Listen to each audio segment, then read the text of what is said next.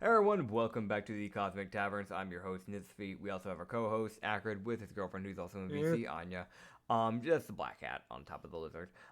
I just randomly thought about this actually now. Now this just came to my head.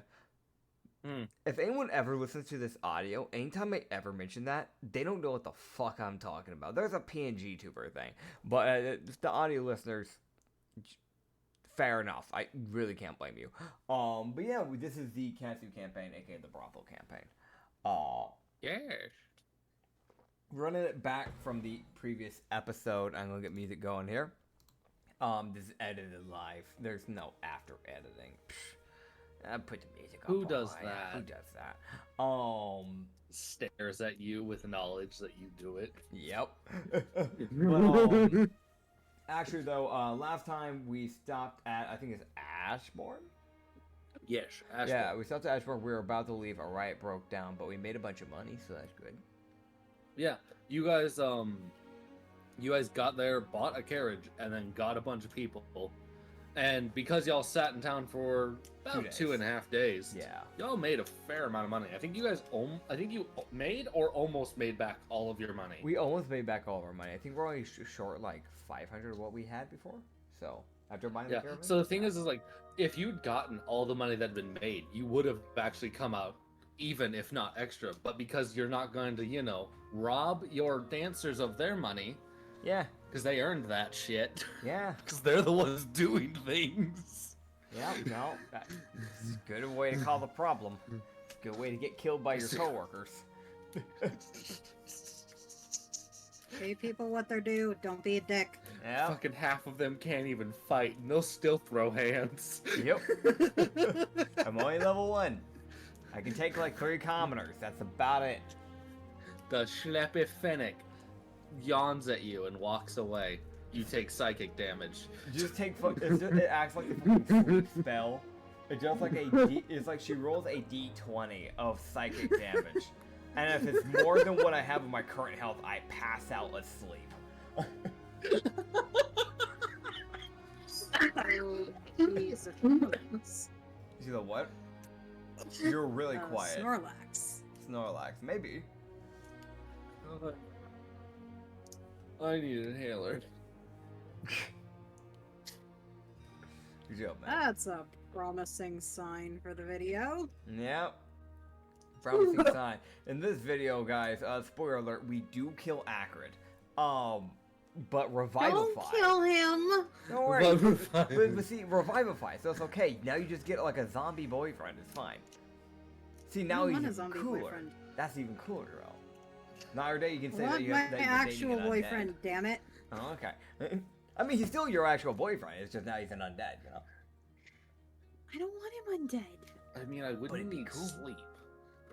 I don't want him undead. There's a no, But there's no wiggle room with this shit. Hear me out, right? He Oh, boy. wouldn't ever become ill. He rarely becomes ill anyway. But see, then he'd never become ill. He Hey. rarely becomes ill anyway. Hey, no doctors. Yeah, no doctors.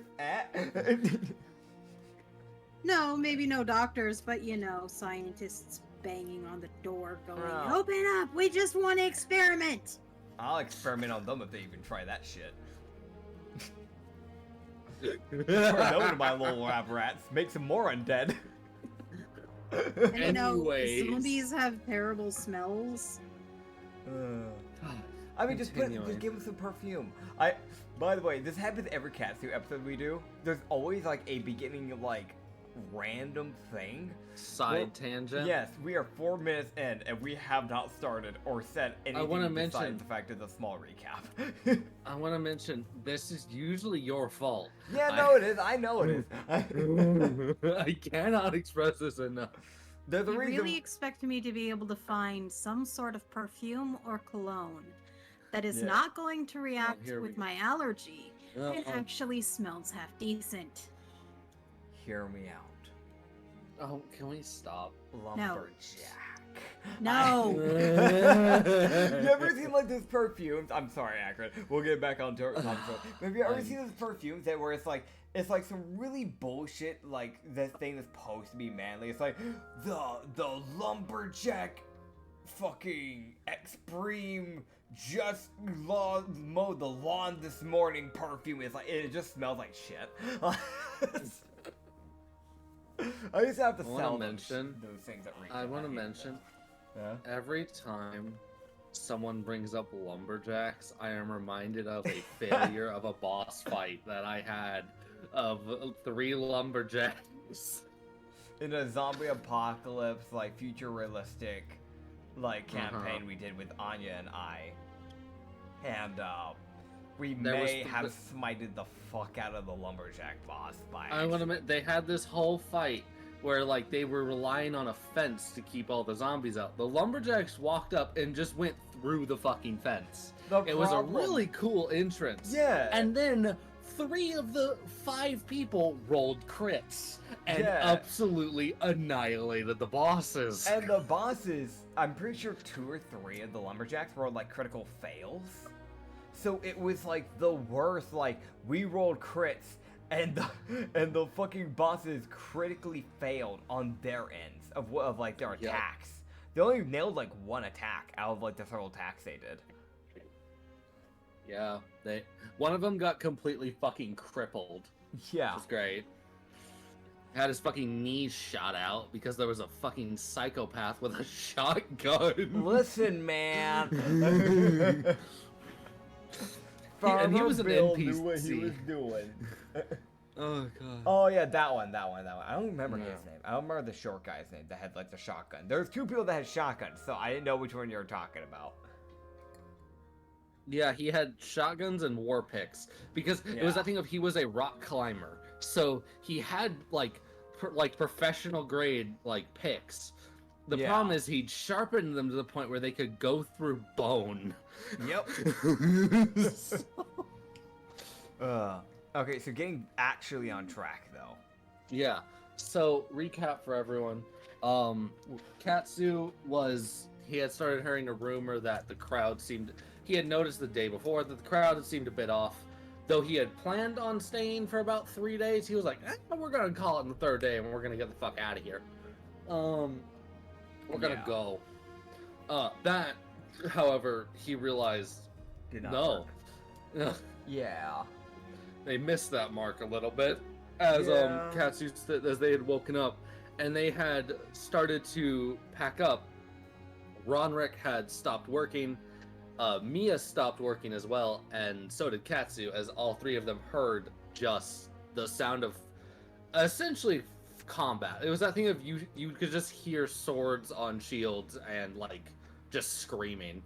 Yeah. It was that thing of it went from angry screaming to people screaming in pain because whoever is fighting, it's one of those like it's a lot of people versus a smaller group, but that smaller group probably has more experience than most of those people combined. Yeah. I think because like we hadn't done anything after that. That's like where we ended off. Yeah. I want to have the others just continue to prep the caravan to get it ready to go. I'm gonna go check it out. Okay. Because there's a shot I won't even be able to drive through that crowd. That's fair. It's like, yeah, I drive through the crowd, they knock over the caravan, killing my horses. Like, in the process, because the reins, like, twisted their neck. Like, I don't need that. Yeah, you won't be getting a discount. Yeah. Yeah. I'm gonna be honest, if they do that, I'm killing a bunch of commoners and taking their money to pay for it.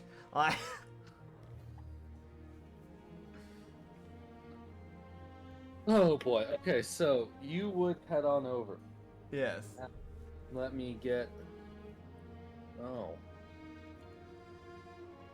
Oh, that's fucking concerning. Mm-hmm. Man, we're starting off with a bang. I don't know where my D10 is. Oh yeah, we never found it. Yeah. Yeah. I have my D10. Here you go. I'll roll it. 9. Whatever that's worth. Oh god. Okay. Did I win? Okay. Okay. So, what cats? So now let me roll. Can you roll another one? Okay. 4. Okay, so what he would see is 44 people fighting 9 bounty hunters.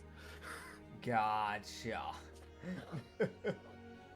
So, essentially, what he's seen is like 3 barbarians, 2 fighters, and then like 2 warlocks, and then like 2 probably like paladins, like just Gotcha. fighting to keep people off of the building. As like, from what you can tell, like they're the half of them are just pelting the people with rocks and throwing shit. Yeah. The other half are like swinging swords or like stabbing at them with spears. Gotcha. So, I think I got an idea for this. I'm just gonna call over Mia to come help out with this. We just need to pacify the crowd. It's one of those, like, the bounty hunters are holding the line. Yeah. They're fucking trying. It's one of those, like, it doesn't matter how strong you are, when numbers come into play, if there's only one of you, there's only so much you can do. Yeah. So here's what I'm gonna do. I'm gonna pull out specifically Mia and Hazir for this. Okay. Go grab them. Okay. We don't need to kill commoners, we just need to knock them unconscious. So they can just think about what they're doing. So, Okay. only problem for me is I don't have any bludgeoning weapons. I only have stabbies. I only have stabbies. I have piercing weapons. All of my weapons piercing weapons. Yeah. And then What I are your have piercing weapons?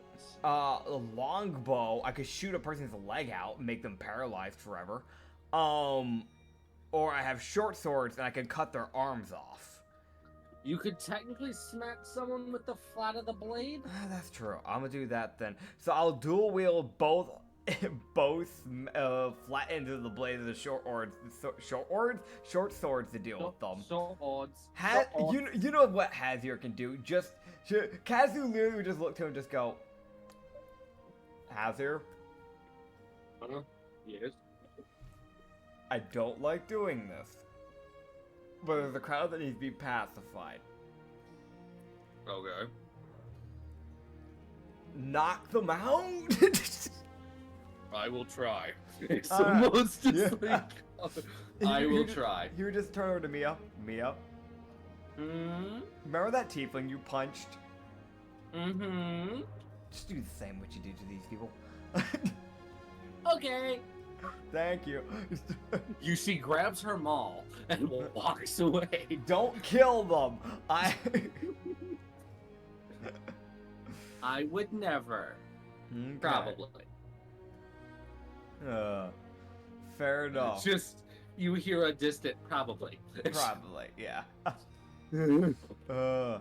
And yeah, I'm just gonna go around, start smacking people in the back of the head with the blunt end of like the short swords. Okay. So let me see how well that goes over. Alright, so okay, so there's a few people in this group that are probably like that weirdly like there's the people that incited this, and if those people go down, it's one of those like probably people will start scattering. Fair. You would see Hazir on a building, just jumping from building to building, as he's just looking down at the crowd like, okay, who looks like they're in charge? Fair. Because if I find them and I suddenly make them not so much in charge, problem solved. You right.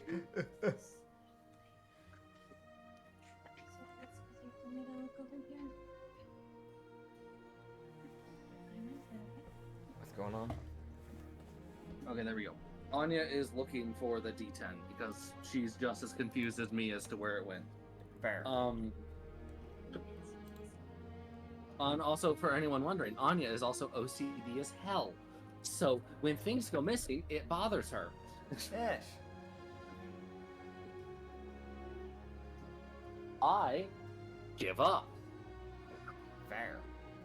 Because I don't have the patience to look for things. Fair. But yes, continuing. Yes. As so Katsu can go ahead and roll me 2 separate strength checks to see how hard you hit these people. Okay, well the first was a nat 20. Oh, they're dead. Was a nat 1. Oh, wait, what? Mm-hmm. Or start. Okay. Okay. So Katsu swings at 2 separate people. Yeah. As he essentially walks up behind them. The first dude, he knocks him like directly in the back of the head, in that perfect spot to just instantly knock someone out. Uh-huh. Just that thing of it's that instant lights out. This person just fucking crumbles. Meanwhile, on the other end of the spectrum, it's like he was someone his height did it perfectly. The guy who's like, they fucking go to the dwarf who's like an inch taller than him and just messes it up. It's like, you fuck. No, so here's the thing. He goes up to like the 4'2" person and knocks them out. Yeah. He walks up to the 5'9" and stabs them through the side.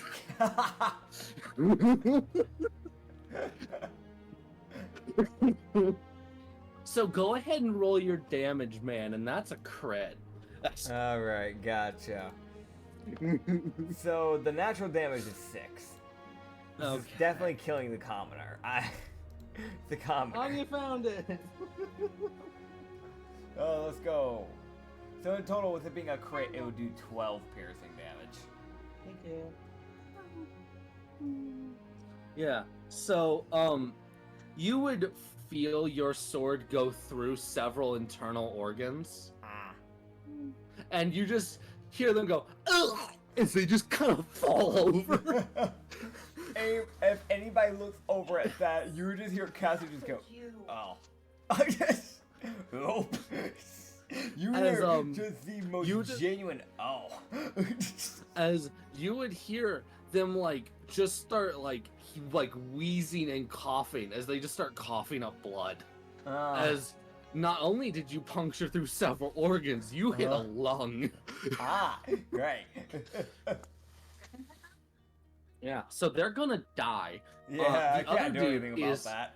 The other dude is just face first on the ground, so he might get trampled. Yeah. You would also see someone ascend into the sky as Mia chucks them skywards. Sounds about right.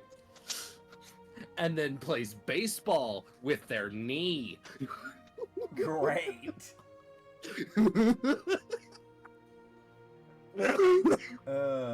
Sounds about right. That's Mia.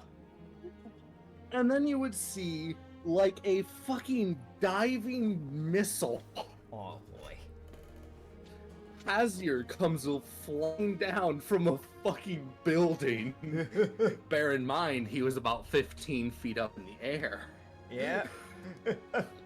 As he drop kicks the ringleader directly in the center of the chest. Whoa.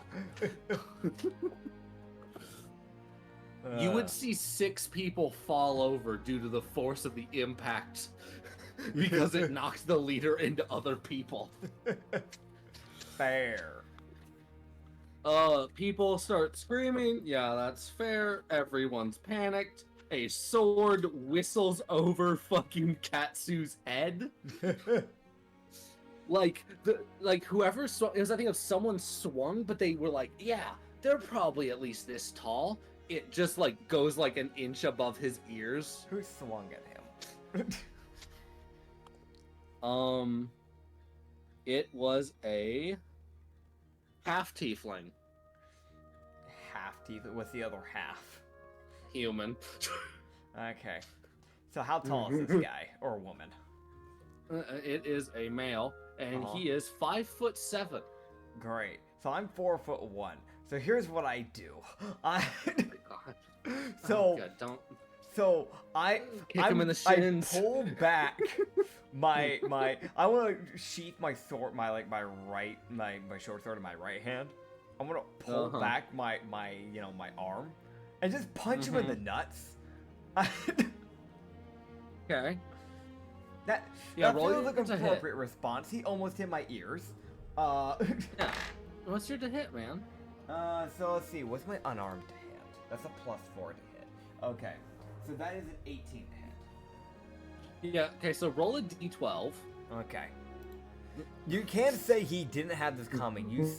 The man about cut my ears off. 7 bludgeoning.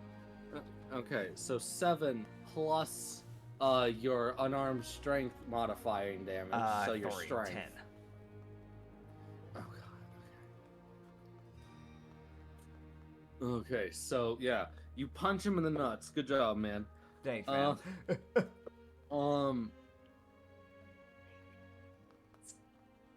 He's dead. Okay. So I'm guessing he's not having kids. Yeah, you hit him and you just see him go, ugh, as he just kind of just the whole fucking sees and then falls over. That's fair. That's fair. Oh, that's unfortunate. You would hear a crack as you would turn and see the person you knocked out originally just get stepped on. Ow. As, oh god. Yeah. Oh no. Okay, so I should describe the people, the bounty hunters that are fighting right now, just so you get an idea. Yeah. So 2 of those barbarians are orcs. Okay. The other one is a half-orc. Gotcha. The 2 paladins are, there is a tiefling paladin and then a lizard folk paladin. Okay. The 2 warlocks are, there is like a Kitsune warlock and then a, it looks like a tabaxi, like a half tabaxi probably, because it's like, there's a bit fur there, but it's one of those, like, they look mostly human. Yeah. Okay, so the paladins, and then the 2 fighters, you can't really tell because they're kind of dressed in like samurai outfit. So they're dressed in kind of samurai gear. Gotcha. So you would see one of the orcs reel back and uppercut someone. As you would see this man essentially ascend T-posing style. As this orc sent the 5'4" man up. Yep. God. As you can also just hear the sound. Like Katsu can now start to hear it. He's hearing like a weird static sound. And he looks between the people and he just sees someone like violently twitching on the ground. Fair. As it essentially, as for anyone wondering on a comparison, man essentially just got tased. Fair. Azir is just reaching out and grabbing people and electrocuting them. Katsu would, if you allow him, would like to just throw his voice into the crowd and just kind of go, "Everybody scatter!" To try and get people to just fucking disperse. Yeah. Performance, you said? Yes, performance. Okay. Natural 19 plus 8, 27. Alright, so... Alright, oh boy. Here we go. So he yells, "Everybody fucking scatter!" You would hear just the most panic. Just instant panic. Everyone starts panicking. As you would see 3 separate Molotovs get chucked. God. Okay, Cass is gonna add into this, trying to really just get them the fuck off. He just yell, "Dragon!" And it just... Because they're being fired, maybe they'll think that's a fire dragon. I have advantage on persuasion, so let me see here. Oh, thank goodness I have advantage, because that first is a 3.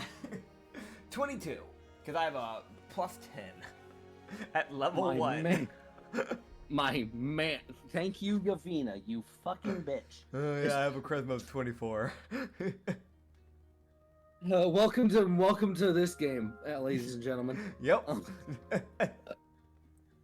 The level 1 can gaslight fucking level 10s. Yep. But I have an intelligence of 13. Fucking imbecile. You're slightly below average. Yep.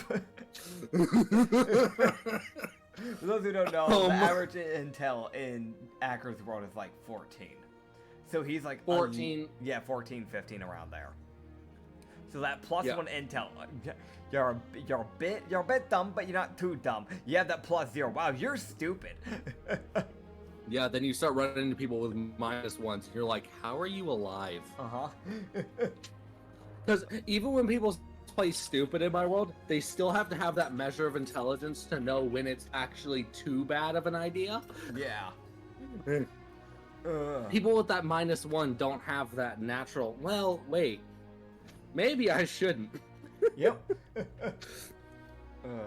But yeah, so you would see, oh god, okay, God, you would see one of the warlocks aim his hand at one of the bottles, and you would see it essentially get caught in like a bubble that then just basically collapses, like instantly destroying the bottle. To essentially prevent it from hitting the building. Yeah. He essentially used what looked like a modified version of air bubble. Yeah. He just added a lot of force behind it. Okay. You would see the other warlock attempt to blast out with essentially a lightning bolt to attempt to stop one of the other bottles. Yeah. It works. Fair. You just see a crack of lightning and another bottle just gets fucking disintegrated. Hell yeah. It's gone. The last one. Okay. Oh god. You smite on it. God. Oh, that's sad. You would see the half-orc reel back with his axe and chuck his battle axe at it. Yeah. And you would see it barely miss. Sad. As essentially it's that thing of like, you could literally hear the clink as it like nicks the bottle but doesn't quite destroy it. Bruh. You would hear the half-orc yell, "Mind your head," as he just, because it's that thing of, he shouts, "Mind your head," because he just chucked a battle axe into the air. There's a battle axe in the air now. Great. It's not really a threat to you guys. He's just letting everyone else know, like, hey, I threw my axe. Yeah. I tried. I'm a barbarian. That was a dex thing. I tried. Fair enough. So, unfortunately, you would see the bottle hit the roof of the Bounty Corps building, basically instantly igniting it, as the bounty hunters switch modes from defending the building to keep people from, destroying it, to, fuck it, we gotta get everybody out. Yep. So you see essentially all the marshals run into the burning building. Yes. As the warlocks just kind of watch. Yeah. There's not much they can do. Katsu struts over. You need help? The half tabaxi looks over. She would look over and go, huh? Oh, hi. Hey, need help? Probably. Do you have okay. any healers? Oh. Heather, can you go get a Laura? I'll work on it. Appreciate He runs it. off. Yeah, we have a half fairy cleric. She should be able to help. That would be great. You would see, and also, yeah, you would see, the building is essentially like the roof is fully ignited at this point. Yeah. As you guys would watch as as you would see several people get chucked through windows. Mm-hmm. So we know who the orcs are helping. Yeah. They're helping. They're helping. Quote, unquote. You would hear the half tabaxi go, and that's what I was afraid of. Yeah. And there we go. It's like... Fair enough. Yeah. Okay, let me see. Does anyone? Okay, so what you would see is you guys would see this. Yeah. This would be something pretty much. You guys would see basically a lot of people start running out, Yeah. and you would also see. You would see one of the paladins that you'd seen run in does not come out. Ah. As then there's like as the building would keep burning and burning, it's still the paladin would not show up. However, the orcs and the mostly everyone else has gotten out at this point. But How one bad of is the it burning? it's almost fully ignited at this point. You would see. Let me see. Let me grab this.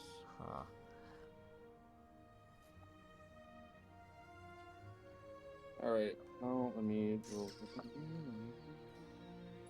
I'm a small guy. I can get through it probably.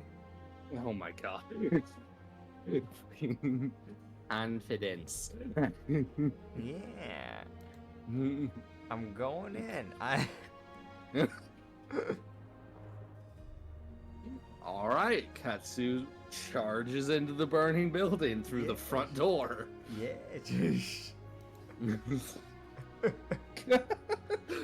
Yes. Yes. I'm doing this. Yes. You can't stop me. Yes. Alright, so I'm. God, why am I blanking on the races of the fucking paladins? I believe There was a lizard folk One of the- and tiefling. tiefling. Yes. Yeah, so the lizard folk one is the one that didn't come out. Gotcha. Yeah. So I'm charging into the lizard folk. Do I see anyone as soon as I walk in? So as you head through into the burning building, the first thing Katsu is essentially holding his breath as he runs in because smoke. There's a lot of smoke. Yes. He would be able to see that there is not. He can't immediately spot anyone, but he can see a door that is open that heads downstairs. That's like the fire hasn't quite reached yet. Katsu's going to the downstairs. All right, Katsu would dart. As he would round the corner, he would see the lizard folk paladin essentially breaking open a holding cell from what it looks like. Yeah. As he's just going through and breaking all of the locks. All right. So Katsu would just kind of run up and go, "Do you need any help with anything?" Building's coming down. Go to pretty the quick. last one and break that one. All right. Go break Boiling the blood, hurl it. I'm hurling boiling blood. 18 plus Okay. 4 to hit. Yeah. So what you would, as you would break open the last cage, the last holding cell, you would see the door open, and you would see this man essentially sprint out because it's that thing of he can smell the smoke, so he's trying to get out of the building. Yeah, no, that's fair. So we have You see this man. a very dark red crimson red dragonborn. It's the thing of a lot of his skin is pretty dark red, but then there's some lighter red patches around the eyes and the snout in the mouth. Black horns kind of that go backwards. Very spiky tail. Kind of Japanese-esque clothing. As in the fact of it's not really a kimono, but it's the ones where it's they wrap around the shoulder bit. They're sleeveless, but you can still see a bit of the chest there. But that type of shirt, it has a flame design that goes around both sides of it, and then a yellowish rope that kind of ties it around. The color scheming for this design is reds, yellows, and whites. So use that to your imagination. And then black pants and armored knee pads, samurai-esque type of armor. Think of the wooden padded type of armored. But yet again, it's been painted into a dark red, so kind of matching up to his skin. So and then wrappings around his claw-like feet. So yeah. Yes. You would see that man sprint out. Ah, yeah, that's not menacing at all. I imagine he seems like he'd be way taller than Katsu, I'm gonna be honest. Yeah, no, that's not menacing at all. Yeah, no. So he's about 6'4". 6'4" man charges a 4'1" Tanuki. Yeah, not a vibe.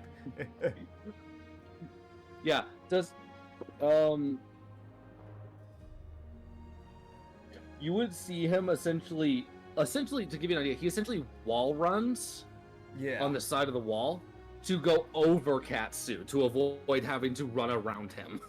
Fair. Because he's like, I'm going to dodge you because I might run you over. Yeah.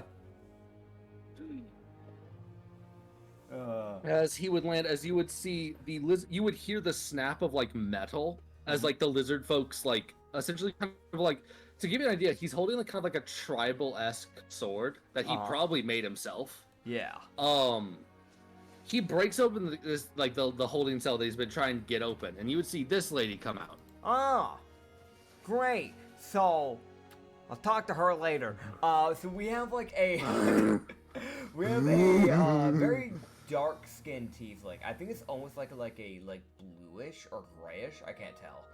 But well, it is a gray. Okay, gray. It's a very dark gray, like skinned tiefling. The horns go back, but then they curve forward at the very end bit. She does have like silver rings on at least the right horn. I don't know about the left. I can't see the left horn. White hair that kind of goes back like a little bit past her shoulder, but not by a whole lot. Not a lot of clothing. Like kind of like just like a white bra, like crop top type of deal. Almost like a sports bra almost. It's like a good way of actually putting that. But there is some open bit to it. Pretty short shorts, black yet again. A glowing blue tattoo, like neon blue type of tattoo on her left arm.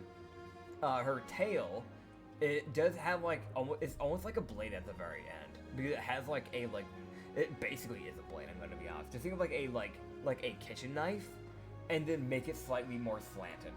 That's the end of her tail basically, and it's like the majority of her tail that is that dark gray, and then that end bit of the tail is black with 2 rings on the blade end bit of it. So, and then I think that's well, I can't really see the full body, but I'm guessing that's probably thigh-high boots that she's wearing most likely. Yes. Yeah. Oh, yellow eyes, that should be mentioned, with a eye patch. Yes, you would see the lizard folk after he breaks open her thing. You would see his blade essentially ignite with essentially kind of either radiancy or fire. Yeah. As he casts a smite on it as he goes over to the last unopened cage and starts breaking it open because he's not bothering with the keys because there's not enough. Bear. Nor does he probably have the key. He's probably not supposed to be letting these people out, from what you could tell. Yeah. You can't let them He's die just there this either. building is burning down. I'm not leaving them in here. I am still a paladin at the end of the day. Yeah, it's a moral check, honestly, at that point. Yeah. It's like, So they might be he criminals most likely if they're locked down here, but also, they're still people. Yeah, and they will burn to death if y'all don't. Yeah.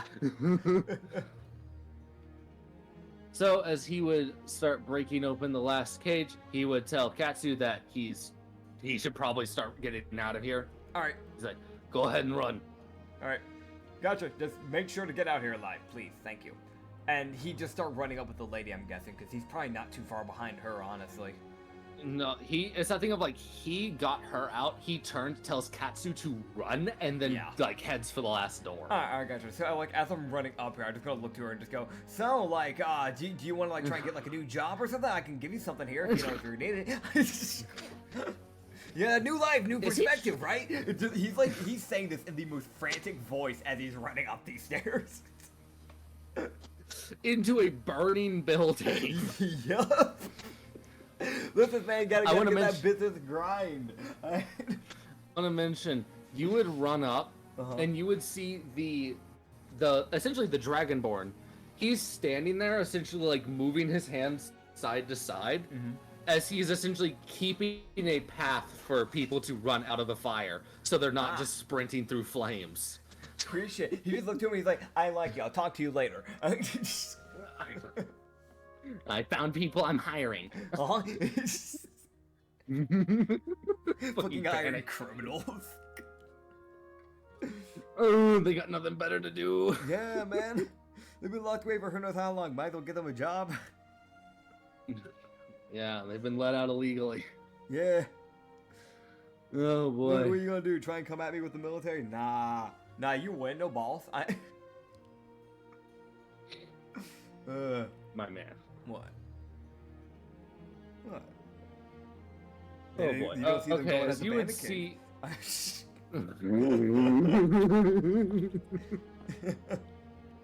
God, you would see also, as Katsu would get out, the girl would get out, and you would see you guys would essentially sprint out into like the grip of the orc, who were essentially standing there just in case people were jumping. They kind of grab Katsu, and the other one kind of put them like to like make sure they're away from the building in case it collapses, type like moving. Yeah, gotcha. You would turn. The Dragonborn's still inside the building. He's not leaving until he knows everyone's out. Fair. Okay, you would then see I guess this Okay. crowd's dispersed by now, by the sounds of it as well. most of the people have. The people that have it, you just see the warlocks essentially bringing down lightning bolts next to them to Yeah. like make them go away. I just want to fire like a random shot. I'm like, fuck off. Like at You that would point, see if you stuck one around for this long, person- you deserve to die. I'm sorry. I want to mention, you would see one person charge, like the half orc, whose back is turned, by the way. You would see them charge. You would then see an electrified javelin catch them in the gut as an arrow hits them in the shoulder. Yep. Ronrick. Just don't you fucking dare, Ronrick and Hasier. Yep. Who They're just looked dead. at Ronrick I and don't go, need to even express this. Fair. Who just looked at Ronrick and go, hey, Ronrick, the leftover people? Mm-hmm. If they've stayed around here long enough, at this point they're asking to be killed. Open fire. Don't have to tell me twice. He pulls out 5 arrows. God, it's the most like the guards aren't acting, so we're acting. Oh no, they're acting. They're trying. Yeah. It's the most like. The warlocks are casting magic. You don't know where the 2 samurai are. They're gone. Yep. You would see this lady essentially like half. She kind of comes up the stairs like almost on all fours. It's like a Yeah. weird like hybrid kind of sort of walk Okay. that she's got. So she's As then feral. she would get up and then she would get up on her on her like normal legs, and then she would come running out as she would essentially sprint past the Dragonborn, Okay. and you see the lizard folk paladin Okay. coming up out of the stairs. By the way, real quick, I should mention this. Bless you, by the way. She's the person in the background. Is it, huh? Goose and height. So we didn't mention this. I always forget about like the body type mentionings. The Dragonborn dude is like, he's not insanely built, but like he still has a decent like muscle build to him. Same thing for the lady as well. Like she has an hourglass, but she's still got that muscle. She has a decent amount of muscle in her arms, actually, surprisingly enough. As well as like, she's got a little bit of an ab thing going on with her like stomach, so good for her on that. So what's the lady Yes. that's running like a feral person? Oh, I see why she's feral. He just sent the picture. This is like a half Lupin lady, like probably half Lupin, probably maybe half Drow elf, honestly, with the skin typing, because it's like this grayish, brownish like skin. Very Lupin-esque ears, like dark gray Lupin ears, dark gray hair. Actually, no, that's confusing. The hair is very confusing, because it's like the front bit of the bangs is like dark gray, but then it turns dark brown as it goes down, like around like the back of her head, and it goes all the way down to what looks like up to like her waist, like up to her hip area. Very. She does have a tail. Yeah, she does also have a tail that's also like, You know, like how you have like those things that you put up, like, and you use it for like you can put like multiple of them to like keep your hair together for a ponytail. She has like 2 of those on her tail to keep it like not being extremely out and bushy. Besides that, instead of having like the normal like Japanese desert, the Japanese like culture design clothing that the dynasty normally has, she's probably from the desert. She might be a desert criminal because she has that very like Egyptian-esque type of like clothing. I don't know how else to describe it. Think of like the like ancient Egyptian type of like clothing type of deal. She has like the like golden like a golden like necklace thing that connects onto like shoulder pads and like a thing that covers around her like chest as well. But like there's not her stomach's very well showing. Very, very thin lady as well at that. Probably hasn't been eating a lot, most likely, considering that she was imprisoned, because her arms are thin as hell and so is her stomach, and even her legs are still kind of there. If she does have any form of muscle in her body, it's probably in her legs by the looks of it. She does have some wrappings that go like around the thigh and the ankle, as well as like on the forearm. And she also has some like very brown-esque pants that's pretty tattered that she wears. So yeah, and very Lupin-esque feet, so she doesn't wear any shoes because of that. And a bunch of jewelry on her hands, on both hands as well. That should be mentioned. She has a lot of adorning like jewelry, like kind of all over. To be fair. Like it's like a mixture of like golden colors and like ivory almost. Like all of her clothing is like all the like the metal bits of the clothing are like very golden. The jewelry is very like ivory-esque, and the like natural like linen bits that like cover around like the chest and like the pants a bit are like this like weird murky dark green. So yeah. Oh, and the eyes are very red. Very, very red. Okay, so she's feral. She's running. That's great. That's lovely. Yeah, she comes sprinting out at speed. Yeah, she's just waving to her like, hey. You would see her stop on a dime after sprinting. Guess who's like, she comes running out into a group of bounty hunters. It's like, stopping. Yep. Hold on, wait. God, imagine Katsu still standing beside that tiefling lady, like just trying to make like small talk. Like, yeah, so like, you going anywhere? You got any ideas what you want to do? I mean, like, you know, we can work something out here for you, you know, if you want. Really, just not leaving her alone on this, huh? Well, I mean, listen, man, you gotta act fast. You know, it's the business grind.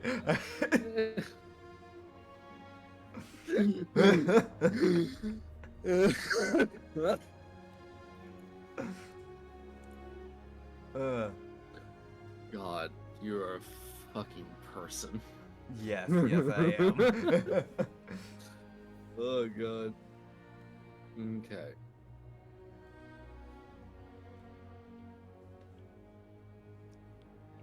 God, there we go. Since you're talking to her, you would, yeah. Okay. Fair. So you would see the lizard folk start running out of the building, as you would hear that like very much not a good sound of like wood starting to snap because it's burning. Yeah. As like parts of the building starts collapsing, and you would hear the orcs shout, "Everyone back up," because they don't know what the building's gonna do when it collapses. Katsu just kind of looked to one of the warlocks and go, "Do you have lightning lure by chance? Can you lightning lure the dragonborn out, or is he just dead?" Lizard folk, sprinting check. You gotta move, fucker. It's only 20 feet, but that 20 feet might kill you. Yep. Because the floor is also collapsing because of the room underneath that you guys were in. Yep. So the whole building's going down pretty fast. Yeah. Oh God. Okay. So you would see lizard folks start sprinting. You would see a lightning lure go out, not from the people you expected it from. Oh. Yes, as you would see the half-orc that checked his axe use lightning lure. Why did he do that with the Molotov? Dumbass! Cause he forgot. Fair. It's not much of an insight for this thing. With this, it's also that thing of with orcs and half-orcs, they usually tend to use their weaponry over their magic. If they think their weapons can solve the problem, they'll use that instead. Because they know how to use that more than magic. Fair enough. From what you can tell, this guy probably has barely any magic initiate, so he probably just learned this spell. Fair. And it's like, I don't know what this does, I hope it helps. Yeah. Okay, so do you go for that's for the lizard folk. And that's for the Dragonborn. Okay. You would see the lightning lure grab the paladin as he would start to trip. Mm-hmm. Yeah, that doesn't happen as he comes flying out of the building.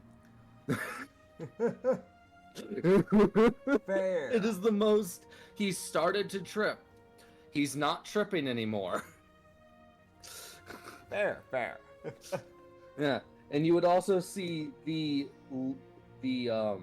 Dragonborn essentially, like, the second he sees that lightning lure hit, he just darts out. Like, nope, I'm done. I did my job. Yep. As they would run out. As the building would collapse not seconds behind him. Yeah. Like, it's something of he gets out of the building and it comes down. Like, he had milliseconds to get out of there in time. Yeah. But yeah. Yeah. As Katsu essentially helped a random paladin save some people who might be criminals, but the paladin chose to help. Yes. Still people at the end of the day. Yes. If you really would just let someone die for that, you're kind of a dick. Unless they did something like that's really deserving of it. But as far as I know, I don't know the crime, so I don't care. yeah.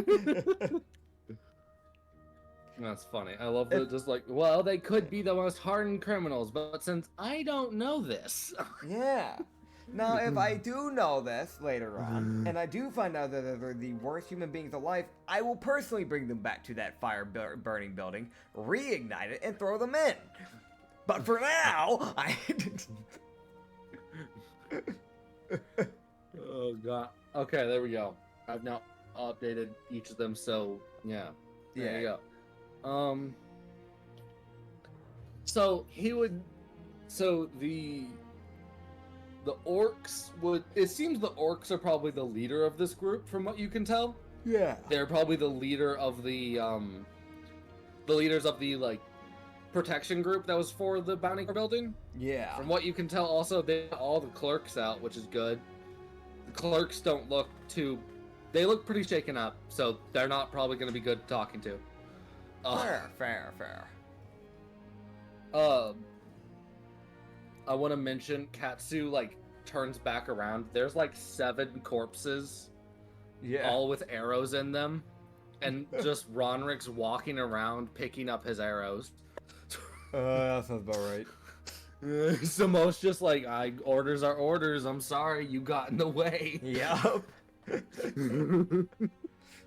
Man, I'm so sorry, man. I didn't want to kill you. I promise. Yeah. Honestly, it's one of those things where it's like, if you participate in a riot, you are inciting violence that's unneeded. It's one thing to protest, another thing to riot. If you stick around for that riot, even after you've been told to disperse multiple times and you have seen the riot leader fall, and you've chosen to still stay around, you're asking to die. Like, you really are. That's normally how people die in riots. So I'm gonna be honest. They got in the way. I'm gonna be honest. You would see Ronric talking to a guard right now. The guard doesn't seem mad. Yeah. Like, it's more than likely the guards thanking Ronrick for actually helping. Yeah. Because from what you can tell, you can see there's a couple of the guards that showed up because again, it's not a big town, so their guard corps is not the strongest group of people. Yeah. So, like, if those people had banded together against the guards, they probably could have killed most of the guards. So Yeah. the guards are like, thank God you killed the people who were actually capable of fighting. Oh. Yep. So yeah, they're talking to Ronrick. Fair. Which Ronrick is. He is actually talking, which is good. So Yeah. he's not angry with them. Which also it's one of those, like, he's gotten to kill people, so he's happy. He's in a good mood. Fair. He's like, I killed people who deserved it. Yes, I'll speak to you somewhat civilized. For Yeah. now.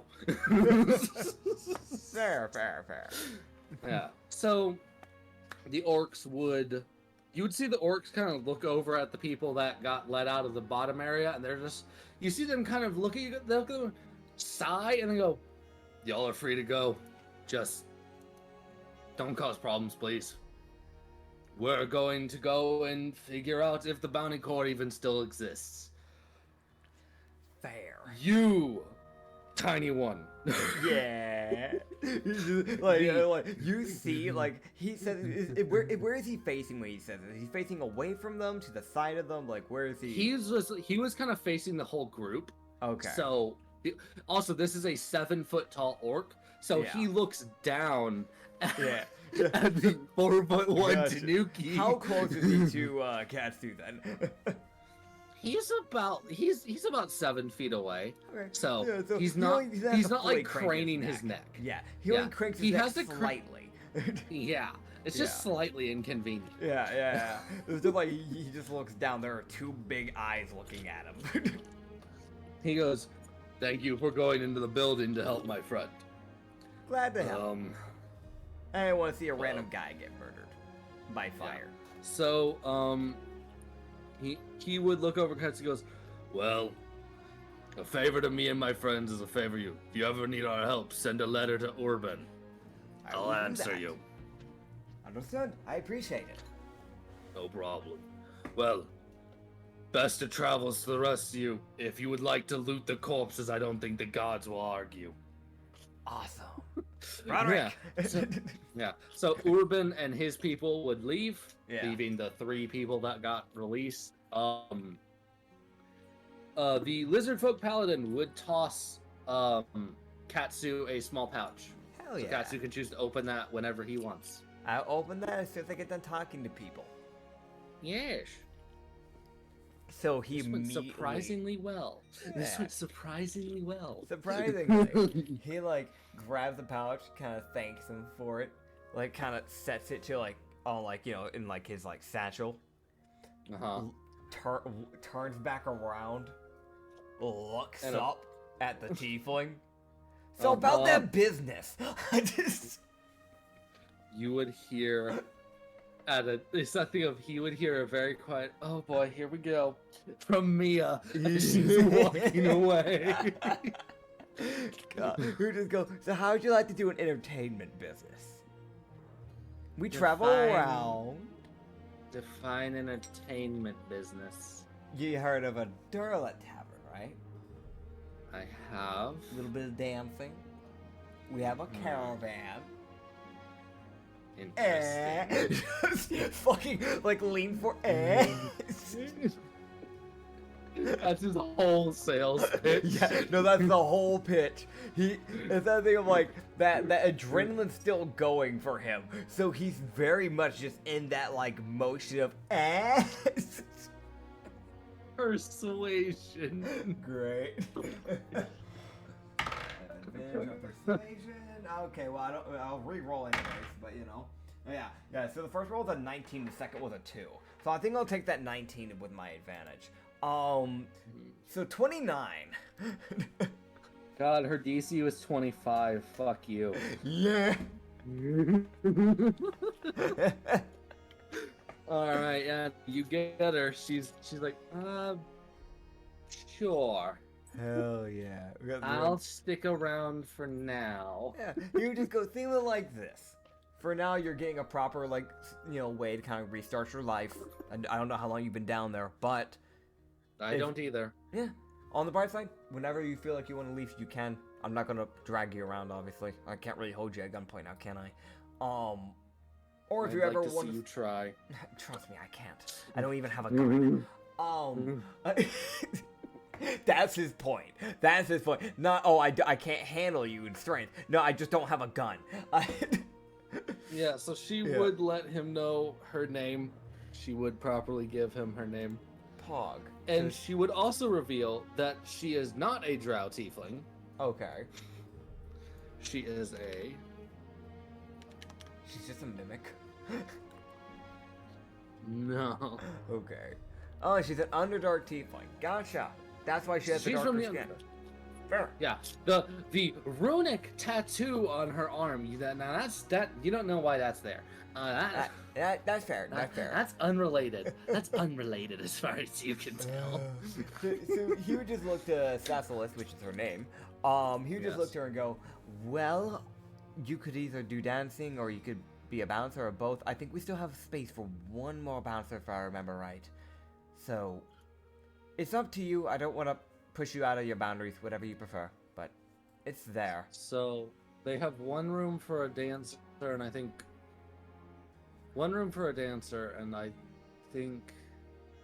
Like 2 bouncer spaces, I think? Let me check, see what we have for, hold on.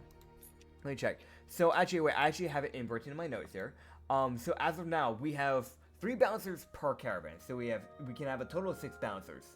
Right now we have Ronric, Mia. Alora's like a double, so she's not really a proper bouncer.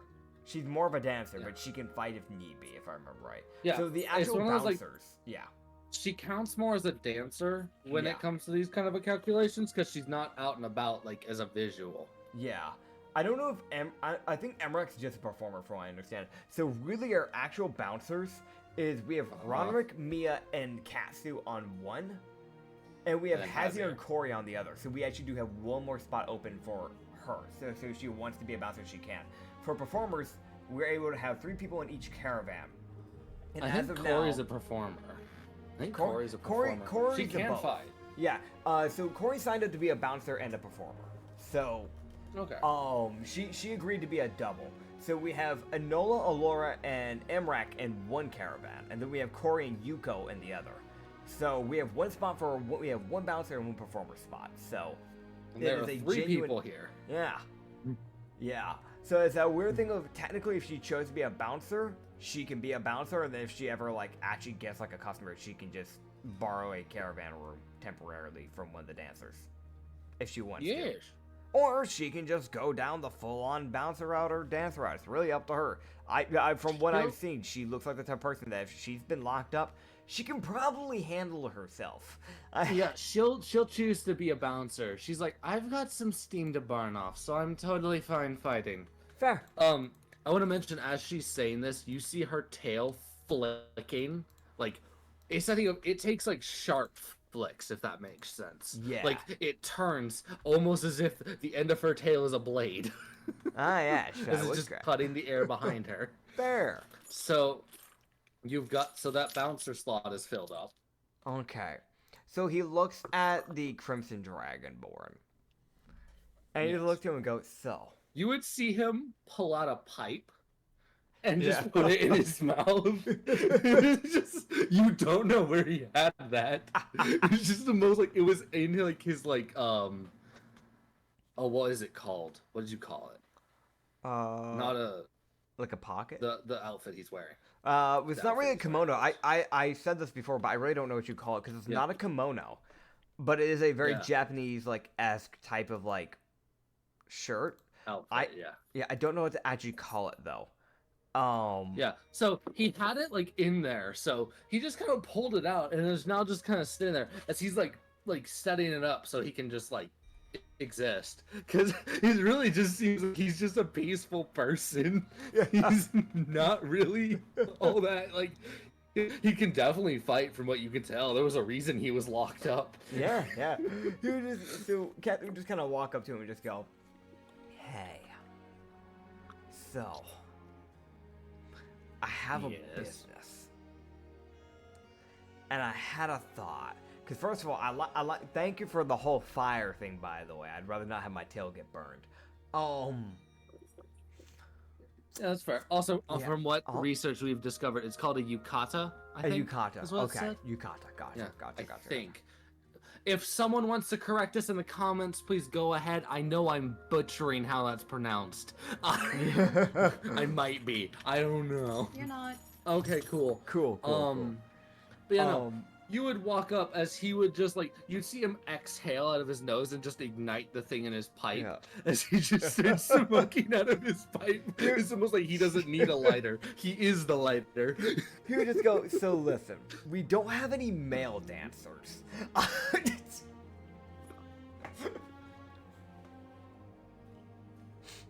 So what are you saying? It's the most just like, what are you proposing here? He's like, well, I mean, ever thought about trying out dancing?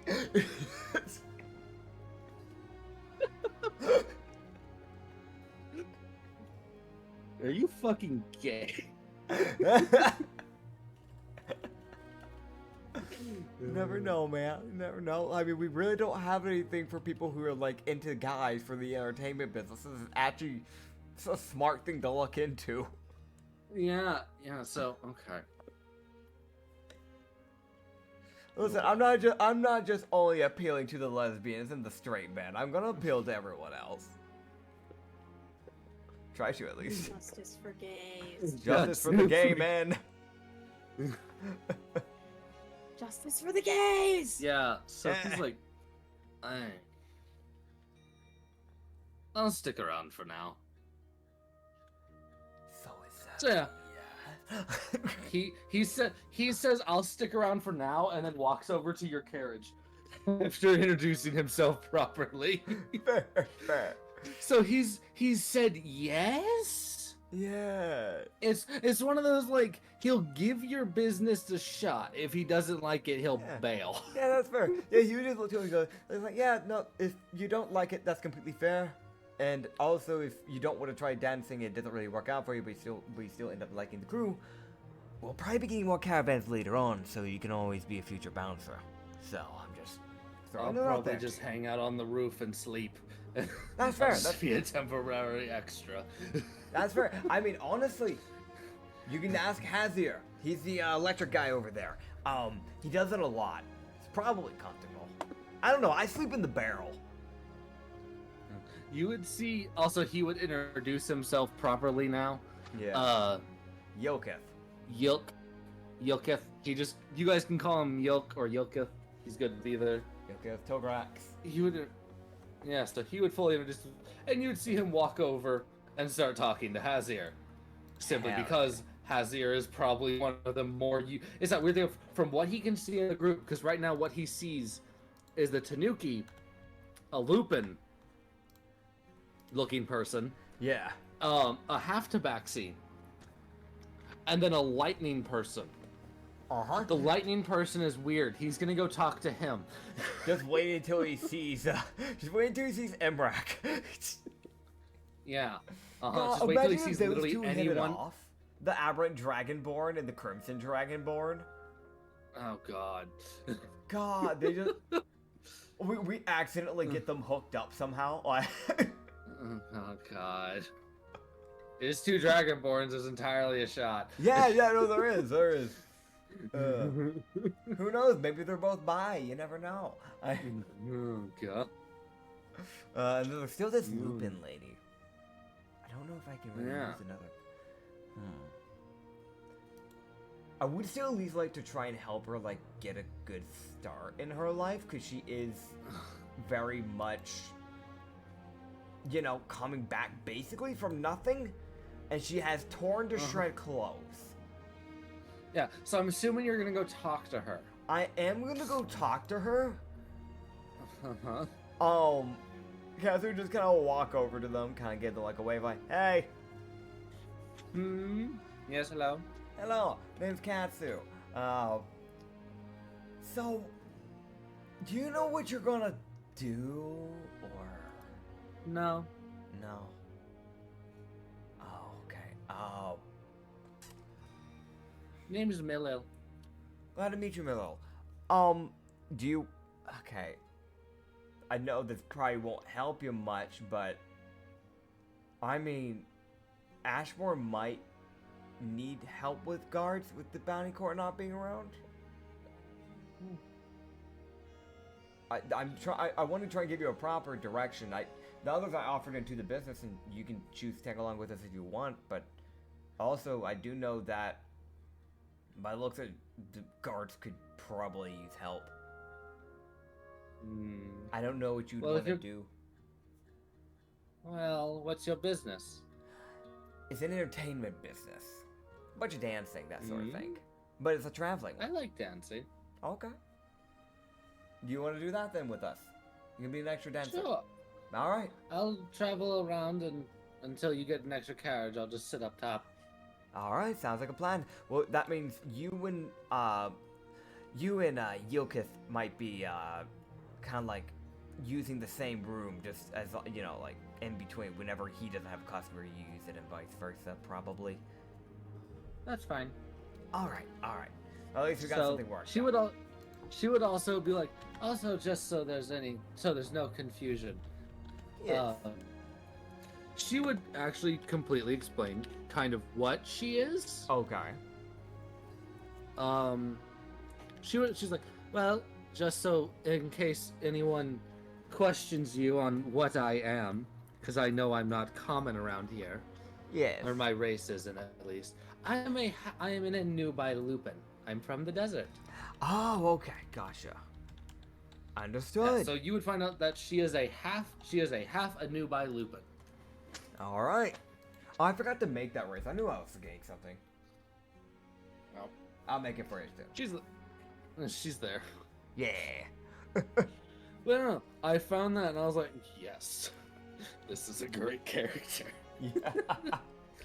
Alright. And the bounty corps would definitely have locked this bitch up. Fair enough. Simply because she's kind of creepy. God, dude, the bounty corps really is just racist, huh? No, they're not racist at all. Yeah, sure, man. They totally Yeah. didn't lock up, like a bunch of other people for no reason. Nope, never. Never. They would never do that. Fucking lycanthropy, fucking disclusive looking asses. They Ava definitely didn't deserves lock better. up. Ava deserves better. Fuck you, bounty corps. Go fuck yourself. Dude, It's a good thing you just burned. The Ava bit makes you mad. Dude, just the Ava bit is what made you mad. That just is the Polly. fact of just Polly didn't deserve that shit either. It makes me mad. Or Villages. Villages had a damn good a reason. Or Incinery. Fuck you, bounty corps. Fucking holding a friendly beholder away soon because it's a beholder. Fuck you. Fuck you. I'm glad your leaders died. The alcoholic beholder. Yeah, he was just a bartender trying to give people free drinks. Asshole. Fucking dick. Alright, anyways, hi everybody, sorry. So, yeah, we move out of town. Everyone gets on the carriage. Y'all now finally have a male performer. Yeah! Whoa. Whoa! Time to get the gay Question men! mark? Yo, Griff has no idea what he signed up for. Dude, I've got such a diversity coming into this place, it's insane. It's crazy as Yeah. whack. Also, Yokith just also is a very odd-looking dragonborn. Yeah. Like he's not a very normal-looking dragonborn. Oh, Well, mainly no. because he's crimson. Yeah. He's also just different from like his scales alone. I think it's something that should be mentioned because I think we talked about that. I don't think we ever talked about that on the podcast, but Crimson Dragonborn is kind of their own separate thing. It's like if I remember correctly, so you've only shown like one Crimson Dragonborn, like, and that was like way back before like we ever did the podcast, like almost a year ago now, and he's now a god, which is Moltres. But Yes, Moltres is also a Crimson. Crimson Dragonborns are essentially like they're a much more dangerous version of Red Dragonborns. yeah. Because their fires are fueled by their emotions, unlike the other Dragonborns that just kind of have a natural breath attack.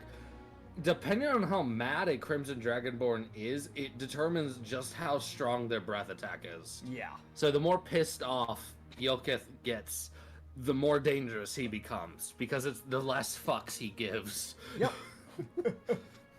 Also, knowing the current Crimson Dragonborn god that is God Moltres, he might just bless this dude just because he's another Crimson Dragonborn. It's fair. They're pretty damn rare, so I understand. Yeah, it's that weird thing of it's technically a like mutation for Red Dragonborns. Yeah. It's a very rare mutation, but it's a mutation nonetheless. Yeah. All right. Yeah. Getting back on track, though, I leave Ashbourne never to return again.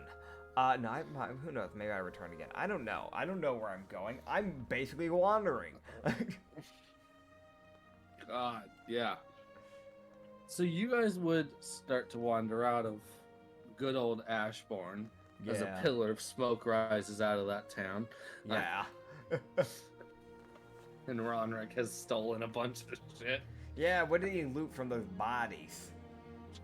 A lot of stuff. Yeah. I'm adding it all to his inventory. Did he get any shinies? Any like pocket watches made out of copper by chance, or like maybe like a fucking gun or something, or like. Yeah. So he looked over at Katsu and was like, "Here." Oh. And he flicks him a copper ring. Hell yeah. We love a good copper ring. Yes. Yes. Also, Ronrick lets you know that he plans on selling in the next town. Fair. I don't think we should sell in Ashbourne. For reasons. No. Also, mainly all the shops are closed. Why? God, I fucking want. I wonder why, man. Alright. How many days from the next town? So, the next town, y'all's next destination, which is Blackburn, which is a slightly smaller town. Okay, so not as much of a money pit, but it's okay. Blackburn is also, it's that weird thing of like, it's smaller, quote unquote. Yeah. But it has a lot more travelers, because people kind of go from North Pass to Blackburn and then kind of double back. Fair. Because it's that weird thing of Ashbourne's kind of out of the way. Like, Fair. It's also, you're going to start seeing more Elven, because Blackburn is the first town that's near the Elven area. Okay, okay. So yeah. Yeah. It's about 4 days. It's not all Okay. that far. That's not too bad. Yeah, I guess like for like the first 2 days, I'll drive the front caravan, and the next 2 days, Mia can drive the front caravan. As for the back caravan, first 2 days, Corey can drive it, and the last 2 days, Sassilis, can drive. Gives her something different to do every once in a while, you know? Sassilis, yes. Yes. I will also... You would see, Ronrick walk over, and Ronrick also talks to Sassilis, and kind of, he asks her a couple questions, and then you would see him hand her a halberd, and then walk away. Where So did you get she's the got a- halberd from? Don't worry about it. God. He was looting bodies. What do you want from You him? got it from a fucking commoner? I'm gonna be honest. There was a few people in there that had levels. Ronrick killed them. Ronrick killed anyone who actually had a class. Gotcha. So I guess He here's took their shit. I guess here's the question I need to be asking: is, did we get any EXP from from dealing with that for all of our fighting people? Because just about all of our fighting people like pitched in from that, from what I understand. Also, from just to let you know, like you didn't see it, but everyone else was pitching in, dealing with things. Yeah. So it's that weird like. You didn't see them helping, but they were, mainly because you ran inside. Yeah. So, Yeah, no, everyone would get 200 XP. Alright, do I finally level up from level 1? Let's find out. 200... No, I'm 25 away. 225. Oh, hell yeah! I'm giving that to you, by the way. You get that fucking 25 because I don't feel like dealing with it. That is the most like annoying. Like you're 20. It's like that one thing of like you're like level like 30, right? And you're like one EXP away type of deal. It's that really annoying thing of like you're like why? Why the And fuck? to think, this is the same person who intentionally left me at one experience point below a level for like 3 sessions. He would. I think that was like when you and I were in the campaign though, right? That was like one of the Yes. campaigns. That was one of those like I couldn't just bullshit that one because that one was a literal god who was fucking with you.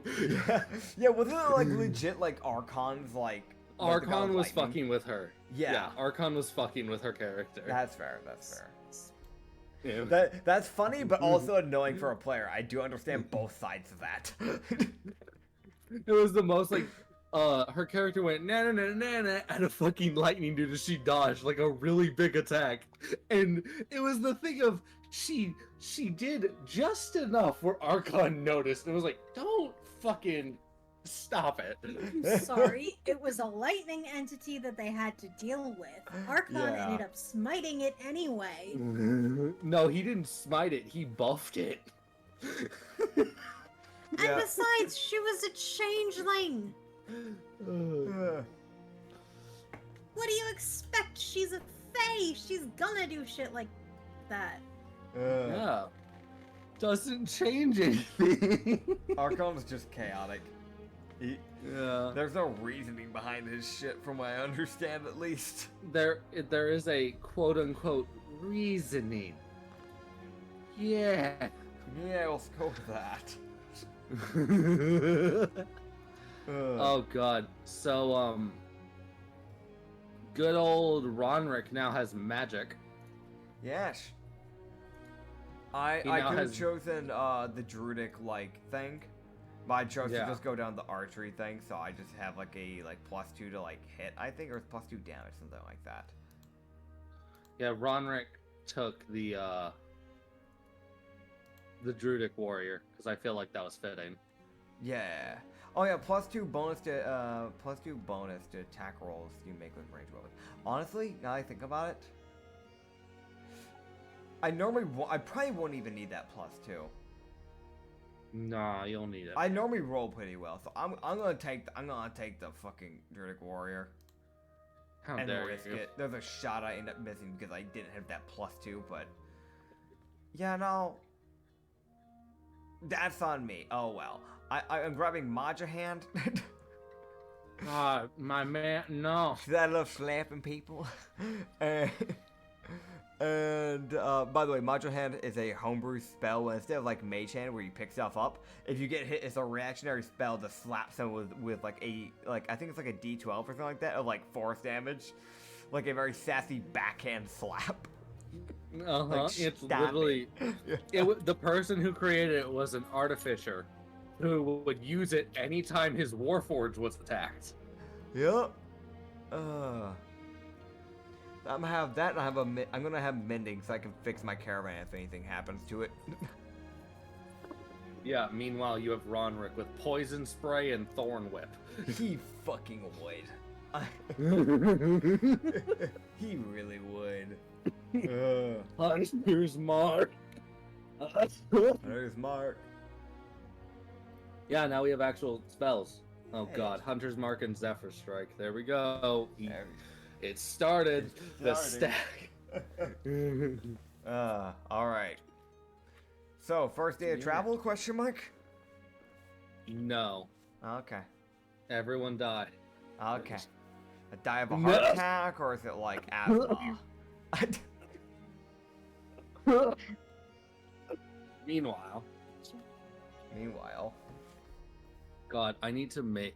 Okay, so I need... Oh god, okay, so... All 3 of the people you picked up can fight. Yup. monk, fighter, and a wizard. Yes. You like a good wizard, man. And it's actually not a joke. Yeah. We like a good wizard. Okay, so keeping the ball rolling though. How? Yes, I will be making these characters in the background. I did not actually expect you to go into the building. Yeah. I will be 100% DM is being honest here. Yeah. Didn't see that one coming, Chief. Listen, man. There's a man, he wasn't showing up. If a big guy went in there, there's a good chance, like, if the ceiling falls, he has less time to react. I'm a small little tiny guy, real thin. I can squeeze through about anything. It's just getting out. That's a Listen, man, we don't talk about that. Listen, I haven't pulled a Muriel. I haven't gotten stuck in a vase ass up, okay? So it's fine.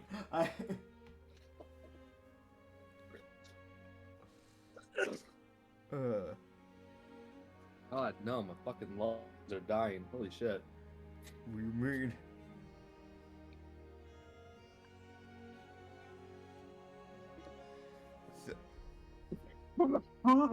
Beatbox is an American. What? Huh? The fuck you say at me? What, man? What's up? Don't. Fucking beatbox is an American. Fucking cease and desist order from the rapping community. Rapping community? No, that's a separate. That's different. The whole separate community. Insult several communities with one statement. God. I do get that some, like, to be fair, there are, like, I guess, like, a lot of, like, street performed rapping normally has, like, a guy, like, beatboxing in the back a lot of times. But beatboxing is separate from that. No, it's the same. No. No one's special. What the hell? Honestly, beatboxing is fucking hard. I've tried that shit. That's hard to do.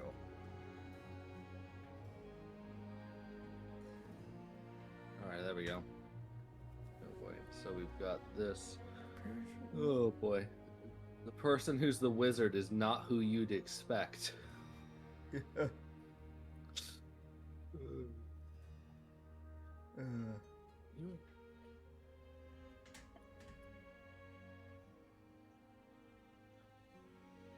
The fucking Dragonborn's a wizard.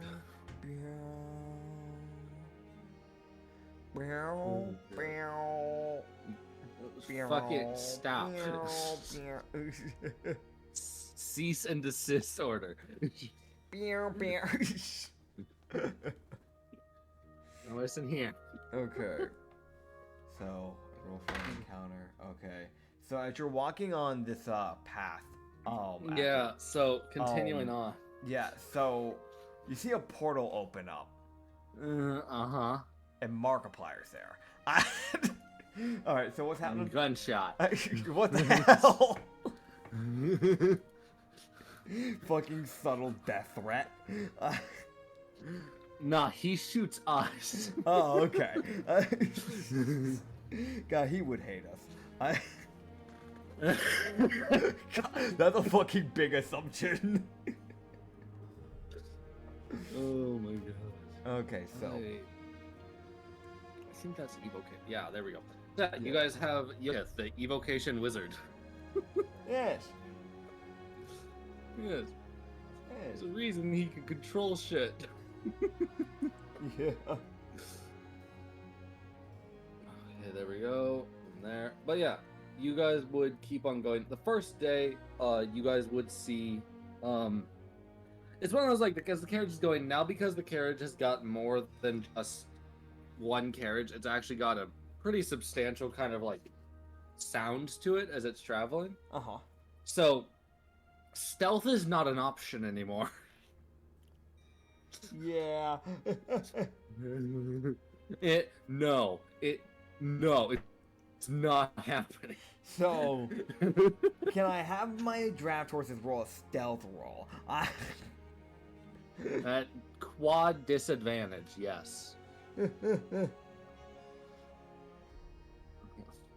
The most just asshole fucking no.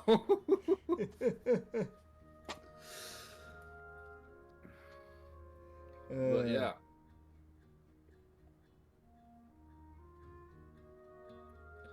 Yeah. So, yeah, you guys would have also seen good old Ronrick does hand everyone. It's one of those weird things if he found enough equipment, so he kind of just gives everyone like the starter set of their designated equipment, what they would need. Yeah.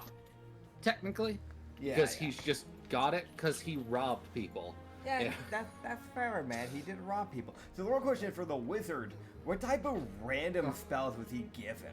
Because like, if he found a spell book, the real question is not those spells aren't going to be catered to that wizard. It's whatever the fuck's in that book.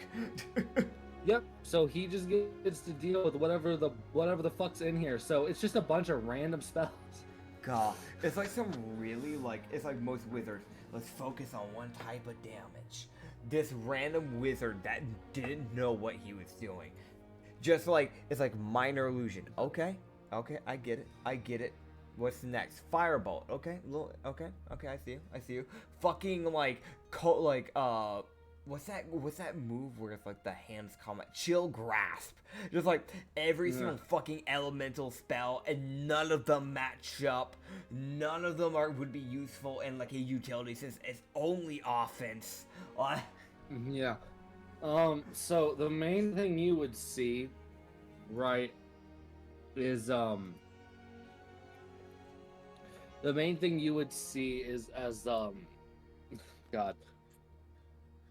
You would see Yoke kind of just looking at this book as he's trying to piece together what the fuck is in here. Fair.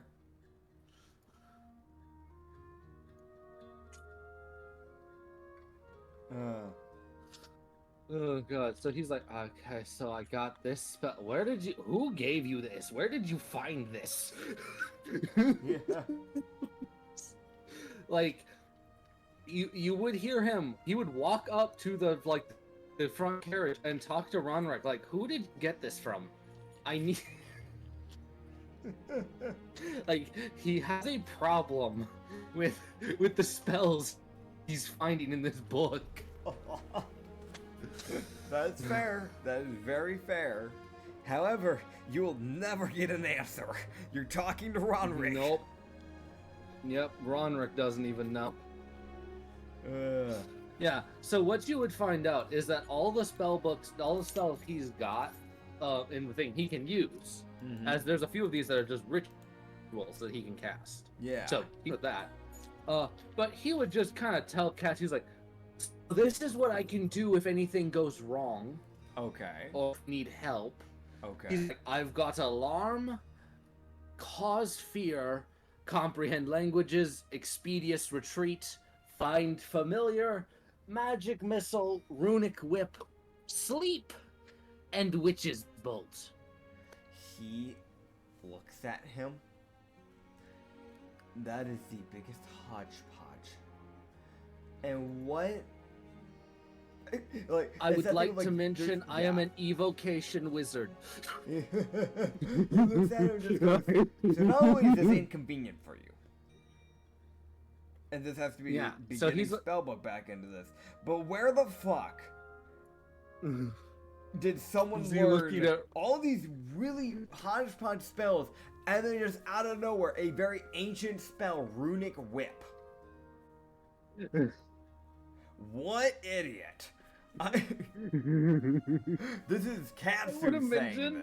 Katsu, the ranger, is saying this. There is a spell from each variant of magic. Yeah. You just go, well, Best of luck. Next chance we get, I'd like to buy some spells. It's the most like he walked. He's like, next chance we get to a place where I can buy spells, I'm buying spells.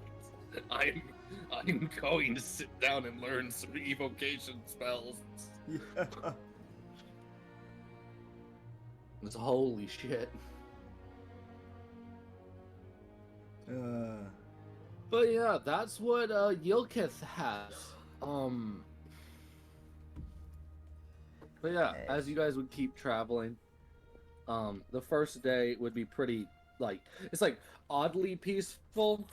So let me see what's happening. Oh boy. Oh god. So your favorite half tabaxi, Mia. Yeah. She's like, she would mention, she'd be talking to Katsu. Yeah. They'd just kind of be having one of those, like, we're wandering about conversations. Yeah. She would mention how, while Katsu was distracted with, like, you know, dealing with everything with, like, back with, she'd mentioned that this happened, like, 2 days ago, when they, like, first got there in Ashbourne. She was genuinely surprised at the number of people that were talking to her, because she did not expect to be a person that people would be talking to. Yeah. I mean, you would just kind of look at her and go, I mean, you're pretty friendly. And upon that, you're not ugly. So, it's not too surprising. But why? Listen. It'd be more surprising if they went up to me or Ronrick. Let's be honest. Didn't someone go up to Ronrick? He looks so Ronrick. Ronrick? Ronrick just looks he never up got any from money his off bow. Ronrick. So as far as Katsu knows, he looks over at Ronrick. Ronrick? Someone come up to you at one point? Did you get a customer? You don't need to give me any of the money. I'm just genuinely surprised. I've got a Khajiit. He looks over at Mia. Looks back at Ronrick. So if I like, was just as surprised. I was just like... we're both just as surprised, but hear me out. If Yilkith doesn't really work out, I mean, do you ever want to try a new line of work? No. Okay, I listen to me, I tried. Just the most like, no. That's fair. You got your answer, do not try again. That's fair enough. Dude, that's the most just like, you got your answer on your magic 8 ball and it just said fucking no. Dude, he would honestly just kind of go, you know, honestly, I'm still really surprised by that. You're not exactly the most approachable person. I hate to say that, Ronrick. But you're not very... I would find it offensive if you said I was approachable. That's very fair. I think, from what I understand, you seem to go out of your way to be as, what's the word? Gloom and thunderstorms as possible. What are you trying to say? You want to kill a lot of people. That's fair, and you are correct. Yes. However, for me, I'm really not surprised on you. I'm gonna be honest. You don't like, you know, point a bow at someone as soon as they walk up to the caravan. So, you're a lot more approachable. So I can see it. I'm not too surprised. God. Fucking Oh boy. Yeah. Katsu confused. Yeah. Because also the thing of like, Katsu at least takes care of himself. So like, he doesn't look like a bad, like he looks like a pretty average raccoon, Tanuki person. Just a little bit more Yeah. exquisite, I guess. Not exquisite. Just a little bit more unique in dressing style, just because he is a femboy. But whereas, like, there's Ronrick, the most rugged, beat up, doesn't take care of himself, like, messy. He does looking... Oh, okay. He does take care of himself, like, to a point. Yeah. It's one of those, like, he's not going out of his way to make himself presentable because Yeah. he doesn't really care. He still has the rugged But he doesn't look bad. Yeah. It's the thing, like, he's not walking up with mud in his fur and stuff. Like, it's just that, you know. Yeah. Yeah, he doesn't go out of his way to properly make him presentable like Katsu does. Which is more another reason why Katsu is like, why did you get someone? Normally they He's don't almost feel like, they're I don't presentable. fucking know. Fair enough. He gives you, I'm just as fucking confused as you. What do you want from me? He would definitely look to Ronrick to go, well, you know, as long as they're bothering you and not me, that's what matters. I have to handle financial stuff, so, you know. Yeah, sure, boss. The most just. Someone's gotta protect the barrel until I get a bag of holding. I can't wait till you get stuck in gold. I will never get stuck in gold. Uh-huh. It's the most just like, uh-huh, sure.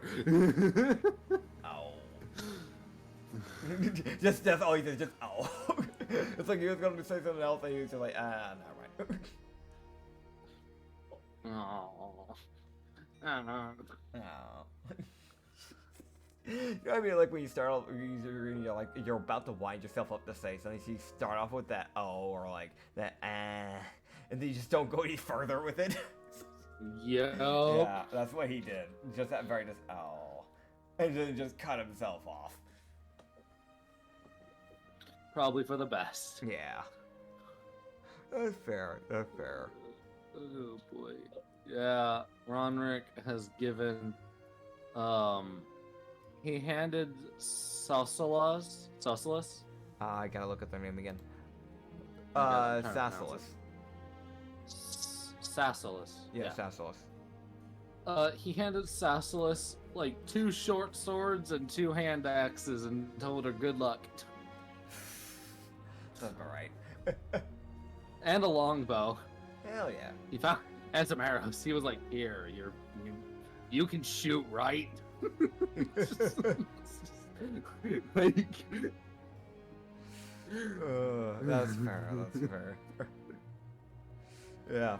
But yeah, they keep going. Hopefully. yeah. Hopefully. Hopefully, yeah. Hopefully. Yeah. Yeah. So the day would go by pretty Yeah. peacefully. Okay. The leaves are falling still. The endless leaf fall Keeping as they them away endlessly from just my keep ears. falling. Yeah.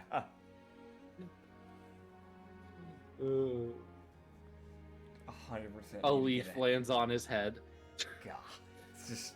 He can't let go. It's an annoying thing. He can't let go of the fucking reins since he's driving. Just flicking his ear. His ear misses. How?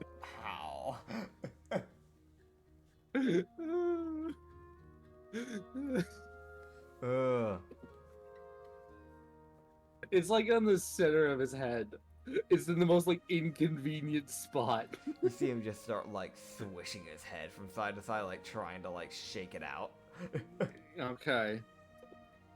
Let's check. Dex check. Dex check. Let's see how well you do this. Natural 6 plus. Why is this where I get the natural 6? Natural 6 plus 6, so 12. Okay. So you throw your head around. Yeah. Make sure not to collide it Violently? into Mia. You headbutt Mia and take bludgeoning. God. Yeah, no, you don't. Great. You just kind of swing your head around, and it is the most like you get off, and then you just like Katsu, which I would Let me make sure I remember. Because Katsu's got some fur on his ears, if I remember correctly. Yes, he has fur as his ears and fur on like his tail. So he has like he's still mainly just got skin, but there's like the ears and tail that have like fur. Yeah. So he can feel like after he shakes his head a bunch, he can feel like the hair on his ears poof. God. It's just the most like he's just like I gotta fix that now. It's just annoying. Yeah. Yeah, no, that is just a pain for him. That's pretty fair. Yep. Yes. Yes. Oh god. But yeah. Yeah. You guys would continue on through the day. All right. The day would go by just fine. Yes. How about the night? The night, as you guys would park up, would go by just fine. All right. There would be no travelers, unfortunate, but yeah. Sad. So Katsu, dex check on how you enter that barrel. Oh yeah, I gotta get in the barrel. Okay. That one. Head first, all the way. Great. Like, it's the commitment. Uh-huh. He commits to going head first. Yeah, he's just gonna, he goes full first, head first into the barrel. And he'll chat with Yavina later tonight, I guess. Okay. So, as he's like, cricking his neck, like, I can't, it's something I'm thinking about it is the most, like, he compacts himself, but he's like, his tail is on his head. Yeah. This is weird, like, he's essentially like a little circle at the bottom of the barrel. Yeah. That's funny. Yeah, so, but his tail's like covering his eyes, so for whatever that's worth to you. Stealth check? Yeah, sure. Here's all the battle rolls. Now they're coming. 7 plus 6, so 13. Yeah, man. I just want to let you know, it's that funny thing of like people who play normal D&D. Those are decent rolls. What do you mean? 13's not bad. With the way we play, 7 plus 6 is bad. You normally want at least a 15. Normally. But yeah. So that's his roll. His stealth roll is a 13, and then he goes to meditate to Yavina, I guess. Yeah, so you would get pulled into Yavina's room. Yeah. Pretty quickly. It's pretty quick. He would walk out, like, it's something if he comes out on his feet, so Yavina always makes sure people are standing when they're in their room, but change how your real body is orientated. So it's one of those, like, it's kind of a whiplash thing. Yeah. Especially if you're upside down when you go in. So he went upside down into this. So technically he's getting thrown back onto his feet. So I guess a check not to pass out in the domain. Because that's unless I'm incorrect, and I know Anya's a medical being, so she can correct me on this if she's listening. But I'm pretty sure that much speed. Okay, well, I'm pretty much that much speed onto your brain of that, like moving that fast could actually fuck up your ability to actually like stay conscious. Fun fact: if you're sitting down and you get up too fast, you can make yourself pass out. That's why I'm actually like, okay, conscious check. Yeah, I'm not trying to DM, but save. Okay. Con save. Okay, that part is I'm kind of screwing myself over because I don't have a good con. 13. You're fine. Okay. You're in Yavina's domain. You're fine. Great. Yeah. She gave you a passive +8 to your con check. Whoa. Yeah, so you just kind of see him stumble onto his feet and just go, oh. That's not the way I expected. It's one of those. Yeah. So you're seeing sparkles essentially. It's one of those like you see those silver sparkles. Yeah. Yeah, no, that sounds about right. So he would just look to you and go, night, good night, how are you? Hi. Hi. He's almost just like, hi. That was disorienting. I can imagine. Yes. I expected to come into here upside down the way I'm sleeping. I figured I should give you an update because you are kind of the one who asked me to do this business. So, Yes. we have 3 new people working for us now, and we made a bunch of money. So we managed to buy a second caravan now, and we also made all the money That's back good. that Emrak gave us. So Wonderful. we now have. You know, did you hear about? Do you know by chance know about the whole panic or riot thing that's going on right now? Yes. Yeah, we were there at one of them in Ashbourne. Oh. So 3 prisoners were brought out of there, and Okay. we may have recruited them. Wonderful, you gave them a life. Yeah. I don't know if I need to introduce them to you or not, but we have a Underdark tiefling lady. She's gonna be working for us as a bouncer. We have a male. I don't know if he knows anything about performing, but he's gonna try. We're gonna try and diverse a little. Oh, Emra will teach him. Yeah, that's true. Yeah, as long as we have Emerald, that's what matters. I'm just glad I don't have to be the one doing it. I'm glad I'm not being the one. But also we have another lady. It's a Nubai Lupin. Milthus, I think is her name. Millie, that's her name. I had to think about it for a second. But yes, so we have some new people, so that should be good. We should hopefully be able to get more money going on. I think we're like 4 days away from the next town, so it's not too shabby. That's good. What did you get her for her last trinket? I got her. Oh, what did I get her? I got her like an amulet of some sort. From an artificer's shop, and I'm trying to remember what I did. Oh yes, it helped her with her performance, so it's gonna allow her to be even more mesmerizing to the crowd. I think she'll like it. Not that she needs that, but I love that. Yeah. I think she's enjoying it quite a bit. For at least from what I've seen, she seems to be enjoying it. So. Yes. Right. Yeah. Wonderful. Yeah. At least you remembered. Yes. I'm trying my best. But yes.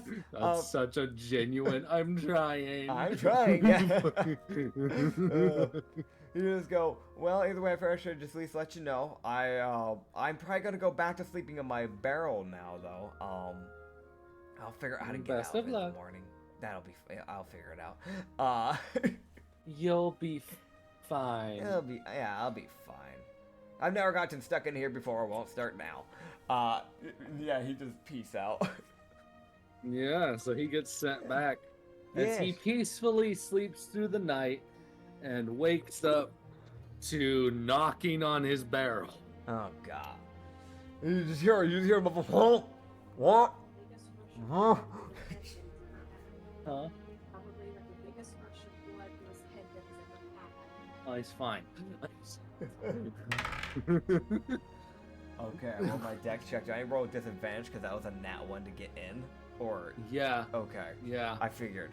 Oh, that natural 19 doesn't look too good now. Yeah, okay, there it is. So it was a natural 19 at first and then a natural 10. So a 10 plus, I think it's a 6 for my dex save. Yeah, so a 16 to get out. Yeah, no. Sad. He doesn't move. He does not fucking budge. So he's like curled up in a upside down circle, from what I understand. Yeah. So Yeah. not only is he like, it's that one of those things, like he's on his back, upside down, Yeah.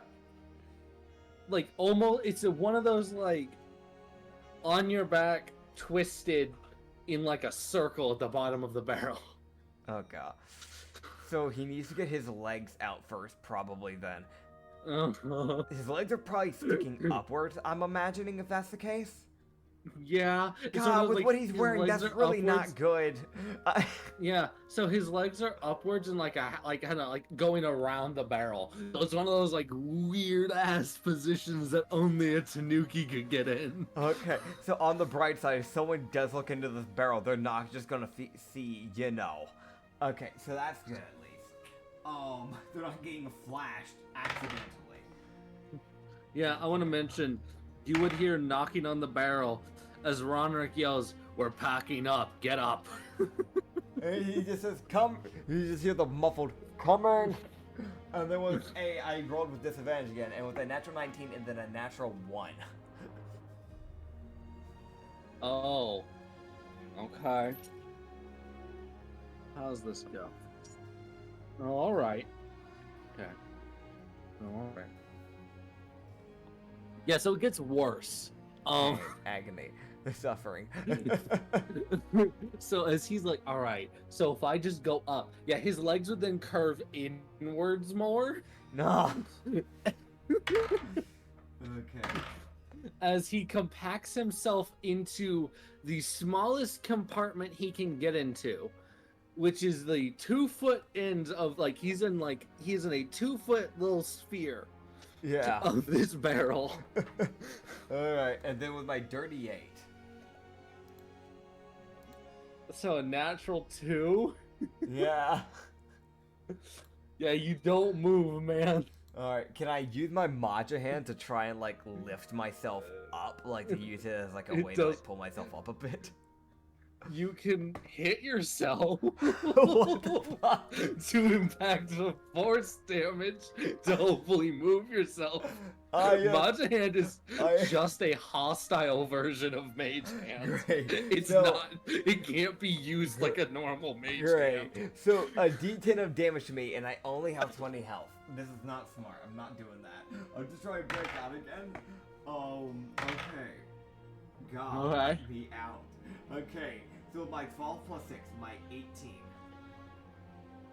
Okay, so with your 18, yeah, so he starts to get his legs kind of untangled. Okay. Kind of. You just hear him go, "I'm almost out. Just give me a moment." Yeah, I'm sure. Uh-huh. And then with his natural 9, Yeah, no, he doesn't budge. Yeah. Yeah, okay, and then he keeps trying. I can't express this enough. He's gonna keep trying. 16. Okay, he's kind of getting his. So, do you know that thing where people sit on their ankles? Yeah. Where they get their ankles crossed behind a post and they can't get up Yeah. unless they have the upper body strength. He's kind of like that, but upside down. Gotcha. That's kind of how he's at right now. So he's gotta do a really sit-up just to kind get of up. stuck. Yeah, he's really just kind of jammed in there at this point. So if it's basically a sit-up position at this point, is it still a dex or is it a strength now? Because that's core strength. That's no longer the dex of a person. Yeah, so he was like, okay, dex, stuck. Oh wait, this is now a strength bit. Right. And that's my. Oh no. That's not as good for me, but here we go. Oh wait, no, I have disadvantage still. Do I? Do I still have disadvantage, or am I? Do you have disadvantage? It sounds like I'm halfway there. You are, but you aren't. It's one of those weird things of you got to the point where you didn't have disadvantage, and then you got 2 bad rolls. Yeah, and that's why I'm like, I understand if not, but you know.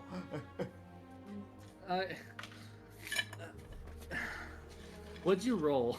Natural 19.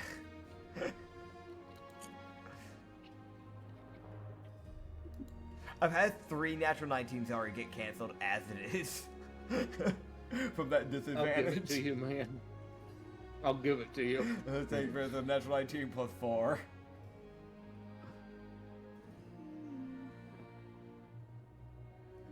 Yeah, so what he would do is it's the most he gets his hands up onto the edge of the barrel. Yeah.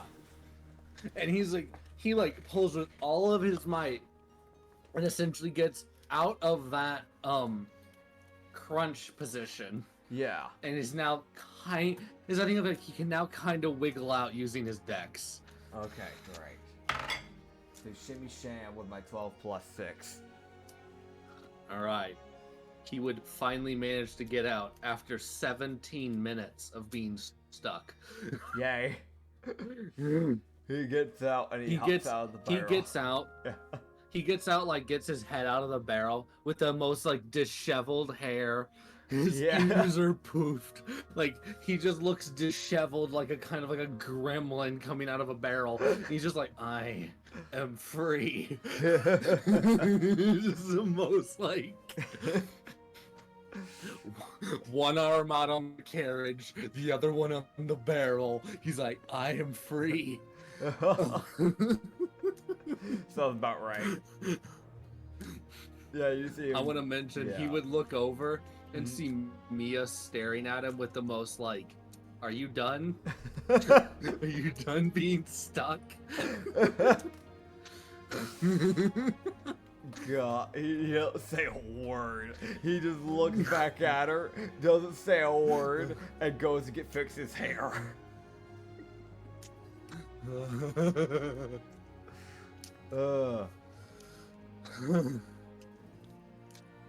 Yeah, he fully fixes himself, gets himself ready, then they'll head out.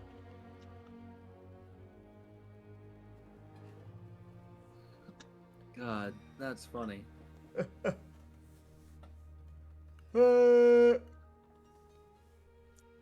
What the hell? Yawning. Yeah. Yeah. But you guys would continue onwards with the day. Yeah. As Katsu driving, he would see that there is someone standing in the. It's about halfway through the day. Yeah. The leaves are still falling. There's like, he would notice like, there's like he would notice some birds like on the trees just kind of watching, which is not too uncommon to see birds watching. Yeah. But it's like, it's like crows or ravens of some sort that are watching him. Okay. So they're just on the, like, there's ravens just watching. I think Never the trust crows are those ravens. things. They always hold grudges. Don't trust them. Yeah, so they're sitting there watching. Yeah. It's one of those weird, like, there's a weirdly large number of them watching. Gotcha. Can't do anything about that, but gotcha. No, but you would see it's like about like a half hour later after seeing those birds. Yeah. You would see someone standing in the road, like in the middle of the road. Yeah. Like, kind of one of those, like, they're just standing there as you guys would start coming towards them. Yeah. And Katsu would start to notice, like, the sunlight is kind of, like, glinting off of them. Okay. So it's like, are they wearing bronze? What are they wearing? Okay. They would get closer and closer. They would realize there is an auto gnome standing there. The hell? You just gotta just go, hello? As you guys would, I'm assuming you guys would stop Yeah. a little bit. Yeah. So Katsu would stop the carriage. I want to mention Mia is staring at this thing like, I don't trust this. As you're staring at this auto gnome that is holding, he's got like, what would technically be classified as javelins and spears for his size. Yeah. So like smiles, and he's got a battle axe on his back. Okay. This auto gnome would then like raise its hand and be like, I'll pay the road tax. Katsu looks at Mia. What road tax? When was there road tax in the dynasty? Mia, did I miss something? Mia inciting. Mia is inciting this fucking gnome.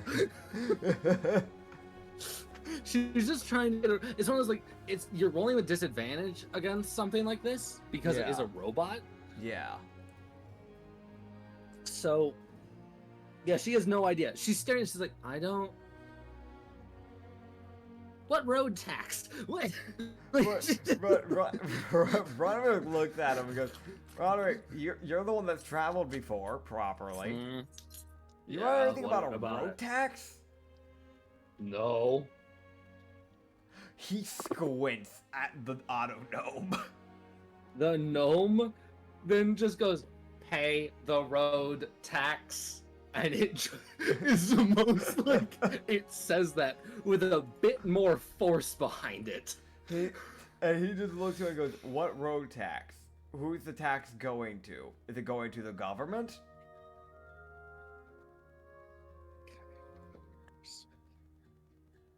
He's like slowly reaching for his bow. I want to just put that out there. Yeah, I want to mention he would hear someone else speak. Yeah. He would. The gnome is just like 50 gold. You can pass. That's all it's asking for is 50 gold. He just wants to know where it's going to. It doesn't say. It's like road tax for safe travel.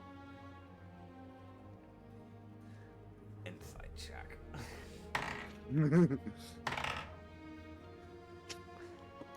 That is a 9, so probably won't get anything. You just staring at a robot. You can't read shit.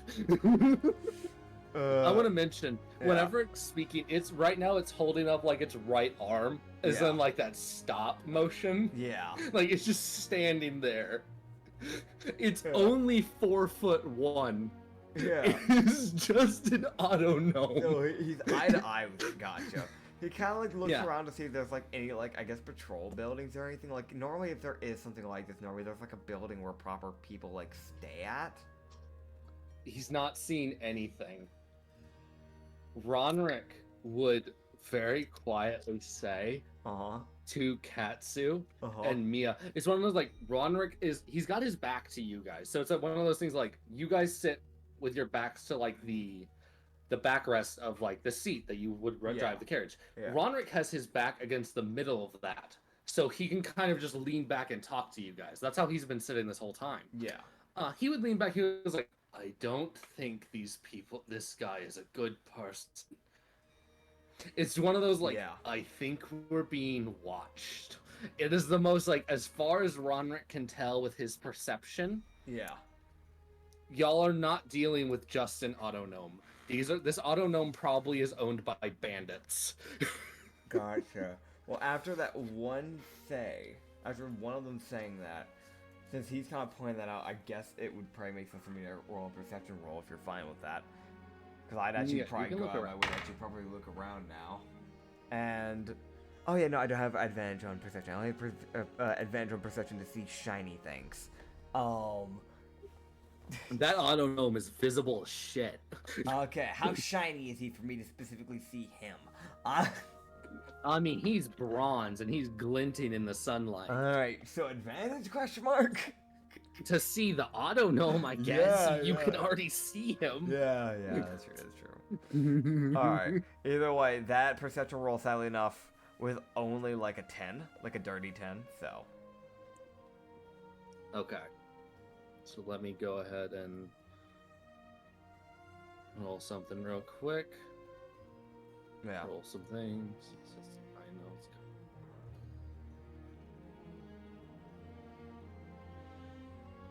coming. It's that weird thing right now, because, like, I'm thinking about this, right? If these are bandits, and we pay the 50 gold, that means that they know that we have probably more gold to spare, so either way, they're gonna rob us, probably. They're probably gonna try either way. So what he would see 2 people show up with his 10. He would see 2 people show up other than that. He would see a human samurai kind of watching. And he would see a Bajuk watching as well. What the hell is the Bajuk doing here? There's a Bajuk. He's got a quarterstaff. So here's my thought process with this. If we pay the gnome, they're still probably gonna try and rob us because it's a decent size like caravan. It's that weird thing of the way I'm seeing this right now is that there's no way of winning this. We're dealing with bandits. So I would also let me see if Ronrick would mention that he would mention that he can see an Azamar, Mm-hmm. and 2 Leviathans that are also watching, that are actually behind y'all's carriage, near the second carriage. Okay. Okay. The thing is, I know we have the people to handle this, but at the end of the day, I really don't like putting my people at risk. It's one of those weird things up. There's a shot they don't attack y'all and just let y'all go. If y'all just pay. It's one of those there's a shot. Yeah. But if you pay them and they attack you and y'all win, you just get the money back. Yeah. That's what I'm thinking of right now. Also, I'm gonna go ahead and throw them the 50 gold. That's the kind of the conclusion I was coming to. And then worst scenario, if they try to attack me, they'll just regret it for the rest of their dead lives. Yeah. So you would toss the 50 gold. You would toss like a little pouch with 50 gold in it to the autognome, which it would catch it in its hand that it was holding out. Yeah. It would look at it. You would see it stare at it for about 10 seconds, and it's like 50 gold acquired. You can pass, and it steps aside. Fair enough. As you guys would see, a necrotic Azamar, Mm-hmm. the autognome. Mm-hmm. You would see the Bajuk monk also step out, the samurai step out, Yeah. a blood elf who was a sorceress, from what you could tell. She's wearing magic, and you would see one of the 2 Leviathans disappear. Okay. As they would let y'all leave. All right. As you guys would just avoid the bandit encounter. It was one of those like, they were a bad encounter, but they just wanted money. Yeah. Pay them, they won't attack you. Yeah. Fair enough. Yeah, so they let you guys go. Fair enough. So I'd wait for a few hours to finally get away from them, like probably like the majority of the day. Yeah. And then whenever we part for the night, I'm gonna start writing a letter Okay. to the government. Okay. I'm gonna let them know where that marked road area is, and let them know, hey, there's a person charging taxes. This is where they're standing at. This is the bandits. They have an autognome that blocks the middle of the road. You cannot miss them. There's 2 Leviathans. I give them as much detail as possible when I send that letter.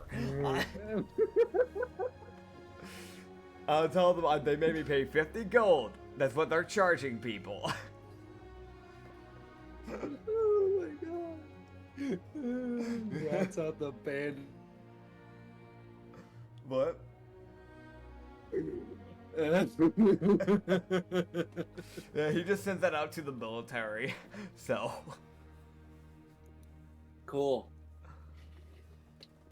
I'll let them deal Awesome, with that. Man. I really just ratted out a random group of bandits. That's really what I did. Yeah, no. Well, it kind of just bypassed the whole thing. You could have fought them. I They could had have. shit y'all could steal. Yeah. But, I mean, at the end of the day, it's that thing of, like, I don't want to put that many of my people at risk of getting killed. It's that weird thing of, like, the dancers are in the line of fire, and that's something I'm not too crazy about. Yes. Like, the bouncers are there for a reason. It's okay to put them at the risk, because that's what they signed up for. But the dancers didn't sign up to be attacked, or to get stuck in the line of fire about a fight, so...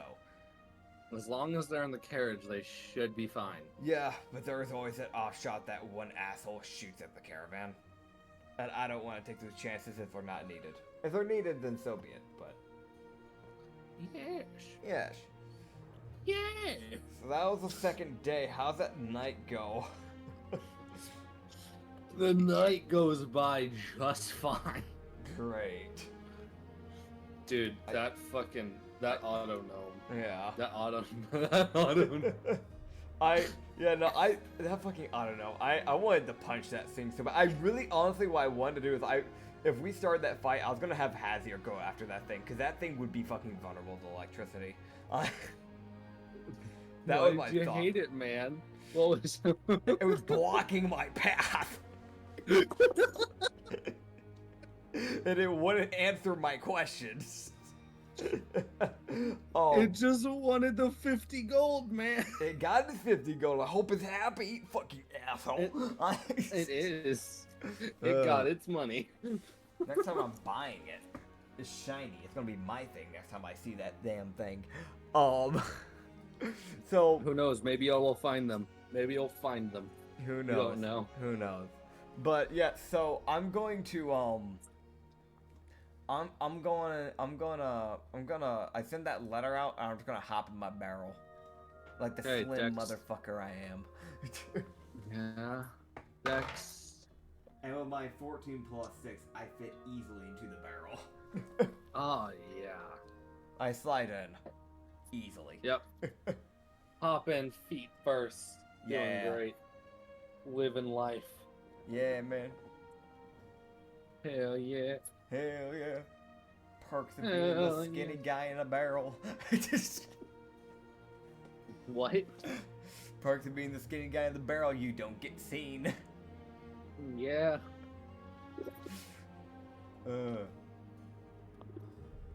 Katsu would fall asleep easily, Yeah. wake up peacefully, and actually be able to stand up this time. Yeah. Because he wasn't an idiot. Woo. As he would stand up and stretch, he would look towards the carriage and see a... Oh god, yeah. He would see that same, like, crow raven birds. Mm-hmm. I'm trying... There's just one staring at him. As he stands up. It's just standing on the carriage. Yeah. Just there. Fair enough. Yeah, he just stares back at it. It stares back. He keeps staring. It keeps staring. He keeps staring back. Are you going to have a staring contest with a bird? Yes, I am. I hit it Okay. with the big ol' eyes. It seems unaffected. What the hell? Hold on. Charisma save for the fucking crow. Okay. So, God, this raven bird creature thing. Pretty sure it's a raven. Okay, so it gets a charisma save. Of 17. Alright. It's fine. He keeps You see staring- it. You see it cock its head, as Yeah. if it's almost confused that you tried that. Yeah. Investigation. With my natural 1 plus 1, it looks like a raven.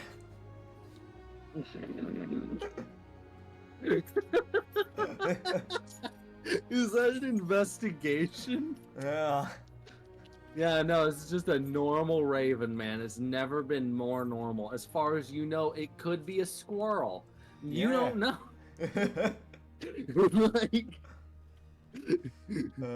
Like you're like, it could be a raven, Yeah. it could be a crow, hell, it could be a squirrel with wings. Katsu still hasn't gotten out of the barrel. Like, he's just standing up in the barrel, so it just sees, like, half of his eyes and his ears. Like...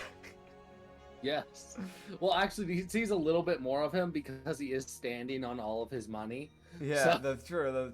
So it's like now you see like up like halfway up his nose Like- and then up like Yeah, like the bridge of his nose. yeah. Yeah, That's so the funny. bird The more it stares- gets filled up, like the more you see of Katsu. Yeah, also, you would see another bird land. And then another. He hits them As with the they big ol' stare at him. eyes. Neither of the two new ones seem affected. You would see all three of them look up. He Does looks. he look up? He looks up. He sees a fucking murder of ravens. Full flock of ravens circling overhead. There's just a fucking ton of them. He looks at Ronk. Hey, Ronrick, look up. Oh, target practice.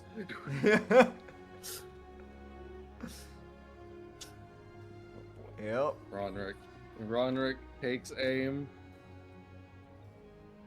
Actually, Ronrick, do you even? No, he doesn't. I rolled to see if Ronrick would look at the birds any more carefully than just viewing them as just birds. Yeah. Yeah, no, he doesn't. He just takes a shot at them. Okay. As soon as that arrow starts flying, you would see these birds essentially immediately move, like in unison, to dodge the arrow. Yeah. As they come rocketing down towards the carriage. Okay. As you would see the birds all land together, like clump up, and then transform into a person. Ah, I know this motherfucker. As you would see, this jazzy motherfucker standing on the fucking carriage. You see a like white-looking man with a like very like black thin goatee, like black spiky hair that's covered that has like a top hat covering over it. Very very nice and well taken care of black like suit with black gloves. Uh-huh. And black feathers. And like raven feathers coming out of like as like an extra coat on the back of his suit. Yeah. And you'd see him stand there as he's just spinning Ronrick's arrow in his fingers. As you just goes like, well, that was quite rude. Yes. I mean, to be fair, you did look like birds. Indeed. Would you like this back, or can I snap it? I think Roderick would like that back. Ronrick just stares. Give me my fucking arrow. Like, You've it's been- the most just, If you're the give same me ravens my from, arrow. if you're the same ravens or crows from yesterday, I'm guessing you've been following us for a while. Why are you following us? Curious. I found you curious. Fair I enough. figured I'd tag along. Well, there's that bandit group over there, so I just steer clear from them. But I let the government know, so that's fun. I'll let my employer know. So, Oh, perhaps he'll deal with it. alright, understood. I appreciate Yes. that. Yes. Oh yeah, by the way, do you by chance give me a little bit of like de-stressing by chance? You know, like a little bit, you know. Fuck you. You know, you a little stressed out? You want a little bit of entertainment? God. I mean, you're all here. You might as well at least hear me out. A little bit of dancing. We even have a male dancer if you're interested. He's like, I'm quite alright. I do need to get back to my buddy I do need to get back to my friend who is underground. Need to find him again. But, I will say that I will give a good word to my friend. And maybe you'll get maybe you'll find some people all further north. All right. Well, I appreciate it. Thank you. Best of luck to you. Best of As luck to you you too. would see this man just like essentially not move but just disappear into birds as he flies skywards. Fair enough. As you would see him head north and traveling at fucking blazing speed because he's a bunch of birds. Yes. Shapeshifters, but they're actually made well. Yes. Shifters, but better. Yes. They get more than one trait. Yeah. God, they really did not care about that race, huh? I like my vision, my like primordial shifters. Yeah. I like this fucker. It's He's that weird cool. thing of I like the idea of shifters, but they just don't give them enough. Like they have like what, one or two traits for the whole race. They like, have claws and Yeah. they can bite you. That's it. Like that's it. It's like there should be so much more, man. There's so much you could do with that race, and they're like, you get 2 things, and I'm like, dude, every other race gets like 6 to 8 traits. Why'd you only give these guys 2 fucking things? Why'd you give every other race so much loving? Fucking it's so Zohar. damn sad. It's so sad. I want to mention also, you would see the ravens fly off. You'd see them stop like It's that terrifying fact of he moves at an insane speed as he flies away. It's one of those like, what would take you guys a day, he's already probably covered like 3 or 4 days of travel. Fair. Like in one day for you guys, just because he's a bunch of birds. Fair. Speed. Speed. Yeah, that is that man who did not introduce himself. No. But he did inform you guys that he would probably either deal with the bandits himself or send some people over to have some people look at it. Check out the Tavern Archive playlist. That'll make more sense. Uh-huh. Yeah. Unbeknownst to you fuckers, this man got freedom 2 days ago. Yup.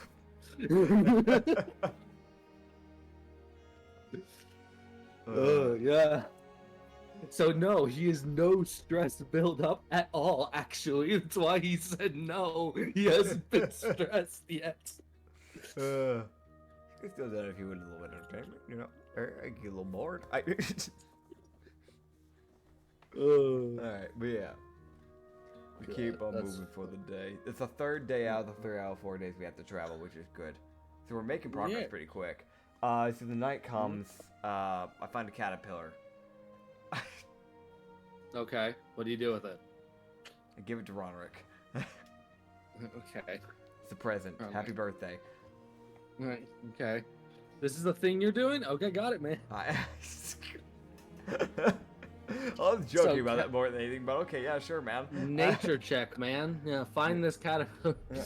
I mean, if Roger knew this, he wouldn't go to look for a caterpillar out of all things.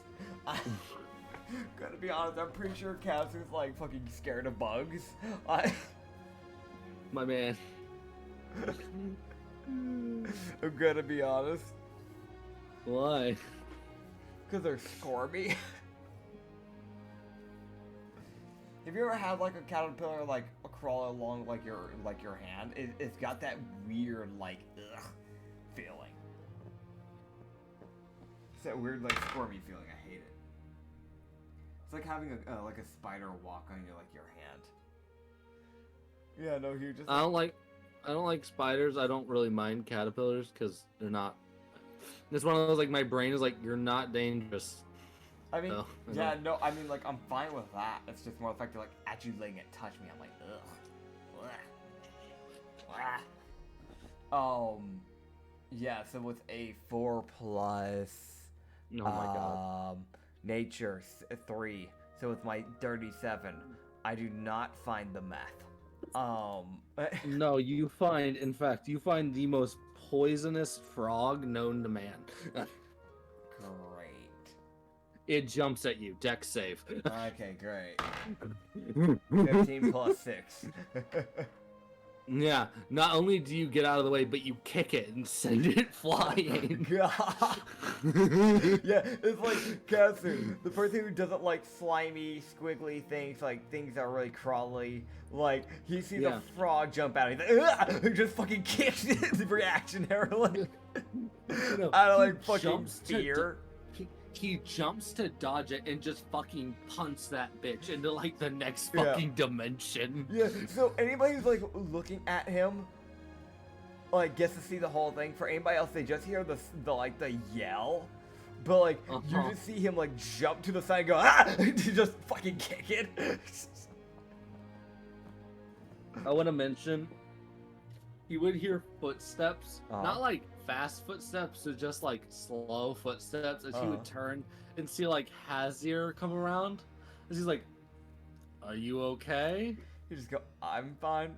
I didn't expect to be jumped at by a poisonous frog." Why is there a poisonous frog? Wait. Hazir just gives that look of like, wait, why? I don't know. I also don't know where it is. I kicked it. I don't know where it's gone. It's fine. He walks away. He's just like, it'll be fine. That definitely won't come back to bite us. Definitely not. Oh god. That. Yeah. That's funny. Yeah.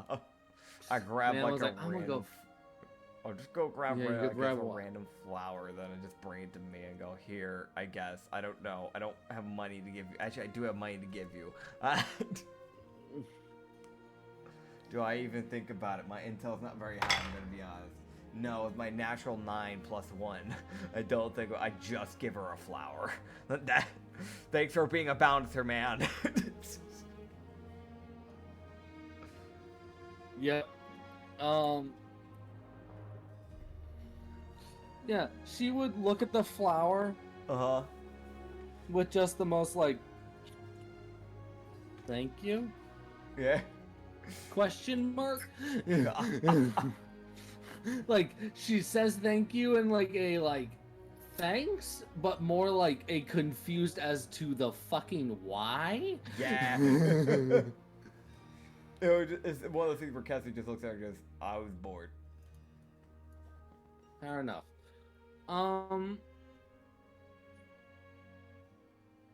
One, as you guys would keep going, Uh-huh. next day would happen. Okay. The night went by without anything. You know what? Let's do the barrel. We gotta Okay. at least keep So, that consistent. yeah, no, we gotta keep it because it's basically ritual at this point. Yeah. So I'm just gonna head into it from like, I'm not even gonna bother getting in like on top of the caravan. I'm just gonna like climb Okay, up so it. you're okay. Cool, man. Yeah, go for it. Yeah, gotta shake things up a little bit. That was a decent roll. What the hell? Maybe this is the way I should be heading in. So it was a natural 19 plus 6, so 25. Oh, that's Maybe- actually. Yeah, maybe- no, you're fine. Yeah, maybe You- this is the way I you- need to be heading in now. Yeah. So what he does is he essentially grips his hands on the barrel, Yeah. kind of like he does kind of what Yelketh did to get around him when they were inside. Yeah. So he kind of wall runs while also kind of like vaulting into the barrel. Yeah. Like yeah. it takes a lot of like dexterity and like using all of his very little strength. Yeah, he has like a +2. He has 14 strength. Like. Yeah, so he barely can do this. Yeah. Like- Yeah, it's like you see him and if anybody like heard him mumble, you just go, I don't feel like going up. And he just starts like just doing it that way instead of going all the way up the caravan. Yeah, he like puts it. He's like 1, 2, okay, 3. Yeah. Fucking like. He was being too lazy to do it like the proper way. Yeah. I'm glad it works out and I get out fine, right? Mm-hmm. Awesome.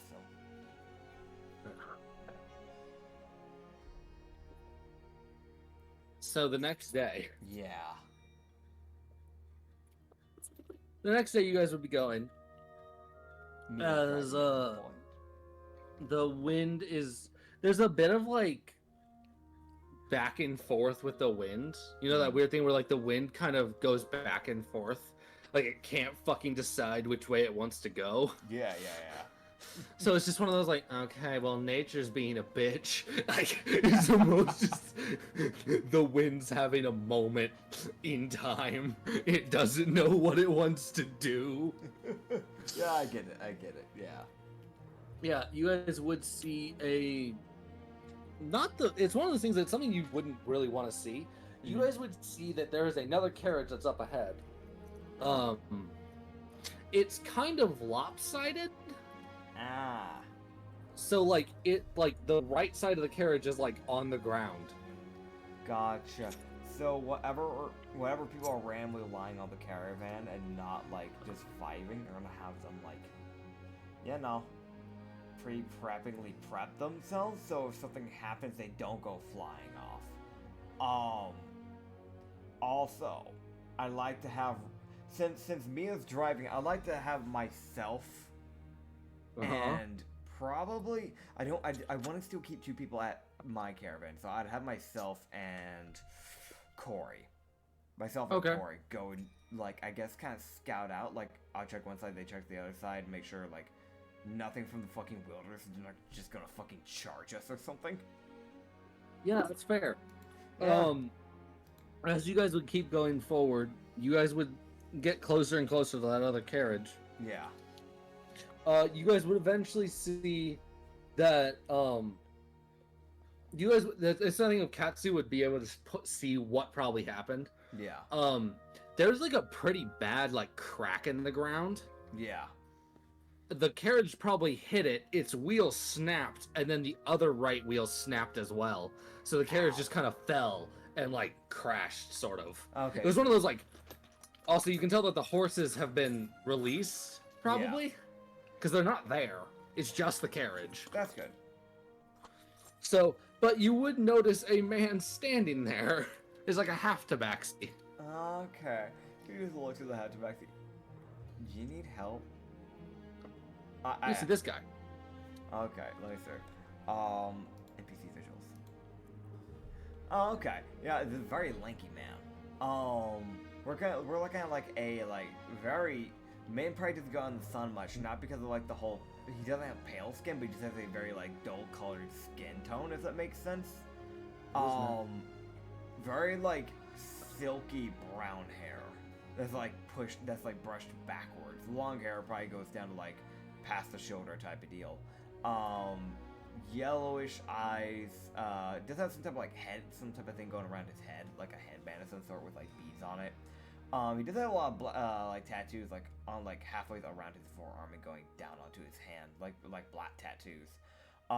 Black fur scarf that kind of like wraps around like the shoulder area with some like necklaces that has like teeth on it. Like, and again, that same type of like teeth decoration is also like on like these like bracelets that are like on the ankles, so I guess branklets. No shoes. Yeah, branklets. Like a black shirt that almost. I'm gonna be honest. That shirt almost looks like a. What are those things that people wear that like it's supposed to like tighten their stomach? It's normally used with women. Corsets. It almost looks like a black corset. I'm gonna be honest. It's just missing the drawstring bit, and then like was probably originally a robe that is like tied around his waist, as it has like this like tribal like orangish blackish pattern on it, like on the edge bits, and the rest of it's like this gray design, very tattered and probably sewn together and patched up over time because there was like sewing lines that wasn't done very well. Yeah. So to give you a better idea of this guy, like you can see like lines that are like, at first you're starting to think they're like tattoos. Yeah. But it's that weird thing of like it almost looks like ink. Okay. It's like kind of like moving through his like coming through like his arm. Yeah. So, and also I will be honest, like this guy is, it's kind of it says the weird thing is kind of like Katsu, kind of like more of like a feminine looking guy. Yeah. It's the thing of Katsu's not seen anyone that has ink on their body. It's one of those weird like that. What the fuck are you? The guy's kind of like, he's like, you need help? Got a little bit of something going on with your arm there, buddy. So, is that what Katsu says? Yeah, no, he says that. So you got a little something going on there with your arm. You good, man? You need help? Caravan's looking a little knocked over. Well, the carriage is fucked, which is annoying, but it's what it is.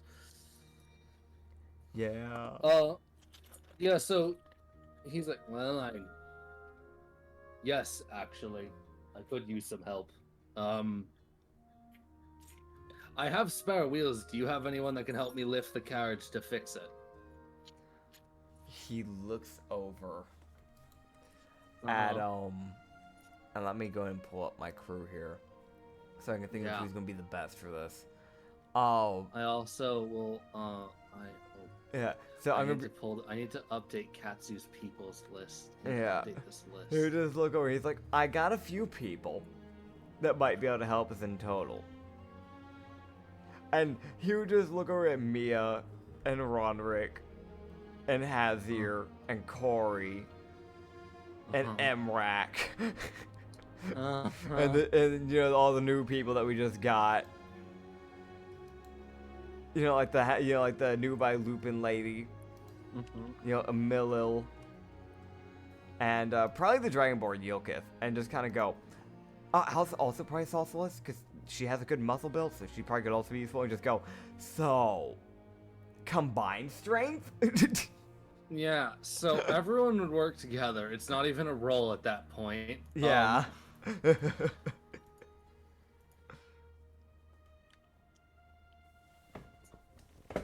Problem is this guy's still missing his horses. Yeah. But yeah, you guys would help him out as he would essentially fix up his own carriage, so he is a self-sufficient human being. That's good. Great. Yeah. It's also the thing of you guys could tell he had no one helping him. He was on his own. Yeah. So he would just kind of go, so, what are you out here doing? What are you doing out here? Clearly with the caravan. And if you're not by yourself, you must be selling something, I'm guessing, or some sort of travel? Well, I am a tattoo smith. Oh. I ink people. That explains the ink thing going on with your arm. Yes, it is kind of a curse. Kind of not. I've made a curse useful, I guess you could say. That makes sense. Yeah, so it's that weird thing that he basically explains that he is an inksmith. Essentially, he can ink like tattoos on people's body, Yeah. which grant them special effects. He just look at Salicus and go, hey Salicus, you want another tattoo? I'm good with mine. Oh, okay. I'm good. You sure? I'll pay for it if you want it.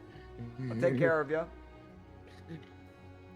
She's happy with the tattoo she's got. Okay. I'm good. He looks at Mia. Hmm. Do you want one? Sure. I didn't paint you as one who I thought you were gonna turn me down. Okay. She says sure, cautiously. Ronrick? I'm good. Yeah, I think you'd say anything. Hazir! I don't think it'd work.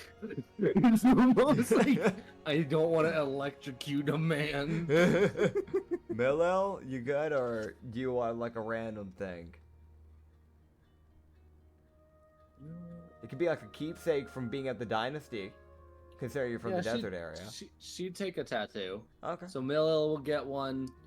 Oh, also Yuko pokes her head out of her carriage. She's like, "Oh, what's happening?" We stopped. Why? Yuko, it's the most like flicking her head around wildly.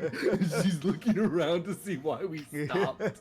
You look at Yuko, just go, we're helping out a person. His caravan tipped over. Did you want a tattoo, by the way? What'd it do? What it do? He looks back at the man and says the same exact thing. What'd it do? And he just kind of goes, well, it can do a lot of things. It depends on what you're wanting. What you wanted to do, Yuko? I don't know. She just... Yuko, do you do this? This is a low intel thing. Do you do this? This is only something someone with kind of intelligence would think to say. Oh, God. Okay. Yeah, she does. She says Smith's choice. Oh, boy. So she's letting this fucker decide what it can do. Fair enough. And he would just go and just look to him and go, I would like to get one, by the way, but let me grab a certain someone real quick, because they might like it as well. And he kind of just pops his head into the caravan. Emrak. I know we're not in town yet, but there is a tattoo artist out here. Tattoos that can do special things. Yeah. If you want that to be your gift for the town, for the next upcoming town, that can be it. Or you can just, I can just get it for you anyways. It's up to you. She was like, well, it can be if you want, or you can still get a random thing. I'll probably still get you a random thing, but I'm just asking you one if I'm going to be honest. She's just like, well, I'll be honest, you just won't have to get as much of an expensive thing. That's fair. That's fair. So now it's one of those things like with him getting her this, Yeah. he could literally justify and only spend like 20 gold and he'd be fine. That's like fair. Makes sense. It's one of those weird things of like the inksmith guy is not gonna charge y'all A whole lot? no, it's one of those like Yeah. he's giving y'all like a 90% off because y'all helped him, but also Yeah. like if one person was gonna do it, he'd give it for free, but because it's like 8 people, Yeah. he's like I'm going to charge some. It's fair. I hope you know this. Yeah, no, he understands completely. He understands his business, man, his business. Yeah, Oh. he would also introduce himself. He was like, "My name is Lakshmi, by the way." Ah, well, good to meet you. Good to meet you, Lakshmi. Katsu. If you ever need any dancing entertainment, we're traveling around all the time, so. That's a unique business. Yeah, you can thank the goddess of blood and lust for that one. Why am I not surprised? She had her people threaten me on my normal job, and I got shoved into this. I didn't have a choice. Well, Once I got to know her, she's great, though. She's just a little terrifying at the beginning, I won't lie. Including her followers. So, I'm not sure if they're still stalking me, I'm gonna be honest. I feel like they're watching me, and I genuinely don't know if they're gone. Like, he whispers that.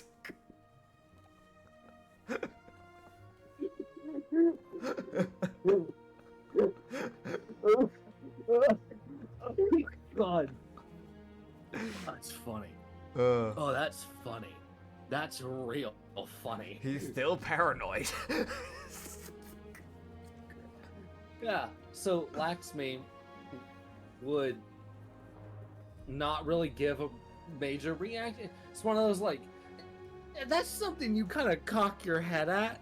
Oh, It's not really something you respond to. yeah, no. Yeah. Yeah, so he would kind of cock his head at one. And also, this is like a disease curse he has. Yeah. He would kind of explain as he would start with inking Mia. Fair enough. He would reveal that essentially he does not have blood, he has ink. And his Ah. body is constantly producing ink. Gotcha. The issue he runs into, which you guys can actively see it, is that his body does not stop producing ink. Like your body would halt on producing blood. Yeah, so it's making too much. So it's just kind of seeping through the pores type of deal. Yeah, which is why he does inking. He inks tattoos onto people and imbues them with magic. So it still has a usefulness. Yeah. And it's not just he's tattooing someone because he can. Yeah. Yeah. Fair enough. Also, all of his tattoos are like a one-time use per like. It's like you can use them once per like once per day. Gotcha. It kind of takes like a full like. It kind of takes like every like dawn they kind of reset. Fair enough. So yeah. Yeah. He would kind of ask Mia what kind of effect she would want, and Mia, being Mia, goes, well, is there any way to make it so that whenever I hit someone, it does just a lot more harm to them? The fucking phrasing on that. just Phrasing. until You gotta love the phrasing, man. God, I hope I would that. Is there any way so that when I hit someone, it just does a lot more harm? Like, it just really hurts someone. Lakshmi's just like, well, I can allow you to double your strength for a turn, for a few seconds. Yeah. She's like, okay. Yeah. Oh god, yeah, so she gets that, so that'll double her strength temporarily. Hell yeah. So he spends it's one of those weird things that you guys got like a half day of travel. Yeah. You know, don't this takes a while, unfortunately. Yeah, no, that's fair. That's fair. So Mia gets double strength from this. So yeah, that is Yeah. now a special she has. Is double strength. Yeah. Once per day. Yeah, so essentially what that will do is essentially it won't really change her to hit, but if she lands a hit, it is going to one, send the person flying, and two, deal a ton of extra damage. Yeah. And Katsu wanted one, correctly? Yes, yes. Yeah, so after it takes him about an hour as he kind of tattoos like the symbol of like a hammer on Mia's like back, like kind of like on her back of her like right shoulder. Yeah. And you would see his eye, like in the image, his eye is like burning. Yeah. You would see that temporarily happen as he imbues magic into the tattoo. Okay. So yeah, he would then turn to Katsu and ask what Katsu would like. Okay, so I was trying to think of some like really funny things to think of. Uh-huh. And I had an idea. He would just Okay. look to him and just kind of go, "Is there any way, by chance, that you could build a way where I could use catapult from the tattoo?" He kind of Laxmi kind of sits there and thinks. I want to be able to fling myself.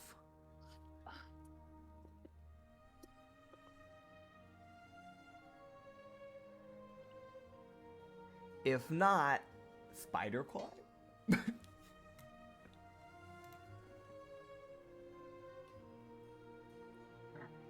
You just see the guy. Laxmi kind of sits there thinking.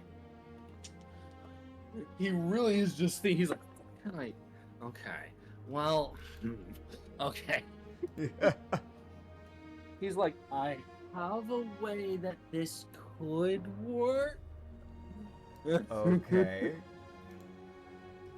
Yeah. So essentially, Katsu would take a little bit of damage from this. Okay. He does warn, but essentially what it will do is it'll launch Katsu 30 feet forward, and if there just happens to be anyone in the way, that's their problem.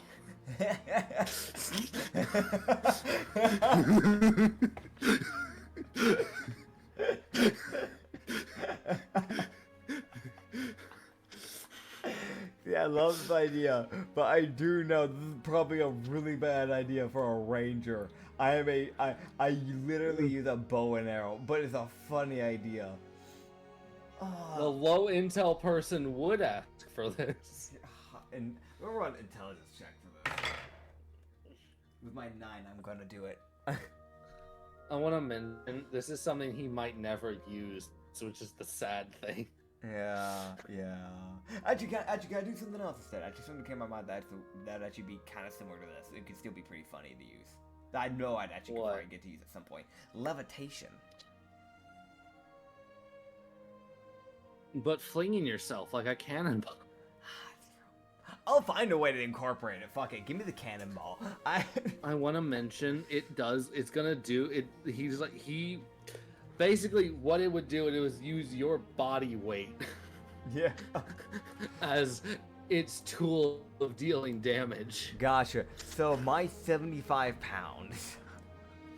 Okay, so 75 divided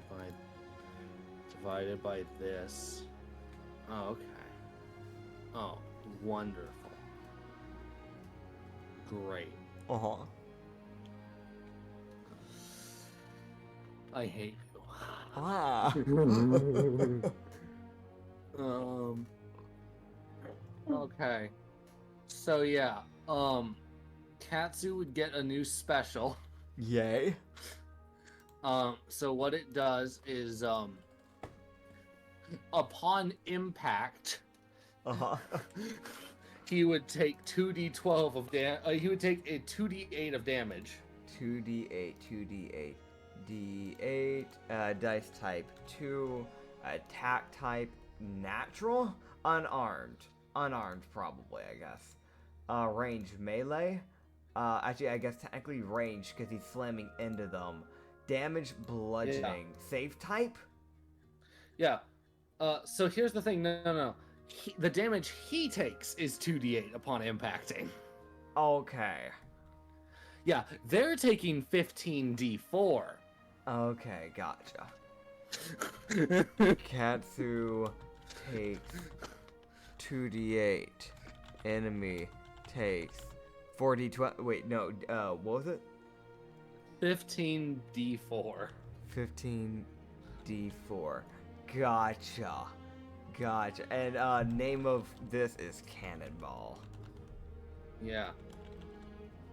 That's funny. 30 feet range. It's a line. Anything in the way. No, it really is one of those things. The first thing he impacts, he's stopping. Like. Dude, I love that. I love this idea. Yeah, snip it. Wee. I love it. I love fucking Cannonball. You better use that. I will. With your 20 health, you'll risk it all and kill a man. You know it, man. It's one of those things like that damage won't ever go up. Yeah. It won't change. Yeah, so eventually it won't be worth it, but like for now, like low level, it's pretty useful. I mean, it'll really always be worth it. That's 15d4. Yeah. Like, Just to roll it out of like, out for the fun of it. What's the first time I roll? What will I get from this? That last d4 really isn't wanting to settle, huh? Oh, some of the d4s on D&D Beyond land on top of each other, so it's just rattling, not stopping. There we go, 47. So double Katsu's health. That's the damage he deals. That's the damage he deals, but now what's the damage he takes? Let's see. He would have taken 8. So he would have been down to like 12 health. Worth, he killed a man. Yeah. Alright.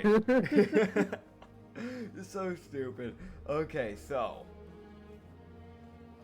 Yeah, he thanks him for it. He's like, this is going to work perfectly. Thank you. Yeah. So God. you just looked at Yuko, so would you get, or Yuki? Yuko. Yuko, yeah, Yuko, yeah. Yuko would get, oh boy. She would walk up and whisper what she wants. Okay. You would see that again, Laxmi. He's getting oddly difficult requests. He's not used to things like this. Fair. You see him stare like, I can. Are you sure about that? She's like, yes. And he's like, okay. So he tattoos her, giving her some effect. Okay. She whispered what she wanted, so no one heard it. Gotcha. Like, yeah. So unless Katsu wanted to try and hear, I'm gonna try. he could. I wanna know. Natural 18 plus 5. Okay. Okay. Yeah. So she has access to the spell Enthrall. Oh, I should have done that. That's smart. Yeah, so she now has Enthrall that she can use once. Hell yeah, dude. The person with no class. Yeah, with no class having thrall. Honestly, it's kind of fair. It's one of those like it's like a last ditch effort to make someone fuck off. Yeah. It's not a bad idea. Oh man.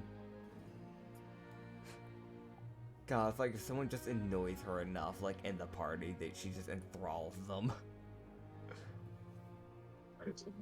It's like you're just trying to wake her up. It's like, hey, wake up. Wake up. Yuko, you need to wake up. Yuko. Yuko. Thrall. Ah, shit. I go away. Sorry for Yeah. bothering you.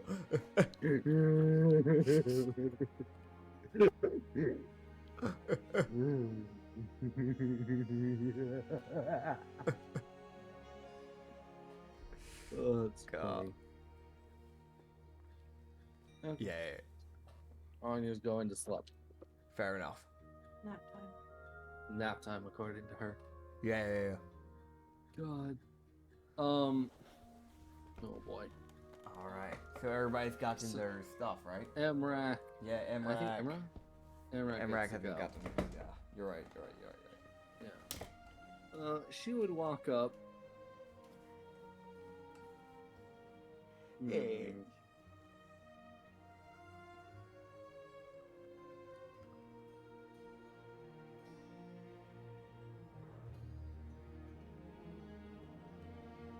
She walks up? Yeah, and then disappear. Okay, gotcha. I fade out of existence. So Yavina can never find me again. No. Yeah, so Emra walks up and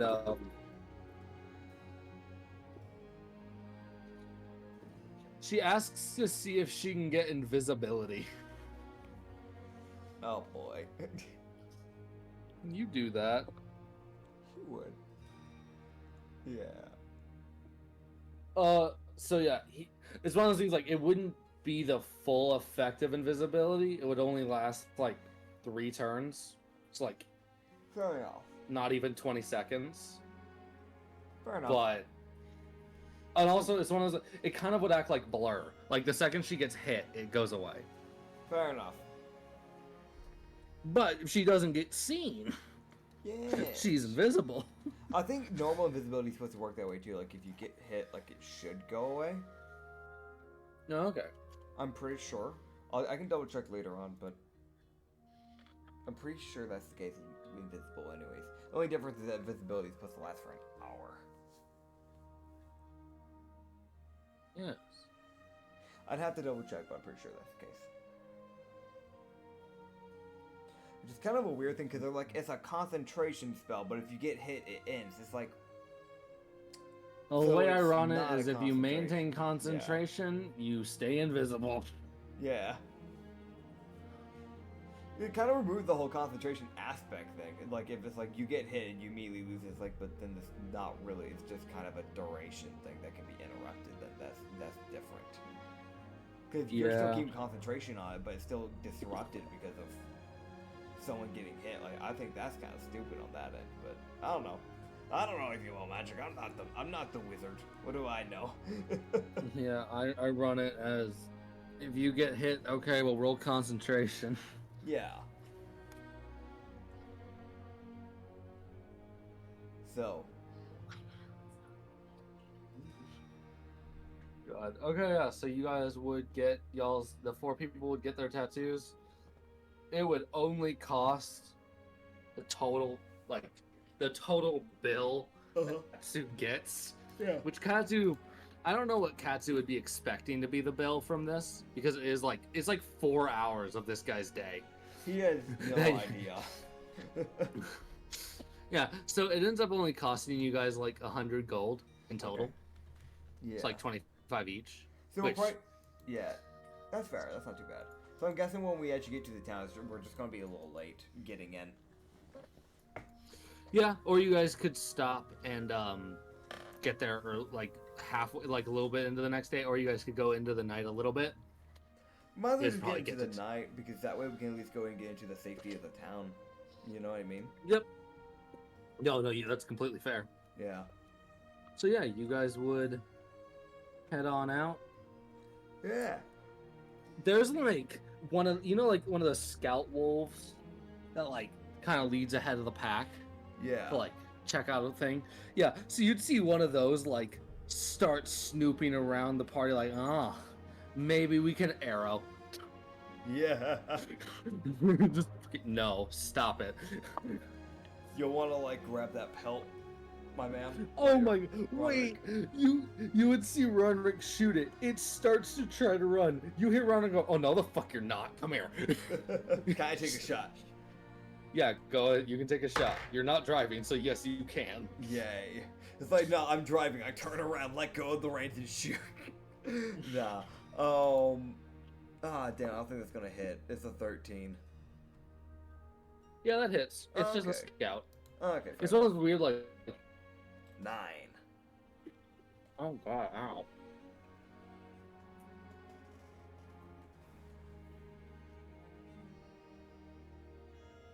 Yeah? All right. This thing has taken 15 damage from you guys, as it keeps. It's like you see it like run limping, as it's like trying desperately to get away. How far is it?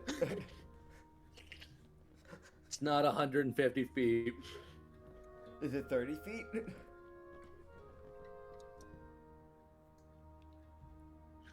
No, it's more like 60. Damn. I can't just toss boiling blood at it. Okay. Longbow again. God, yeah. Next turn comes around, it tries to run away. Yeah. 11 plus 6 to hit. That hits, yep.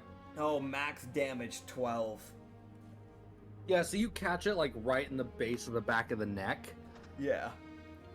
As you would just see it kind of like tumble as it like falls to it falls, and you see it kind of like it's one of those like kind of sad things of it sitting there kind of squirming because it's Put it out of dying. its misery. Ronrick, put it out of its misery, man. I want to mention Ronrick gets up there pretty fast, and you see him like slit, like he like basically slits its throat to put it out of its misery. He's like, die, Yeah. just let yourself die, fucking Yeah. stop. Yeah. Yeah, that's a miserable sight, man. Yeah, it was one of those like he was kind of like jogging up when you shot it. Yeah. He started actually running when he saw it like squirming like that because he was like, that's a morality thing. That thing's suffering because Leaving it it didn't like that die is pretty immediately. fucked. Yeah, just, Yeah. yeah. But I do understand that hunting is needed because 1, food for this party because we've got a massive party now, and 2, pelts. Roderick Stuff. sells pelts, so yeah, he is a hunter. Oh god, yeah, no, he's got a lot of shit. Good god, I'm looking at Ronrick's inventory. I want to mention he's got like a bag that sits behind you Yeah. that you can see all the. It's one of those like. Katsu ignores that area because he doesn't want to like mentally deal with all the shit that Ronrick carries around with him. Yeah. But yeah, so he would, yeah. I had an idea while we're going through doing the rest of this travel, by the way, to the town. Yes. This might be a smart idea to make some extra little like bonus cash. I want to like. I know I'm a ranger, but I'm not really amazing at nature. But I want to try and see if I can scout out any like herbs or like shrooms or anything I can sell to like any like druid shops, stuff like that. Because that is something like an alchemist or something like that can use. Yes. It's a smart idea, I feel like. A little bit extra cash never hurts. So if I'm allowed to, I'd like to roll a nature check. You can look around. Cool. It's like, no, you're not allowed to look around, but I'm just walking. No! Where do you look? I think I'd like where is he looking? Is he checking trees? Is he checking under rocks? Is he checking like under logs? Like where is he looking? I'd say he would be checking like on trees, and like if they pass by any logs, he'd be like checking like on the logs, but not really like inside the logs. No, actually, no, he's stupid. He would check inside logs. Okay, cool. Yeah, good to know. I have an intel +1, and I have a +3 in nature because it's an intelligence-based thing. So with my 16. Yeah, so he's like, oh yeah, that's some like he'd find it's that weird thing of it's like he'd find some like mint growing that he'd Okay. be able to pick up and be able to sell. Okay. He finds like a fair little clove of mint. Like it's a fair little bit. He's like, I'll probably get like 15 for this maybe because it can make like 4 separate mint teas. So it's not bad. An alchemist would definitely take that. Yeah. 15G. Gotcha. Yeah, he would also find like 4 shrooms that he has no idea what they are. Sure. He has no idea what they do. Yeah. They're like stark white. Gotcha. So I'm gonna write that down inside. Stark white. Gotcha. Stark white shrooms, not a damned clue what they do with your 16. He's never seen these before. We love shrooms. Oh, and he, with confidence, pokes his head into the into the log. Yeah, it's like there's a log. It's like, nobody, don't go in there. You're gonna get stuck. This man cramming his body into a log. Okay, so he's actually going into it. He's not just looking. Yeah, he's gonna go full in, see what he can find. Okay. Dex check. Fuck. I was hoping inside would be enough. Okay. 5 plus 4, 9. Oh, Katsu. Eh. Oh, this is not gonna go well. Okay, so Katsu he kind of looks, but he's more goes in before looking. Yeah. Yeah, so he gets in there, Uh-huh. and he feels himself stop as he gets about like halfway in. Uh-huh. And then he would hear a sound he did not want to hear. What? The sound of a raccoon screaming. So he starts screaming in Sylvan. It's like the raccoon screaming. He starts screaming. So you just hear ah! He then feels like tiny claws like hit him as he takes 1 damage. God, you just hear him just go, he's going a little feral in that small little bit, like fucking no, stop. I would have mentioned he would. It's not an insight. He is dealing with a panicking raccoon. He needs to get out of this log, or this thing will claw his face. Yeah. Okay. Gotcha. So. Okay, great. Natural 19 plus 6. You fucking needed that, by the way. That was a DC 23. Yeah, he backs out of that thing. And fucking kicks the log. He fucking squirms out of it, and as he goes to kick the log, he sees this fucking plump-ass raccoon come running out of it as it runs away. Oh, God. I cannot overstate the chunkiness of this fucking raccoon as it waddles away. He just yells at it in Sylvan, "Hey! What the hell?"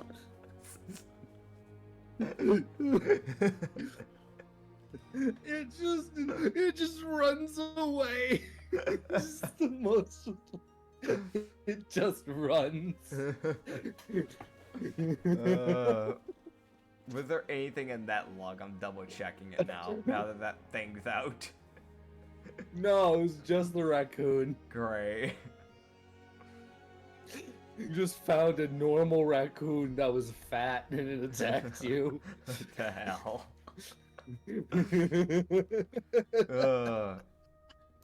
I like raccoons, but also, what the hell? You scared it. It scared me. Well, you scared it, so it attacks you. What the hell? But yeah. Dude, I want to mention, it's just the most cartoon-ass, stick your head in, staring at you, staring at each other. It screams, you start screaming, it smacks you, you fucking run. Like he's the most cartoon ass kid. Oh my god. Yeah, he would just start walking back after that. He's like, I'm not having that. I'm good. I think I'm good for the day with nature. Fuck nature. I hate my fucking. I hate what I am. I hate my descendants, my ancestors.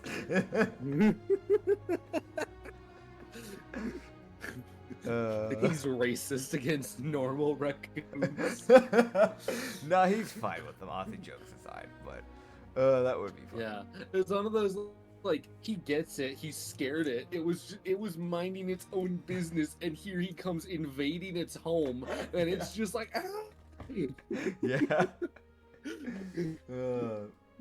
Gosh damn. It's the most series of events of panic from both sides.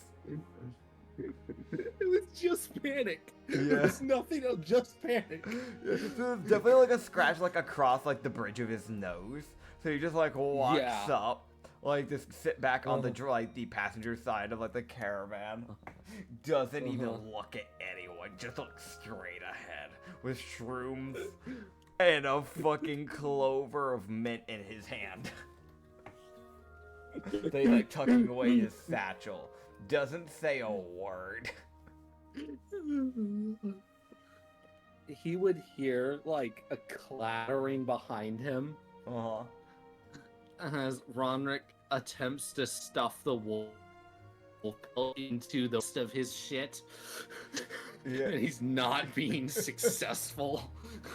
Katsu looks over. Do you want a hand? He's still got like a twig, like it from like the stump that's like in his like in his hair. What he would see at this point is he would see Ronrick's bag. He would see Ronrick's bag. It contains 2 flails, a halberd, 2 hand axes, 3 javelins, 2 maces, and 3 wolf pelts. There's no way this bag's big enough for all that. Is it like sticking out? I've got my hand in my my hand in my hands right now. Yeah, it's just like there's things sticking out of each end. The halberd handle's like sideways, like against the ground. Like it's just his bag. That bag weighs like 100 pounds because of all the shit he's got in it. He just looked at Roderick. Roderick, when we get in town, we're getting 2. We're getting 2 of those bags that hold like multiple things. I can't remember what they're called, but we're getting 2 of those. Cause you need one. I'm fine. You're not. I make it work. I know. This is not okay. I'll help you get the pellet in, though, if you want help. I want to mention this is after he's given everyone else equipment. That's why this he's is his shit after that. Yeah. I want to mention he sees 2 flails, 2 separate flails. He doesn't know where he got those. He's almost just like, where did you find the flails? Where? So you said this town's slightly smaller than Ashbourne, correct? Yes. So we'll probably spend 2 days here then. I will pull up Blackburn. Yes. I want to allow some of the bouncers to actually walk around and do stuff as well. So what I want to do is the first day, I and probably Mia will go and like walk around. Actually, well, we have 6 people in total. So myself, Mia, and I will go and like we'll go do whatever we want to go do, right? Yourself, Mia, and you? What? Hazir, Mia, and myself. Okay. And then the next day, it can be the other 3: Ronrick, Corey, and Solaris. I think it's her name. No. I keep saying no. That's the wrong way to say that. Salus. God, dude, I'm the one who told you how to say it, and now my brain's blanking on it. Sassalus. They'll Yeah, there you go. those three can go and like go see like the town for a day, go buy anything, upgrade their stuff if they want to go upgrade stuff like that. So Yes, I will return in a moment. sure. We're back, baby. Baby, we're back. He's back. He went to go grab something. I grabbed food while he was doing that. So now I have chips. Oh God. Yeah. And I have a biscuit because my school gave out a bunch of biscuits. The school that I work at. They gave it to the faculty. So it's got like, it's just got some ham. It's got some ham and biscuits, man. Interesting. Yeah. Really damn good, not gonna lie. I have like 10 of these things. Wow. Yeah.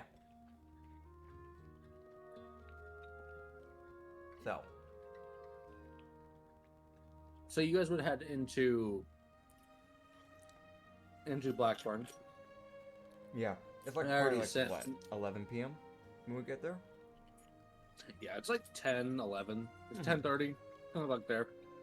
It's the thing of Fair. like, you guys would have gotten there like 7, somewhere around there. Yeah. Like 6, 7. But because y'all spent 4 hours Yeah. getting tattooed. Also, I did not go into this when y'all left. Mhm. Laxmi. This is something I meant to mention. I just forgot. Mhm. God. Bad DM. I need to do better. I'm working on it, people. You got it. People But this do is a forget. cool thing. This is something I need to mention. Mhm. When you guys walked by, Mhm. after you guys got all y'all's tattoos and you went off, he bid y'all farewell after you paid him 100 gold, Mhm. which it's not much of an intelligence. That is very cheap for what y'all got. Yeah. Yeah. But you would see him turn and essentially like bring his hands up over his head and then bring them down like on like kind of to the side and then bring them forward, like forming an X in front of his chest. Yeah. As you would see ink essentially rush out of his arms, creating 2 like ink horses that he would rein to his carriage. Fair. That makes sense. Just an Wonder how he extra was gonna use tow of it. horses. Huh. Yes. Hell yeah. Yeah, you guys have run into an inksmith. They're Hell not yeah. common at all. Yeah. Because they're essentially just people who got cursed. Yeah. At least that's what Laxmi's story is. Some people they're just normal, but he's the weird one. Yeah. Poor guy. Yeah. Oh well, he's turned a living out of it. It's one of those Yeah. weird, like, he's cursed, but he made a living out of it. Is he really cursed? Yes, he's cursed. His body produces ink. Well, I mean... Yeah. fucking people trying to justify how it's a boon, and he's just staring at them like, uh-huh. Have you ever felt your internal body trying to explode? Yeah.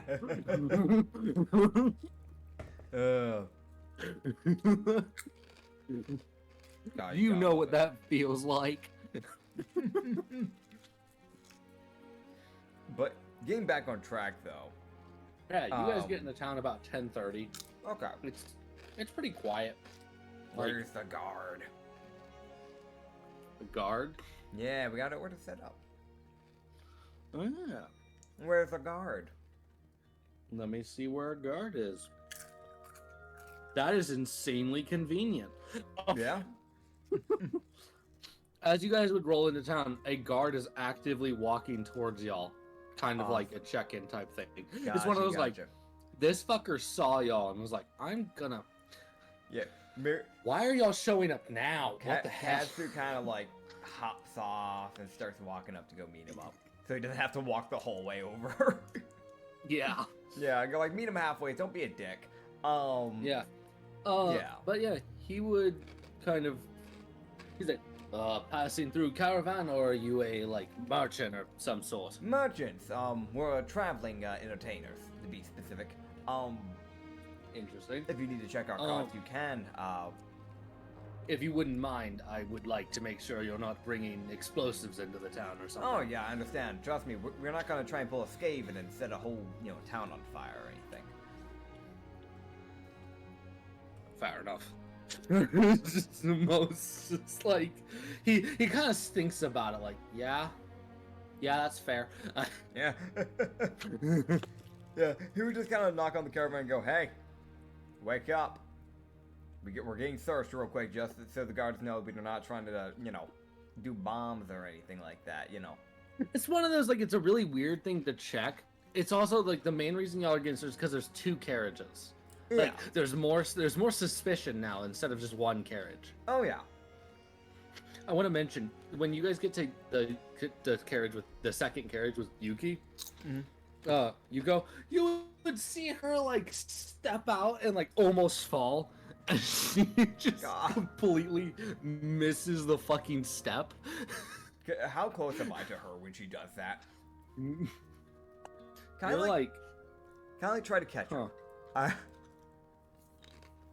You could try, man. I'd rather her not fall flat on her face, like probably half awake. Most likely, I'm guessing. Yeah, I want to mention, she steps out. It's like you see her open the door. Yeah. And it is the most, like, her ears are going separate direction, her hairs are everywhere. Oh, like... I get that feeling. I get that. That's me every day I wake up. Dirty 19. Yeah, Katsu's like, oh god. And, like, he darts forward and, like, gets underneath her, like, left arm, which he can tell she tried to, like, grab, like, the carriage wall and just was off by about a foot. Because she's, like, only one eye is half open. Like, she's not really looking where she's going. She's just confused. She's like, what's happening? Just almost like... I get that so damn much. That's the biggest fucking mood. Like one ear's going like forward to the right, the other one's just going to the left. Her hair is everywhere. She's just the most like, what's happening? Why am I alive? That's like the first 3 hours of me being awake, man. I get it. I get it so much. She's literally my spirit animal at this point.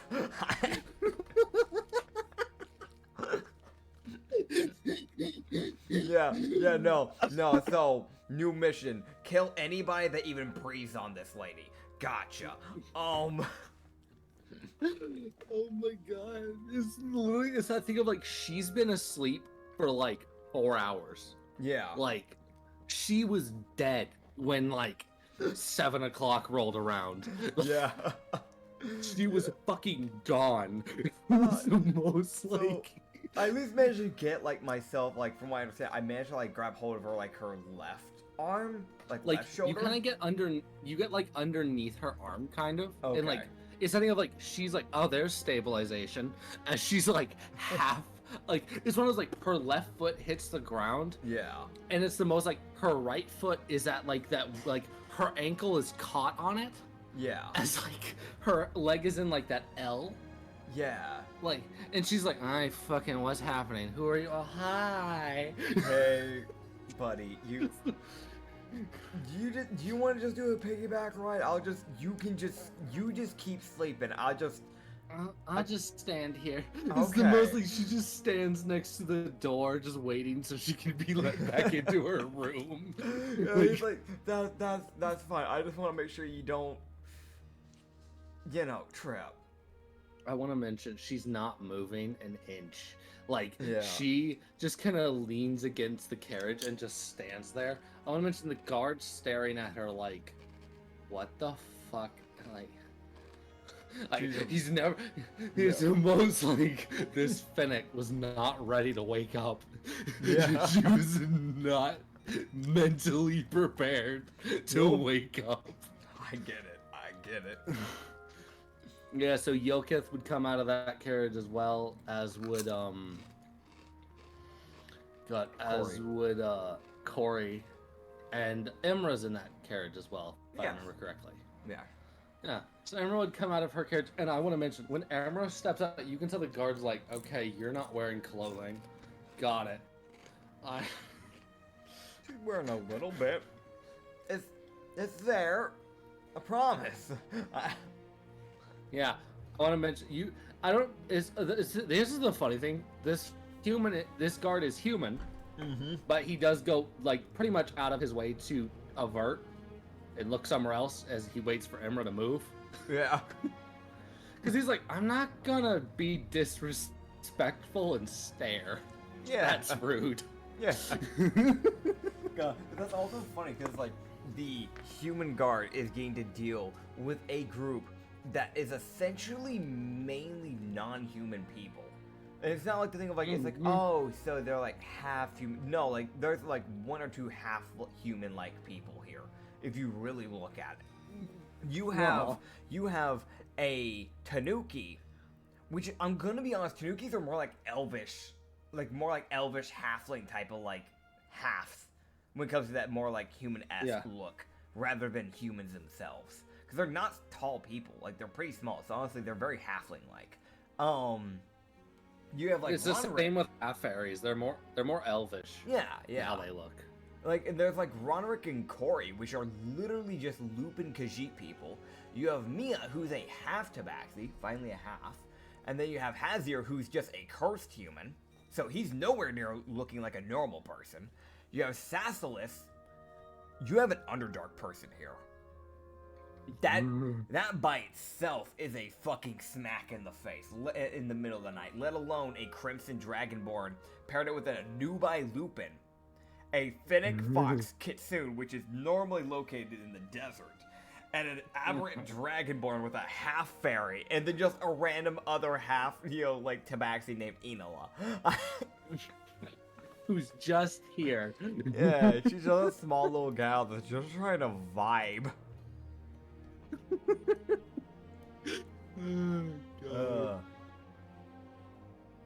The guard's just sitting there like, what the fuck? What the hell? Like, he's looking at all these people like, what? He looks at Hazzy and he's like, you are interested. You exist. Yeah. You exist. He like looks at me. He's like, I'm gonna check the carriage and go about my day. I don't get paid enough to deal with this. Not to mention, like, Katsu. Like, I don't think I've ever run into a Tanuki in your world. So as far as I know, Katsu's, like, the only Tanuki in existence.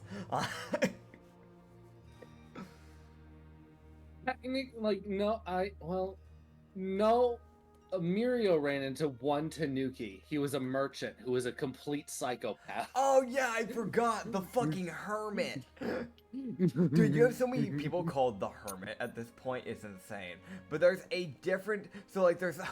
So people who watch the Tavern Archives, we're not talking about the hermit, and we're not talking about the other hermit. We're talking about a different hermit. God, why do you have so many people just called the hermit? That's what people call them hermits. It's a common thing to call someone who's weird. Yeah. So there was a Tanuki merchant that was fucking insane, and people were pretty sure he was just a coin demon because nobody knew where the fuck he was getting money from. But he would give you obscene amount of money for little random things as long as they were shiny. Like, you could offer him something that was worth like 15 gold, and he'd give you like 400 platinum. Like, he was a fucking insane merchant. He would more often hand you silver, so you had to deal with having an exorbitantly large amount of silver. Yeah, he paid Mirio I think 150,000 worth. Yeah, 50,000 platinum, but it was all worth in just silver. So break that down. He had to bring Mirio. She had to bring that down to a bank, and the bank hated her for that transfer from silver to platinum. They hated her for that. It was only ended up it was like she got handed a sack that had 50,000 silver in it. If anyone knows how silver, it's a silver coin. Now think about 1,000 of that Yep. in a bag that's being handed to you. Yep. Oh. You know, it's a good thing that that rogue had an obscene amount of strength for being a rogue. Oh. Because she would have not been able to carry that normally otherwise. But gosh damn, she was dumb. Dude, playing dumb characters is fun though, so I can't really complain. It allows me to do really stupid you're things. playing one. Yeah. You're playing one now. You just got the catapult spell, except it affects your body. Yeah. Well, it's one of those things where it's like, I don't do this on purpose, by the way. I roll to see what I get for each stat. And normally what I do is I get a roll of 3 rows, and whoever row has like decent stats, I use that row. And it just so happened that one of the best rolls I got was a roll that gave me a 14, a 19, a 15, a 13, a 17, and then like a natural 20. And then the natural 20 just got boosted because of the Avena feat and a bunch of other stuff. And I'm pretty sure like also a bit of that 24 for charisma, also like a bit of the intel was just sapped out and thrown into charisma because I was like, I want charisma. And then I didn't think about it until after we started like 2 sessions in. I was like, wait, fuck, I needed intelligence too though. Wait. No. The businessman, but with no intelligence whatsoever. I mean, you're doing a good job. Yeah, sure. I mean, I guess to be fair, to run a business like this, you don't need to be smart. You just gotta have the looks. You just gotta have the people. You gotta have the people, and if you're gonna participate, then you gotta look good. But, like, mainly just the people. Yeah. So, Katsu, what questions so the guard would go through each of the carriages. Yeah. The guard, it's that weird thing of Corey is watching this guard as he's going through everyone's stuff. It's like he's not really going through everyone's stuff. He's just kind of checking to make sure there's not like a bomb. That's really all he's doing. He's just trying to make sure it's something of like contraband or things that are like illegal, like things that you're not supposed to have. Yeah. Yeah, it's gotta be awkward for the dude because he has to run through a lot of stuff that's basically just private. Like, I mean, I get that's like with every caravan this dude's ever gonna have to check. Like, I can't imagine having to do a job like that, honestly. You know, like, how awkward that's gotta be, man? It's also, he's having a Lupin Khajiit, mainly Khajiit, like, kind of Lupinish woman, watching him with a knife. Uh-huh.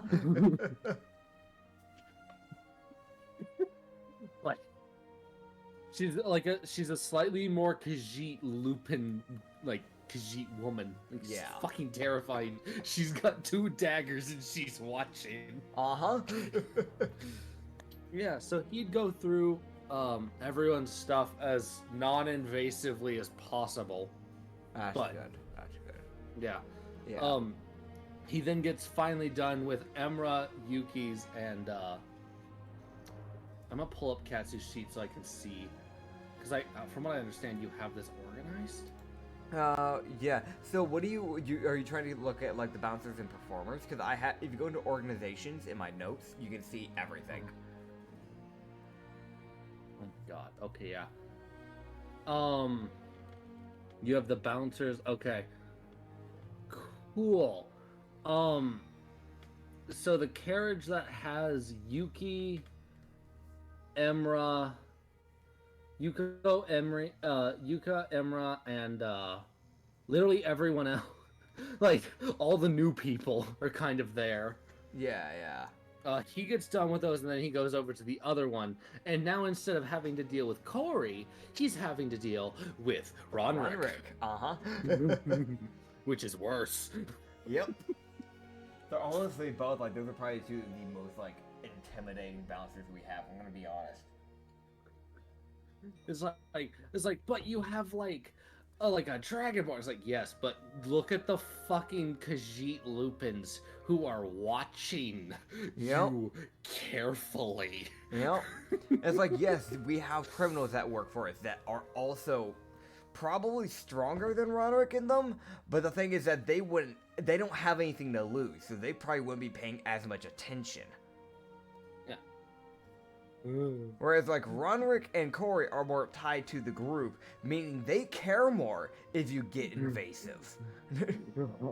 At that point, that's a personal affair you're messing with. Yeah. So I want to mention it's also that thing of like he goes through like he goes through like Alora's room and Alora and Enola's room. Yeah. Not Enola, the other room. Who else is in there? Who else? So the one in the people in the first caravan is Enola, Alora, and Emrak. And the second one is Okay. Corey, Yuko, and Yilkis, which Yilkis kind of shares his with Millil. It's that weird thing of like, Yilkis sleeps outside, but he performs in Millil's room. Yeah, this is fine. This is fine. We need to get another caravan. Something you could do is Yeah. put like a parentheses like 1 and 2 besides each person's name to make it easier so we actually know what carriage they're on. That would be good. Okay. So one. That's just something because I'm trying to look at it and I'm like, I don't know where anyone is. Fair. This is really hard for me to remember. That's fair. I didn't expect you to ever use my organization, so that's why I hadn't done that. But I can do that 100%. It's one of those like it's a thing of like I want to get it right, if that makes sense. No, that's fine. I'm glad you're actually. I don't want to trying be an make it. asshole. Yeah. I am making an effort. That's good. I'm glad you are. You are the DM. Hey. Let's see. My mom just walked in. Alora is Alora's also in one. It's that weird thing like she's a bouncer, but she's also not at the same time. You're at the second cart, right? No. Ronrick, no, he's at the second cart. He's about to at the second cart, as well as Corey and Salsis. There we go. So for bouncers over at the first caravan, you have Katsu, Ronrick, Mia, and technically Alora. They double as both performer and bouncer. And caravan second bouncers, you have Hazir, Corey, and Salsis. Gosh, I can never say that name right. I'm messing it up so much for no reason. Sassilis. And performers at the first caravan, you have Enola, Alora, and Emrak. And at second, you have Corey, Yuko, Yilkith, and Millil. So, yeah. There we go. God. Yeah. It's only going to get crazier from here. Honestly, it's that weird thing of like, I like this. This is cool. This is good. Yeah. I'm having fun. I'm vibing. We're actually like 3 hours and 41 minutes, and we might beat our longest video yet. Because I think the longest one we had out was a tavern one, which was Hoji, and his was like 4 hours and 15 minutes. Something like that. Yeah. But so hopefully he found nothing. Yeah, no. So it's like he goes through everyone's room. He gets to like Enola's room, and you can tell the guard kind of gets that look of like the guard gets that extra little bit of like he feels like he's being watched as now Mia is watching him because he is in her friend's room. For anyone who would like a reminder, the only he's gone. cares about. What? So what were you trying to say? What happened? You didn't get to finish any of that sentence. So I don't even know where to pick you up at. Okay, so the only performer that Mia has a personal attachment to, just a reminder for everyone, is Enola, who is is essentially one of her best friends. Yeah. Up there with Katsu and Ronrick. Yep. So it's the most like he starts searching her room. Enola's fine with this. Mia's not. Yep. Honestly, Ronrick, Mia, and Katsu wouldn't be too crazy about that last bit, because even Katsu doesn't he wasn't a crazy big friend of Enola, but he still knew her. They still grew up in the same town. They were still decent friends. He knew her through Mia, but he still knew her, type of deal. Yeah. It was one of those things he knew that she did this kind of thing slightly for travelers. Yeah. Because she made money from it, but she also worked as a leather worker. That was her thing. Yeah. She did some leather work, but So the guard gets through Enila's room. He kind of speeds up a little bit because now he's feeling like 6 daggers in his back. Yeah. As he's going through this room. It's like Mia and Ronrick staring him down. Katsu hasn't budged from Yuko, but he's still like, there's still that dagger that is there as he's kind of like lightly gazing over at him. It's that thing of like he looks over at Yuko, making sure she's still breathing air. Then looks back over at him and looking back over you like, you alive or you asleep? I can't tell. And then back at him. He's gotta keep checking. Yeah, it's like every moment he like checks for a pulse, like, okay, are you alive? You are, okay.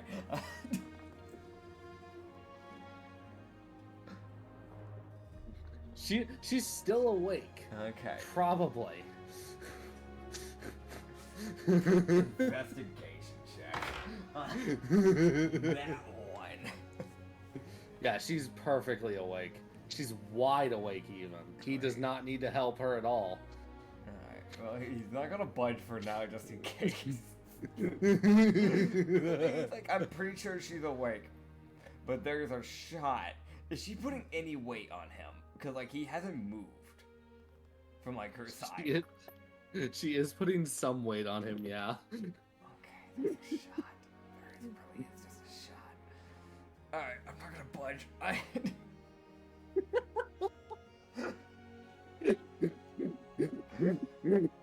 Is that where I'm not gonna risk dropping her? God, and like she breaks her nose, you're like, ah, God, my business. Yeah. And also your face. Oh. Okay. Oh God. As Katsu would get to, as the guard would come out and he'd be like, y'all are good to go. There is a carriage parking area that you can set up at, kind of near where the stall is set up. Thank you. There's room for you guys. If you don't want to be in the middle of town, you can park a little bit closer to either edge, but kind of try to stick near the central market. So it's easier on us guards, as there's not a ton of us, I'll be totally honest with you. I understand. We try to keep everyone in the same area so we know if someone's causing problems. I understand that. We just came from Ashbourne and, they didn't have a whole lot either. They had to try and deal with the riot. They didn't have a lot to even handle that. Well, I heard about the nasty business with the Bounty Corps. Have you heard the news? I haven't picked up a newspaper in a good hot minute. They didn't have any newspaper boys over in Ashbourne from what I saw. Yeah, no. Well, unfortunately, it seems all the leaders of the Bounty Corps are dead. Or missing. Okay, hold on a second. Excuse me? This sound like, wait, what? Wait, come again? Is that thing of like he says like, oh, hold on, as he like kind of like adjusts like his grip on like Yuko a little bit, like double check, make sure she's not dead, and then like, okay, now excuse me. He would restate it, saying that as far as he is aware, there have been 4 of the leaders of the Bounty Corps have been confirmed dead. 1 of them is missing. Is it the one that was really shady? Was it the one that never revealed himself? Yeah. Is missing. I never trusted him. To be honest, I didn't either, but it seems he's disappeared back into the shadows. However, yeah. From what I heard, there was a bit of an outing that came from the Artificer. Oh. She states that she heard word that he would point. He was like, that clock tower shop over there, which when he points it out, you can actually see a working clock tower. Oh. Which, that's a thing. It's showing the accurate time. God, the time didn't kill the Artificer, meaning that it's working. Great. The Artificer is alive. He would mention that Artificer stated that she heard something from her Artificer equipment thing. He doesn't know what it's called. He's just like, it's a little doohickey she uses to get into contact with other Artificers. Yeah. But from what she said, there was a message that came through that machine that told her that there's apparently a group known as the Assassin's Corps, or the Assassin's Guild, that works in the shadows. He was just kind of I nodding. don't- He was just nodding and go, I can believe it. Think about it. Think about it for a second. The one guy that hasn't died has gone missing. And if it was put out into the artificer stuff, people that are naturally smart, wouldn't you take From their what word? he would let you... He gets closer to his face when he said, "Wouldn't you take their word?" From what he would state, it was someone, the person who gave the announcement Yeah. said that because they said this, they wouldn't see the dawn. Yeah. Like, it was one of those, like, they knew they were gonna die because they said this. Gotcha. So, whoever outed, if the assassins go, it's one of those things, like, some people are still skeptical, but for those that were kind of already skeptical that maybe there was an Assassin's Guild, Yeah. that was kind of the push they needed to be like, okay, yeah, no, it's probably real. Like, Yeah. Katsu, we just kind of got. I never really thought anything about the Assassin's Guild, but honestly, it adds up to me. I don't see. At this point, they might as well just come out. As far as I'm concerned, it's pretty obvious they're around if this is the case. If that's how things went down, well, as far as I'm concerned, their corps or their guild is not too secret. Not anymore, at least. unfortunate for them, Yes. but I'll let you get back to your work. Appreciate it. I need to get my might- people back to sleep. Yeah, I might point out to a few of the more stressed out guards that your business exists. Appreciate it. If you ever want to come by yourself, let me know, man. I'll hook you up. The fucking, like, a mild concern. It's like, and trust me, if you're gay, it's okay. We do have a male dancer, Dragonborn, if you're interested. Interesting. He's trying to start a okay. new life, so trying to help give him a little push, you know, trying to help him out. He would like, I know a few people who would probably be interested in him specifically. I'll send them over probably tomorrow. Do tell. I appreciate it. I know he definitely appreciated it. He could definitely use the help. Not that he didn't have anything going for him. He's a bit of a looker. Yeah, so the guard would walk off. Almost like the guard, like, it's that thing of like he stares at Katsu and just kind of does the like, I need to go back to work. Fair. Here we just go. Well, you have a good night. Stay safe. You too. What? As he would walk off. Fair enough.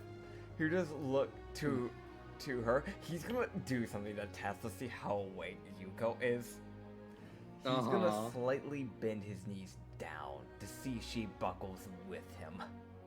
This is just a little test to see if she's awake. If she's not awake, she will just collapse, and I know, and I'll be prepped for decay. Like, she won't collapse. It's just, it means that I'll have more weight on my shoulders. So I'm just gonna lightly buckle, like, my knees a little bit. Okay. Do I feel more weight on my shoulders? Yes and no. Okay. So, like, you'd feel like an absolute metric ton of weight Okay. as, like, Yuko, like, kinda almost falls and puts, like, 90% of her weight on Katsu Okay. because she was not expecting him to go down. Yeah, it's like, just in case he was, like, pre-prepping to catch her, just in case. But he was like, okay, you're still awake. Gotcha. Alright, you She like looks over. Yeah. She looks over, and he sees the most like half open eyes. Her ears attempts to go up, Yeah. and then it's just the most like one falls backwards like it got shot, and the other one just falls back to the side. That is one adorable, but also I fucking feel that. It is the most like, I'm not ready for the day. I'm going to bed. Buddy, it's not even the end of the previous day, buddy. It's okay. He would just like, he's gonna like help her get in the thing so she doesn't slam her foot onto like the bottom bit of the caravan. And even then, he might just like, yeah. I love how Yuko is very quickly becoming like the favorite NPC of this party. Just by this interaction alone, because it is the biggest fucking mood. Yeah, no, he's gonna help her up there, make sure she doesn't slam her foot, and then he's just gonna like make sure she doesn't like collide like or careen down the hall to her like door. Yeah. Because I don't want her crashing in a caravan. Oh my god, do you see her like get in? Like, she definitely would have caught her leg. Yeah. Yeah, it's like And just probably halfway there, he's like, fallen. watch your foot, watch your foot, watch your foot. Yuko. It catches. She's like, oh, there's a ledge there. Yuko, that's what I meant. Oh. All right. Remember, you're on the very back. Just don't. She turns right to go to her room. Okay. You see her walk over, get to the door, open it. Oh god. Internet. Oh, no, you're fine. You're fine. Yeah, she Oh no, she never mind. opens the door. And then you just Now you're fine. It's like, and then she. It's like as soon as I said you're fine, you're like, okay, and now we mess up. yeah. Lords. Yeah. You would see her like into no, like let me pull up Okay. the image I have of the carriage. Yeah, So I yeah, can yeah. remember the because I think I sent it to you. Yeah, you sent it to me like a while back, but I don't have like the exact picture. It's that weird thing of like, I know people are probably saying you're like, but it's just a caravan. It should be like one open thing. This caravan is meant to hold like rooms for people. They're not big 3 rooms. They're separate very people. small rooms, but they're still rooms. Yeah. So there is like It that. gives it's a that weird sense thing of, it like- has a hallway. Yeah. It gives a sense of like this is my area type thing to it. Yeah, yeah. So one, people can have privacy while they sleep, and two, while they're working, it's like the two dancers can't just see each other doing their job, like, because that'd be fucking weird. I'm gonna be honest, that gets a little weird. Oh god. I can't find it and it annoys me. Pain. I do remember it's like basically like I'm pretty sure it's like a straight shot and there's like a right turn. So like think of like a like halfway down like the line of like going down the thing, there's like one right turn that leads into the other room. So Something like that. It's a weird layout. It's a really weird layout. so it makes sense. Yeah, it does It's make just sense. weird. It's just a weird layout though. It's that weird thing of like it has to be weird because it's there it is. Yeah. Okay, so I pinned the image. I Okay. literally pinned it for this exact purpose. Okay, So- cool. So let me Would you pin apply to that? this. D&D NPC visual, I'm guessing? Oh, I found it. I Yes. found it. No, that's the Dynasty. I Yeah. I will reply. I found it. It's, Okay. Yeah, Yeah, it's so near the- the bottom of the pins. Yeah, so the caravan's door isn't at the very back, by the way. It's like on the left side of the caravan, like in the middle of it. So you walk in, and there's immediately a door to like right in front of you, like the first room, and then you take a right, and there's another door, and then a door on the left. So like there's 3 rooms, and they're all on the right side, located on the right side, basically. You have the hall through the left, on like the left side of it. Yes. Yeah. What you would see is Yuko goes into the room. She goes into the hallway. She turns right to go towards her room. No, she has a pull door instead of a push. There's 2 pull doors, and the one in the middle is the only like push door. Question is, does she even think about pulling it? So she has a pull door. Yeah, you're right. Yeah. You see her get to it, Uh-huh. kind of lean against it for a moment, Uh-huh.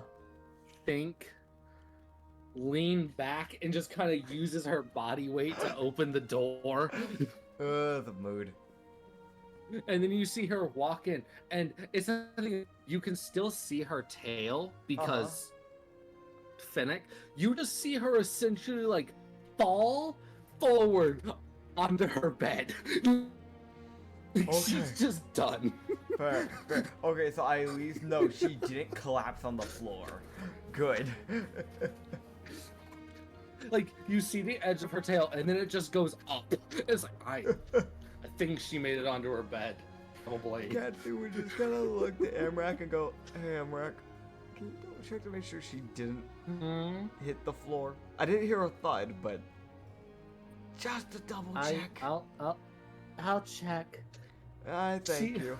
You see her walk over and like peek her head around the corner. She's like, "Oh God, you go, please." She like walks. Is that weird thing? Like he would go and do it himself, but it would be kind of rude to just walk in, including if it's like your boss walks into your room. Like that's an odd thing. So he's very well being like, I don't want to be that guy. Yeah, I don't want to be that boss. Yeah, I don't want to be that boss. I don't want to be that dick. Yeah. So like, Emerald would walk out. She's like, so she made it like 70. She made it like 75% onto the bed. Okay. But she was down, unconscious. Yeah, that sounds about right. Like, she passed out before her head even hit the bed. Like, she really was just gone. She remained conscious the entire time you guys were standing out there. She was not. She did not want to be awake. I cannot express this enough. I get that, man. This is what I want to mention. This is the normal. If you wake, you go up after she goes to sleep at night. Yep. She, like, unless you're doing business, Yeah. she will have that look and that mentality of, I'm fucking here and I'm going to die because I'm going to fall asleep and hit my face on the ground. I think next time I'll just have someone carry her to her bed at that point, even if she is awake. Just cause, like, I don't want her, like, slamming, like, her head on, like, the bed frame. Cause that really could go poor. Like, at some point, if she rolls a nat 1, she just dies. I don't want that to happen. She got a 17 for how she entered her bed, so that gives you an idea. Okay, good at least. So Katsu just looked at them and go, there is a natural DC for her not to miss. I'm not gonna tell you what it is, but there is a natural DC that she'll just either miss or hit her head. God. Okay, but either way, they'll just go get everything set up. I feel bad because like the dancers, the performers get like an actual sleepy thing, but I feel like I don't have anything for the bouncers. They kind of just have to sleep outside for now. But honestly, most of them are comfortable. that's that weird thing of like the roof of the carriage has like a kind of like nice bow to it. Yeah. So they can kind of lay down and be oddly comfortable.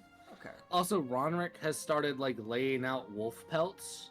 Yeah. That he's been like, is the thing of he's skinned off everything that needed to come off, obviously, and he's going to go to a Fletcher to get most of the pelts tanned. Yeah. The thing that you realize is Ronrick has no plans to sell any of the pelts he's got. He has got a plan for these pelts. Okay. That's good. Yeah. Yeah. Hey, whatever works for him, you know? Yeah. Whatever works for him.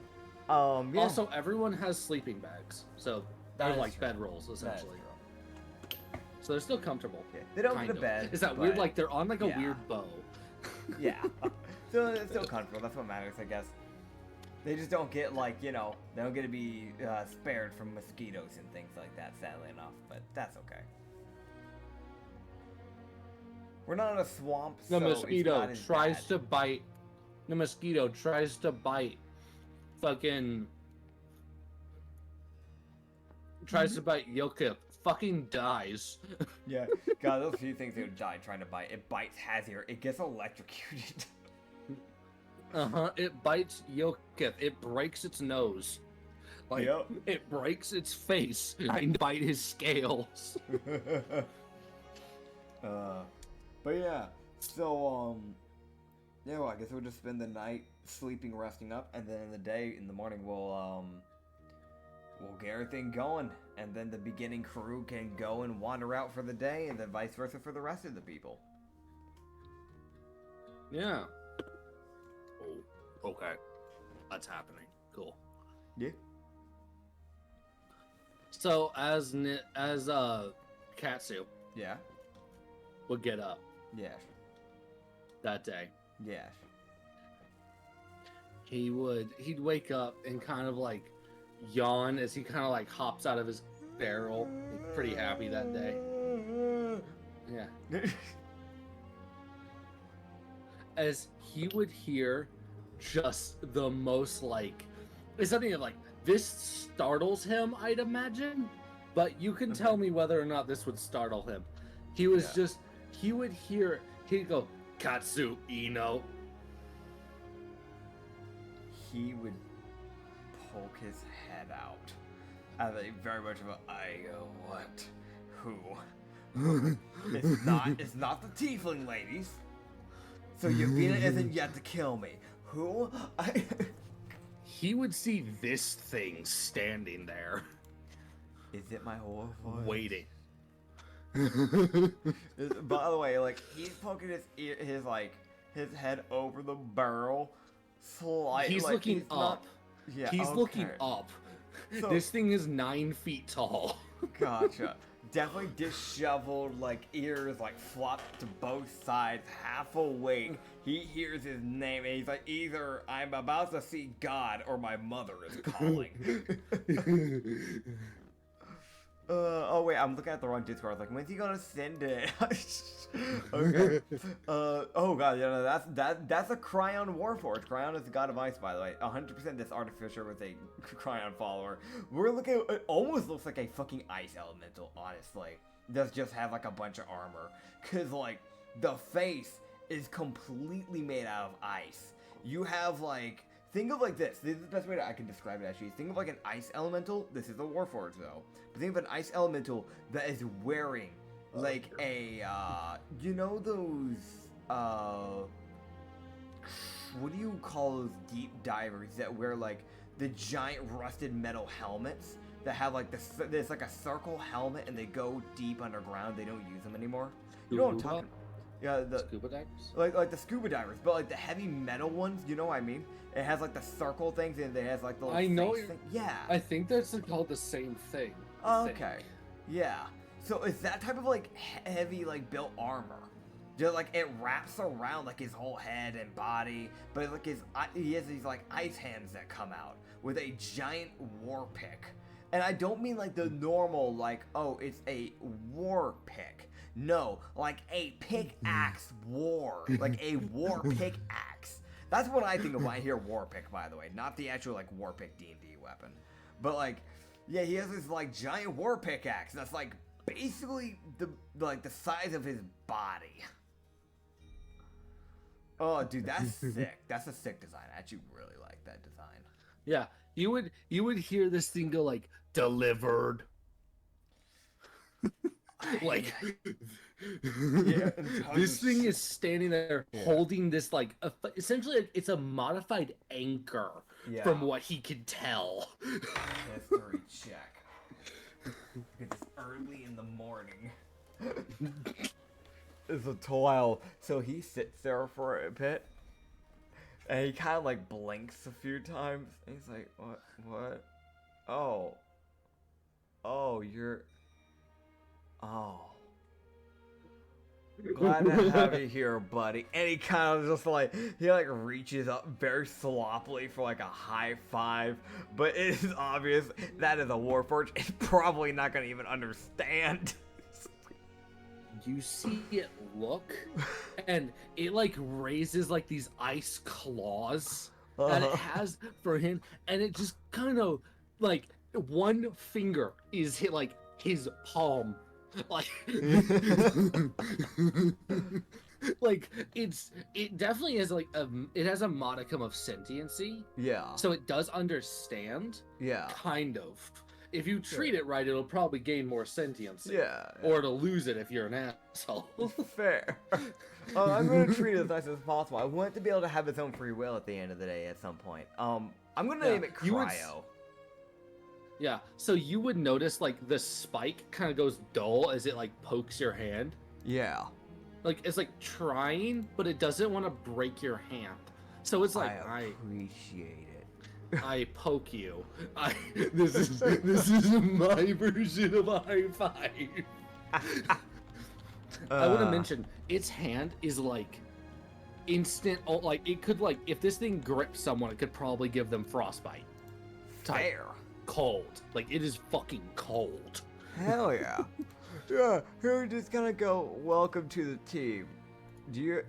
If you don't have a name, I'm gonna name you Cryo. I have no idea if the artificer gave you a name. Database updated.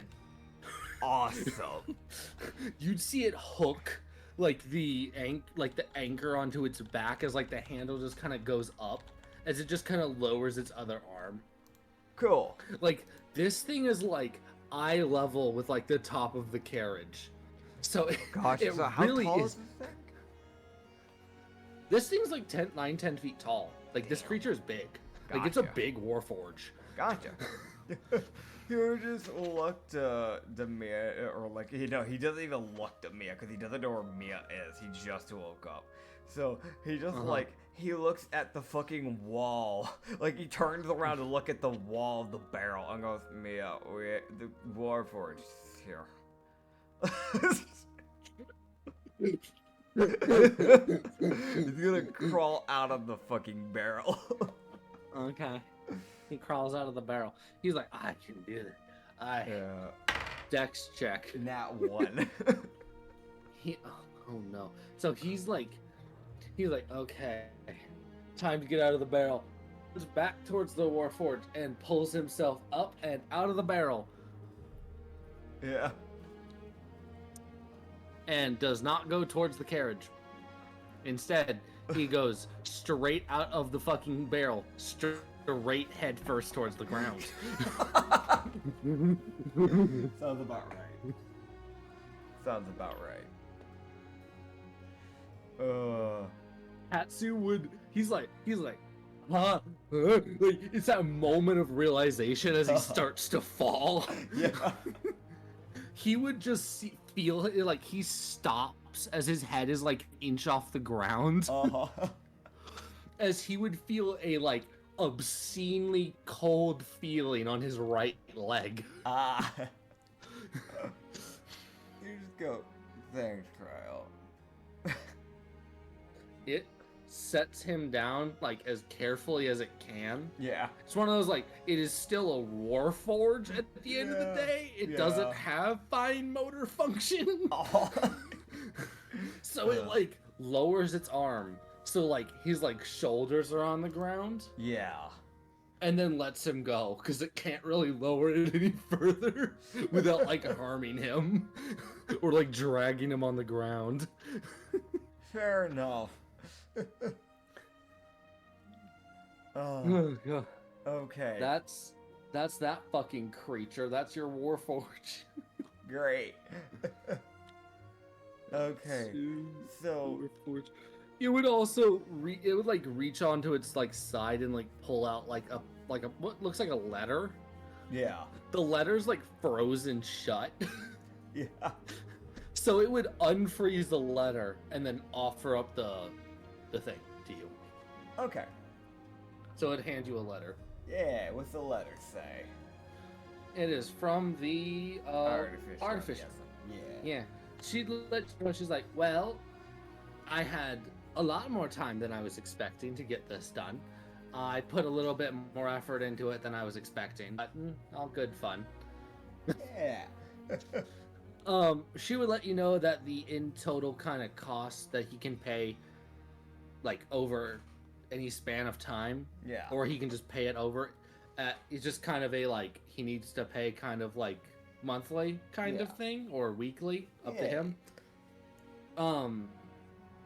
The in total was about like 450 gold.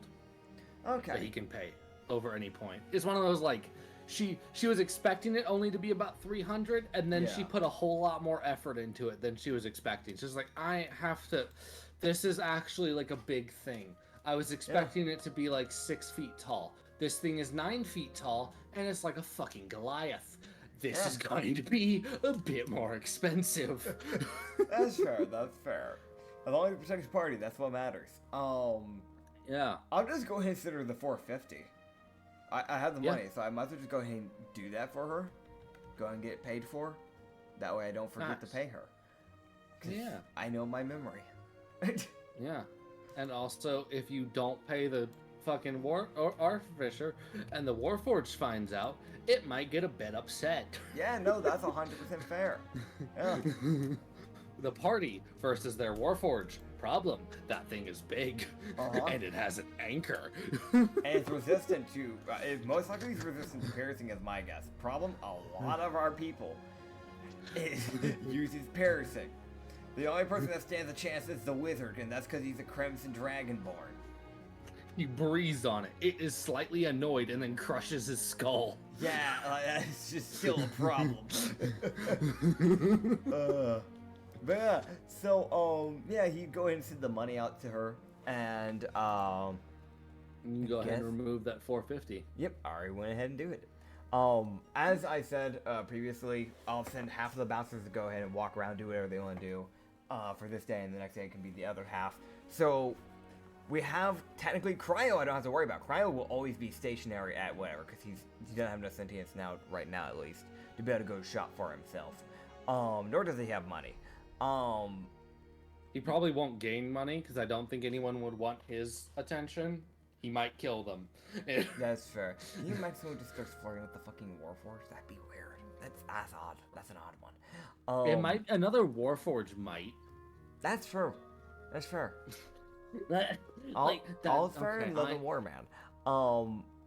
I'm not gonna go into thinking about that. That's such a weird thing. Like a sentient Warforged starts flirting with a non-sentient Warforged. That's like some like Detroit Become Human shit right there. Yeah. Okay, so here's the thing. We're So- not doing that. I'm not dealing with that as a DM. I refuse. Why? My next fucking main campaign. The fucking. It's just Tinder, but for Warforges. Yeah. So No. I'm gonna let all the bouncers for the first caravan to go vibe. So what I'm gonna do, that leaves 4 bouncers.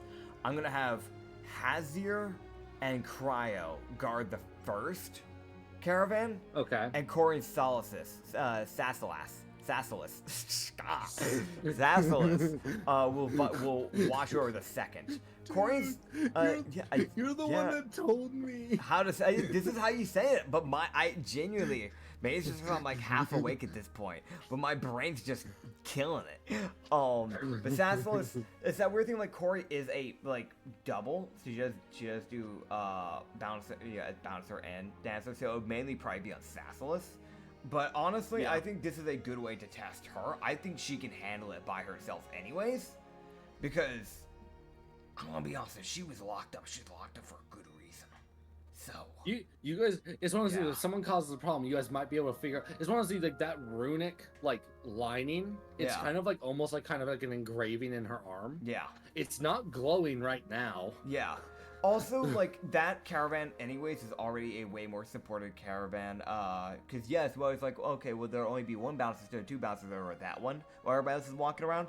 The people in that caravan is Sassilas, Corey, Yilkith, and Millil, and Yuko. Yuko can enthrall. Yilkith is a Crimson Dragonborn that is a wizard. We have Millil, the Anubai Lupin, who's probably killed many people. She was running on all 4. She's a feral dancer. There's a good shot she's killed some people. She's from the desert. Those morals are very iffy, most likely. And Sassilas, we don't even need to talk about that. So they're She's fine. from the Underdark. If she was alive in the Underdark, she can handle the surface people. Yeah, and caravan number 1's gonna be fine too because they have the 2 big guys. They have Hazir and they have Cryo. Like that's good. That's a dangerous combo. And then the people in it, we have like Inala who can't really fight and she refuses to fight. There's Laura who is literally a cleric. She'll be fine. And there's Emrak. And I'm not. She's a dragonborn. She has a natural form of fighting as it is, because dragon's breath. That's psychic damage you're taking. But also, She's Yavina. probably a sorceress, and she's a Yavina follower. She already has boiling blood, and kind of whatever level she's at. She might, for all I fucking know, she's level 15. I don't know what level she is. She's been temporarily de-leveled. Yeah, yeah, It's one of those weird things, like, she doesn't have XP. yeah. She just... It's nothing like... It's the same way with the 3 people you just picked up. Yeah. When Katsu levels up, they'll level up. Because they just kind of got forcibly de-leveled. Yeah. It's fair. It's fair. It's one of those, like, balancing feature. Because fuck you. Yeah. Tip for all you DMs out there. Unless you don't run stuff as homebrewed as we do, in that case it might not work out that well. Never hurts to try it though. But yeah, so everybody, so that means Katsu, Ronrick, Mia, and I think that's so Ronrick, Katsu, and Mia can go and vibe. They can go sprout and do their own things, go sell their own stuff. Katsu has his own things he needs to do. For one, he needs to buy Amrak a gift. He needs to sell his clove of mint and his 4 shrooms. So he's gonna try to find like a druid shop. If there's anything like that in this town? So yeah, he'd be able to spot like the main shops that I've been shown. Yeah. If you want to click on those, I replied to what is there. Okay. Blackburn, that's where we're at, right? Yeah. Yes. Yeah, okay. So we have a Fletcher, a tavern, a blacksmith, and a clock tower shop. So we have the clock tower shop, the IQ. We have the blacksmith, the tall anvil. The one tavern, the valuable less tavern. And the Fletcher, the sweet tree. I'll go to the Fletcher's place, I guess, first. That'll probably be the most... Actually, well... Shrooms might be useful... Mint might be useful for an artificer, because if they're an alchemist. So I guess I'll go check out the IQ first, actually. Okay. Yeah. So, yay. I'm so glad you went in there. Yeah. I'm so fucking glad. Hey. Oh boy. What am I walking into? So, you would walk into this clock. So, the clock tower is like... There's a room, and then there's like a ladder that goes up to the side. That's kind of at like an angle. It's like, it's that weird, like, think like a ladder like you would use to get up into an attic. However, these are the type of ladders this person has chosen to use to get up into the upper floors of this clock tower, which is standing at about like 60 feet tall. Like, it's not small. It's a big thing. Yeah. So you'd walk in, there's like a few people wandering around. Like, it's very clear, like there's like 2 travelers like walking around inside the shop. You cannot see the shopkeeper. You don't know where the shopkeeper is. So is there like a bell I can ring or something? There is a bell. So Katsu just kind I of wanna walks mention, up to the bell and Katsu- just rings it. Katsu would walk in. So he looks around. He's like, he can tell the 2 other travelers are like, they're looking around, but they're not touching anything. Because they know they're dealing with an artificer. So they don't know if anything's rigged to explode or something. Yeah. Like, the one shop you don't try to steal from is an artificer. Because as far as you know, the building's rigged to blow. Like, you don't know. It's fair. Yeah, so he'll just like walk up to the counter, ring the bell. Just a little ding. Okay. Oh no! You would hear "Oh, customers!" crashing sound. Oh god. As you would see this lady come tumbling down the stairs. Like, I'm talking like just flying. Like, if she could grow wings and fly, she would, with the way she was falling. Oh god, can I try to catch her? No. Okay. She's Mage like 15 hand? feet. Can I Maja hand to slap her from hitting the ground? You would see this lady. Okay. So, okay. I teleported me to the wrong picture. I've got it. Do I need to scroll up or down? Okay, shop key of the IQ. There it is. It like sent me to like some random like Trant picture from way back when.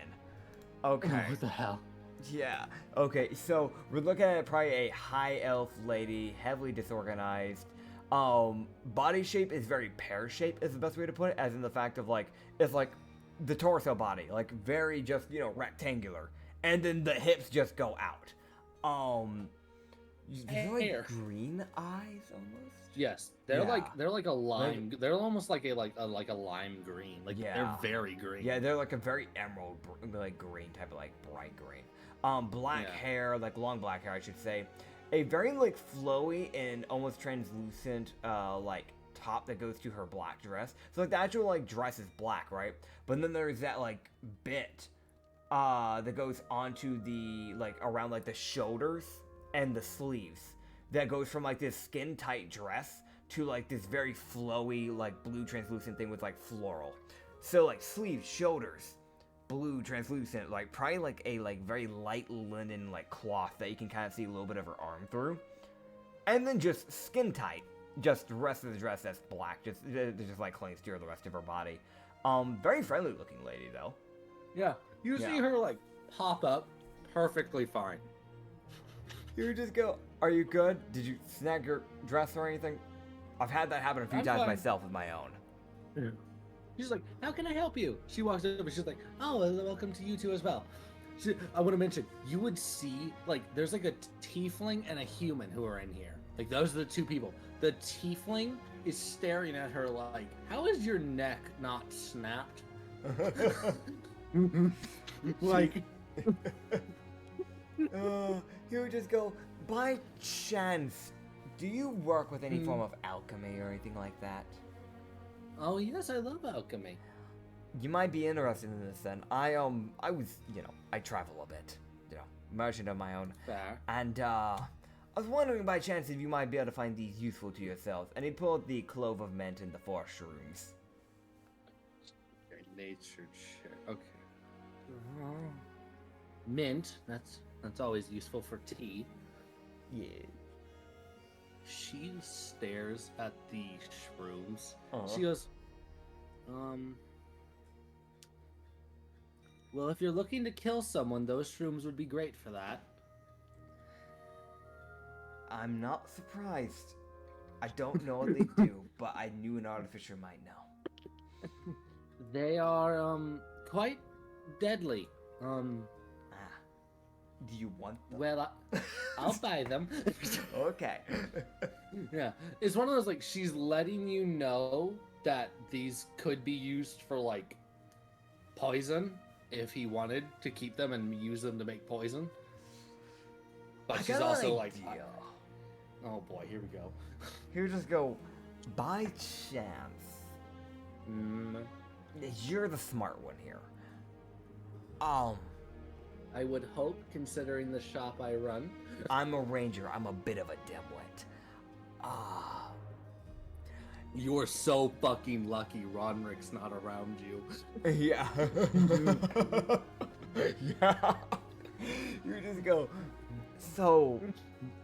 I'm a bit of a dimwit. The other ranger. The fuck you say about rangers? Yeah. You just go, so... Is there a way you could make a liquid form of these shrooms, so I could dip the tip of my arrows into it? I could. For a bit of a price, yes, I could. Okay. What would it cost? You know, like subtracting, you know, the clove of mint. That is like a bargaining chip. Sure. She's like, sure, I can work with that. It lowers it by like maybe 10 gold. Damn, I tried to give that 15. She gives you 12. Deal. She gives you 12 off, and she takes the mint, and you see a mage hand take the mint away. Hell yeah. I want to mention, you can still hear like equipment, like working happening above you. Yeah. Like upper, and it's like, so this woman probably has an ungodly number of mage hands working for her. Gah. Or like homunculus servants that are doing the work for her. Like, it's one of those weird, like, why are you so nicely dressed? Why do you have a working clock tower? Wait a minute. Wait.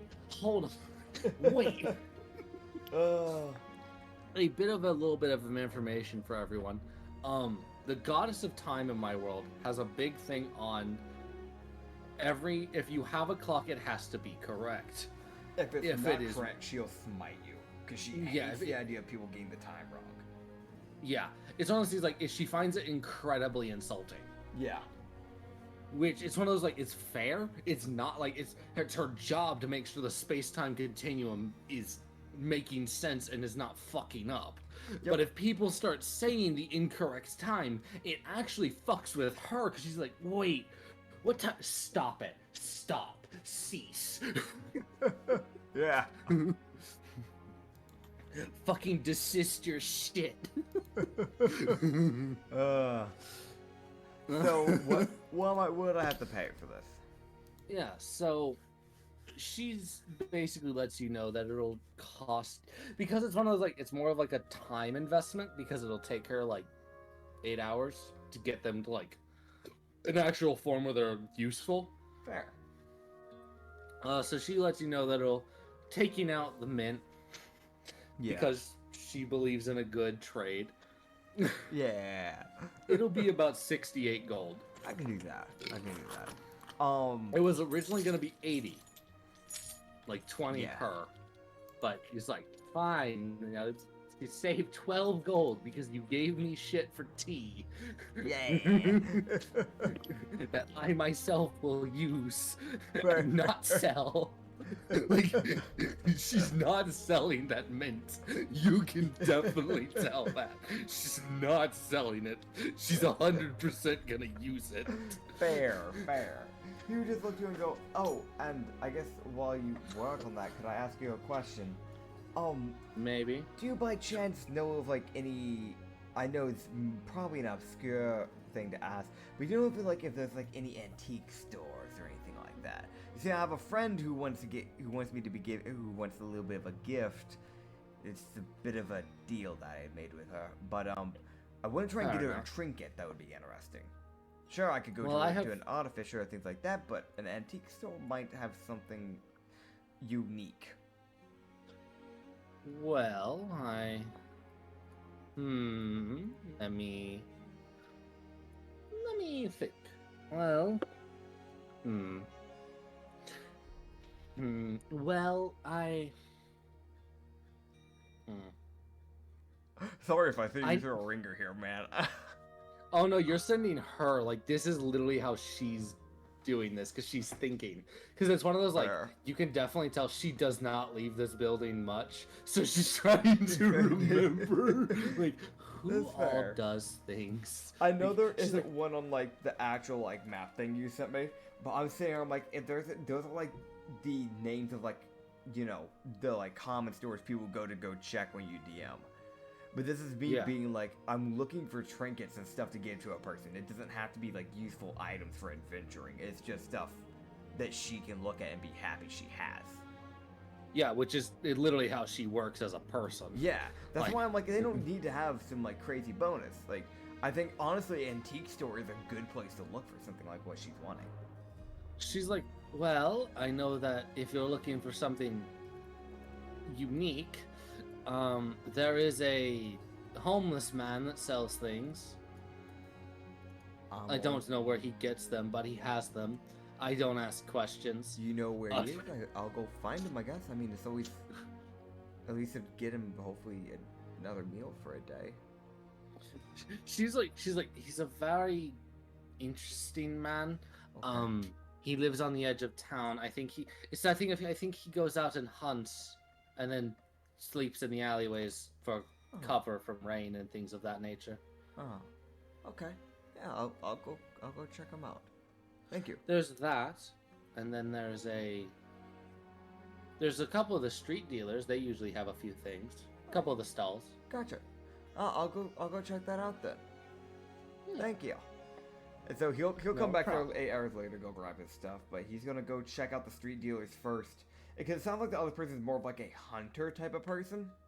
I don't know if she'd be interested in furs or things like that. So it's one of those like she would kind of repreface like how he probably works. Yeah. He has a very diverse set of things, but he usually makes trinkets out of like teeth and like claws and things like that. So he makes a lot of Gotcha. different things. Okay. Gotcha. Alright, so. My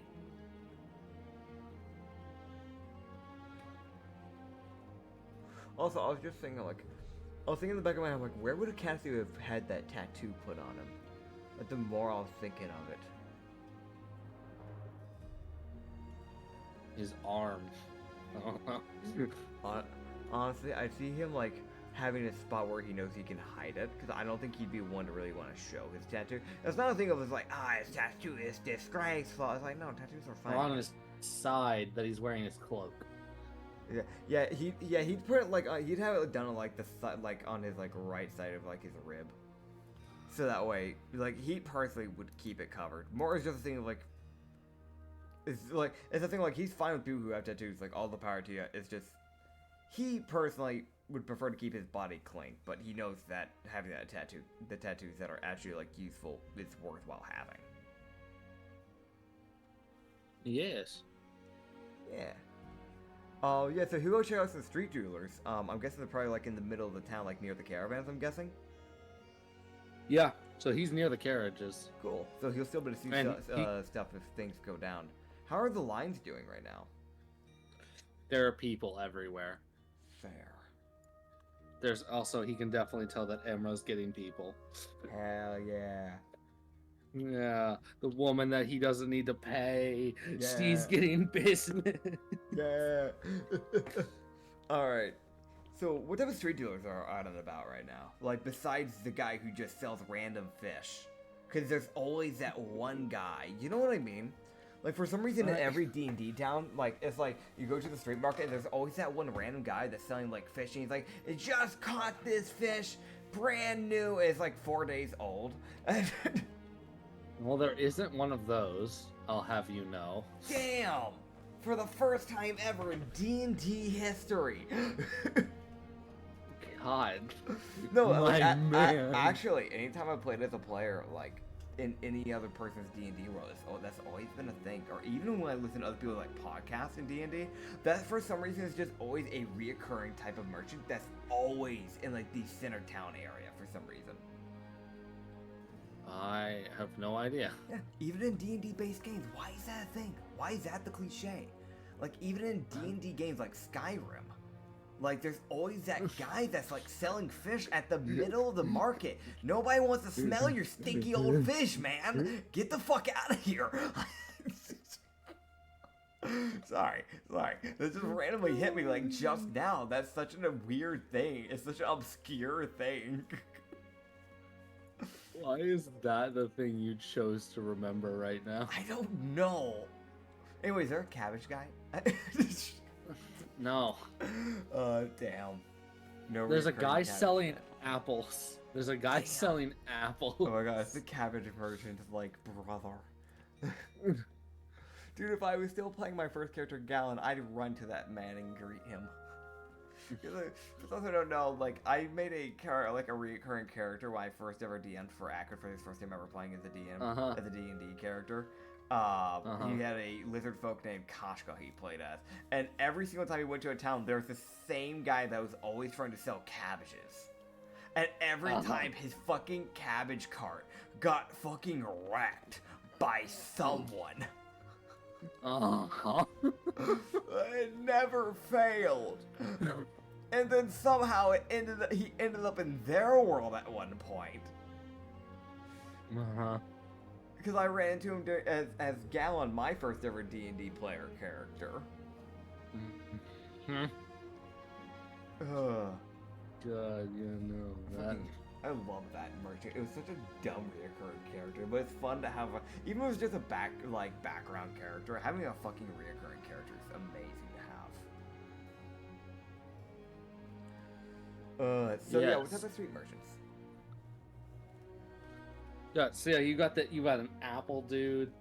You've got a guy. You got a couple guys who's selling, like, kind of like jewelry necklaces that more than likely don't do anything, but they're there. It's like Okay. kind of like gemstone jewelry. Okay. There's like an old man, like Okay. really, like I'm talking like hunchback elderly man. Human, I'm guessing. Yes. Yeah, human. He's probably like 84 if you Yeah. had to place it. Yeah, He's that's selling wood carvings. Okay. I can see that being And, something like, that his- Warwick would be interested in. And also his right eye is like completely white. He's half blind, the poor man. His cane is on his right side, might I add. Fair. So yeah, that's like Yeah. the main people who are out right now. I don't see her really being caring about, like, wooden carving, so I'm gonna check out the jewelry person. Okay. Yes. Fair enough. Because she seemed to like the amulet thing that I got her last time, so, Yes, she did. yeah. She's a very much a materialistic person. Yeah.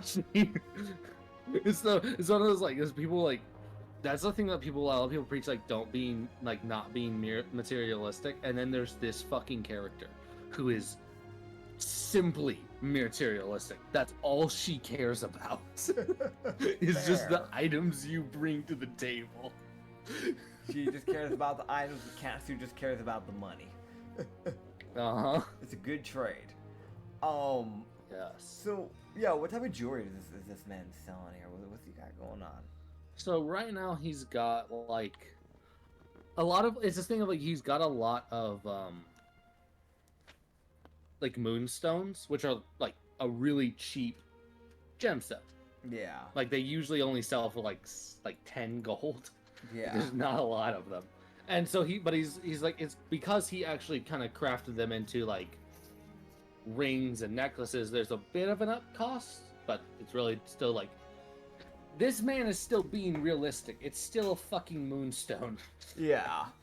So it's like the ring costs like 18 gold. He's trying to make a little bit of a profit off of that. It's fair. It's fair.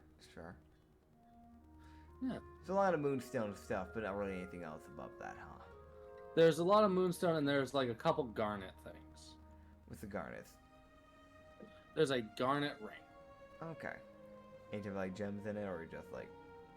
There's the garnet is like the main like centerpiece, and then there's like two like like, so the garnet is like a red ring on like a probably like a silver-ish like ring. I can do that. How much is that one Yeah. looking? So that one costs. That's fair. Garnets are like kind of hard to get, but they often only sell for like 60. Yeah. So he also, from what you can tell, like it definitely looks like he probably split the garnet in half. So he Yeah. just whittled down like half the garnet and didn't waste, a full garnet on like a ring. Yeah, Which- yeah.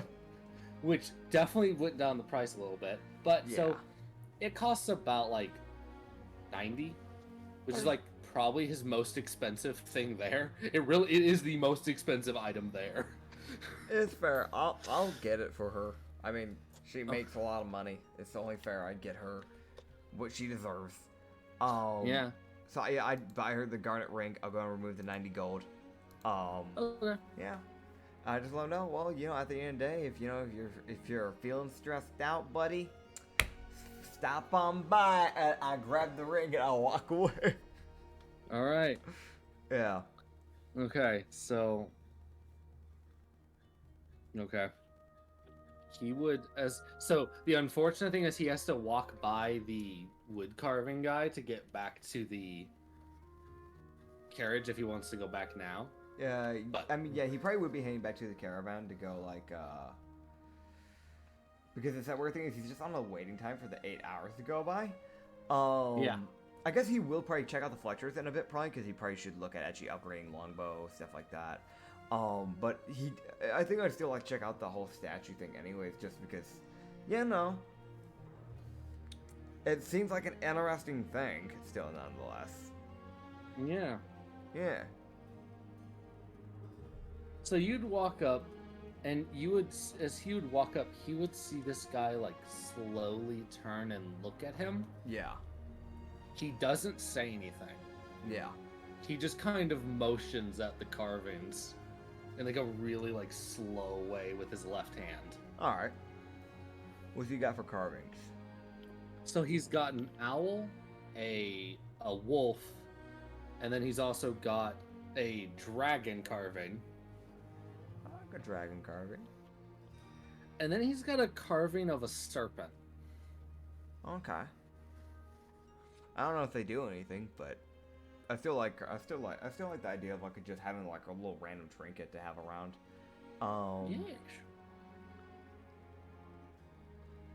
I'm guessing this has got to be just be a trinket store. I know that technically there are like items that are like wooden statue things, but I don't imagine this is one of those type of things. What's he charging for like one of those dragon trinkets? The dragon trinkets, it definitely is not all that much. Yeah.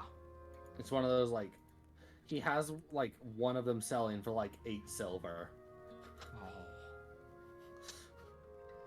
So the dragon trinkets are like 8 silver around there then? Uh-huh. The dragon trinkets are 8 silver, and that's the most expensive. So Katsu looks at the most expensive one and puts down a piece of platinum and just goes, "You can keep the change." You would see this man like reach out with his hand Uh-huh. to like touch Katsu's shoulder. Yeah. Does Katsu let him? Yeah, sure. So he would touch Katsu's shoulder, and Katsu would feel like an odd, like, kind of like surge from the guy's hand. Okay. Is he feels like some sort of magic enter his arm, like kind of enter his body from the guy. Huh. As this guy kind of like lowers his hand and like gives like a slow nod and then smiles. This man has not smiled once this entire time. Katsu would just smile back to him and just go, "I hope we meet again sometime." He would nod slowly. And he would just get up, tell him to have a good day, and he'd just head out. Is there like a bulletin board? I want to do something. Is there like I want to mention, Yeah. he would feel like an odd, like, so you can run an Arcana to try and see what that man did. Sure. I've got no idea because it was my natural 2+1. Okay. Yeah. So I guess I'll go ahead and do this because this is something I know what he did. Yeah. He did something to you, and it's there. There it is. Yeah. Yeah. Yeah. So Katsu will find out once he rolls well on his Arcana. Right. He's gotta roll well, or he's just gotta get It's not my Amra. I can talk to her about it. She seems like that person that might know how to pick up on that. She might pick up on it naturally. That's the terrifying thing. Yeah. I want to do a bulletin board if there is anything like Okay. that in this town. There is. I just want to make like a little like bulletin thing advertising the guy's like place, like advertising his place and then my business, like 2 separate Okay. things. Try and pull traction. Okay. So. Yeah. So. Oh boy. Okay. So Yeah. So Katsu would, as he would walk up, he would be able to. He would catch Elora. Mhm. I'm assuming is the one he's looking for. He would catch Elora, Yeah. Probably Laura. who. You would see her look at you like, when did you? Huh. She just kind of, she's got like an odd, like she kind of blinks at Katsu Yeah. and kind of like tilts her head. She's like, it seems you've made the god of luck happy. Oh. So you can reload Katsu's sheet as you've gained a feat. Oh boy. So I just got blessed basically. For those who don't know, it's very, very unlikely when you get like blessed or like favored by a god of luck out of all people. God of luck is like the least likely to do that. So I now have the feat of lucky. So I have 3 luck points that I can use per long rest when you make an attack roll, ability check, or a saving throw when an attack roll is made against you. You can spend 1 roll to as an additional d20. You can choose which die to use. But you have to use it before the outcome is determined. So. Yep. You have been granted the lucky feat. Yeah. That will never go away. Hell yeah. Let's go. Let's go. Oh, that's what he did. I like him. That's a good old man. Thank you for letting me know, Laura, because I had no idea. I just know there was a weird surge. I know. Also, the rest of the day would go by pretty much just fine. Yeah. He would see not a ton of people. He sees a couple people look at the wood carving guy. But not many people buy anything because it's one of those things. Like from what you can tell, a lot of people just find the guy creepy. Oh. It's of his like, he's like, it's that thing of like he doesn't speak, he doesn't smile, he's got a blind eye. Yeah. And that's kind of the eye he looks at people with. Yeah. That's the weird thing. He looks at people with from his right side. Yeah. He would, I mean, So- like, when he got back, he would let Roderick know, because I feel like Roderick would be interested in something like that. Yeah. Yeah, Ronrick would. Yeah. Like, he'll let Roderick know, and I feel like he'll let, probably, I'm trying to think of who else would be interested at my place. Probably Corey. I feel like Corey and Hazier might be interested in those, so he'll let them know so they can check it out tomorrow if they want. Yeah. As well as maybe Ron- Millil. I feel like Millil might be interested, slightly. So she would have to check after the end of her shift when she's not dancing, but, I mean, hey. Yeah. Yeah. So, after everything's done, Yeah. as the day would come to an end, he would get kind of the end report system, Yeah. which is just like he just gets handed, and I'll go ahead and add up. So they got in that day. Hold on, I gotta add it all together. Yes. They got 49 customers. Oh my gosh.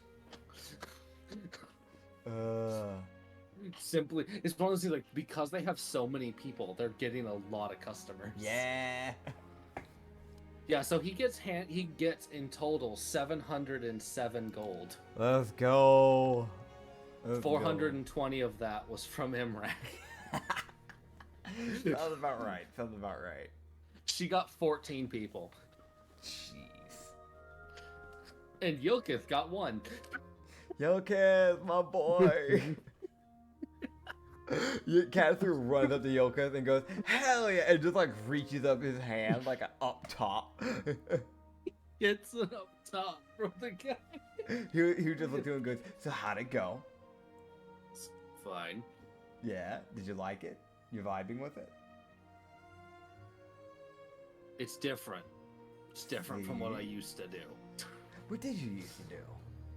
Well, Is that too personal? he's like, maybe someday I'll tell you. It's one of those things where he's like, "Meh, I don't know you well enough to say anything yet. It's one of those. Yeah. Like, Yeah, no, that's fair. That's why he, like, after a while was like, is that too personal? He's like, no, Yeah. that's fair. That's fair. That is completely fair. I can understand that's probably more too much of a personal thing. I understand. Whenever you're ready to talk about it, I'd love to hear about it, though. I'm sure you have some interesting tales. yeah. Also, he never lets go of that. He has that pipe. That like he. Yeah. That pipe could be his spellcasting focus if he really wanted it to be. He's just like Ty.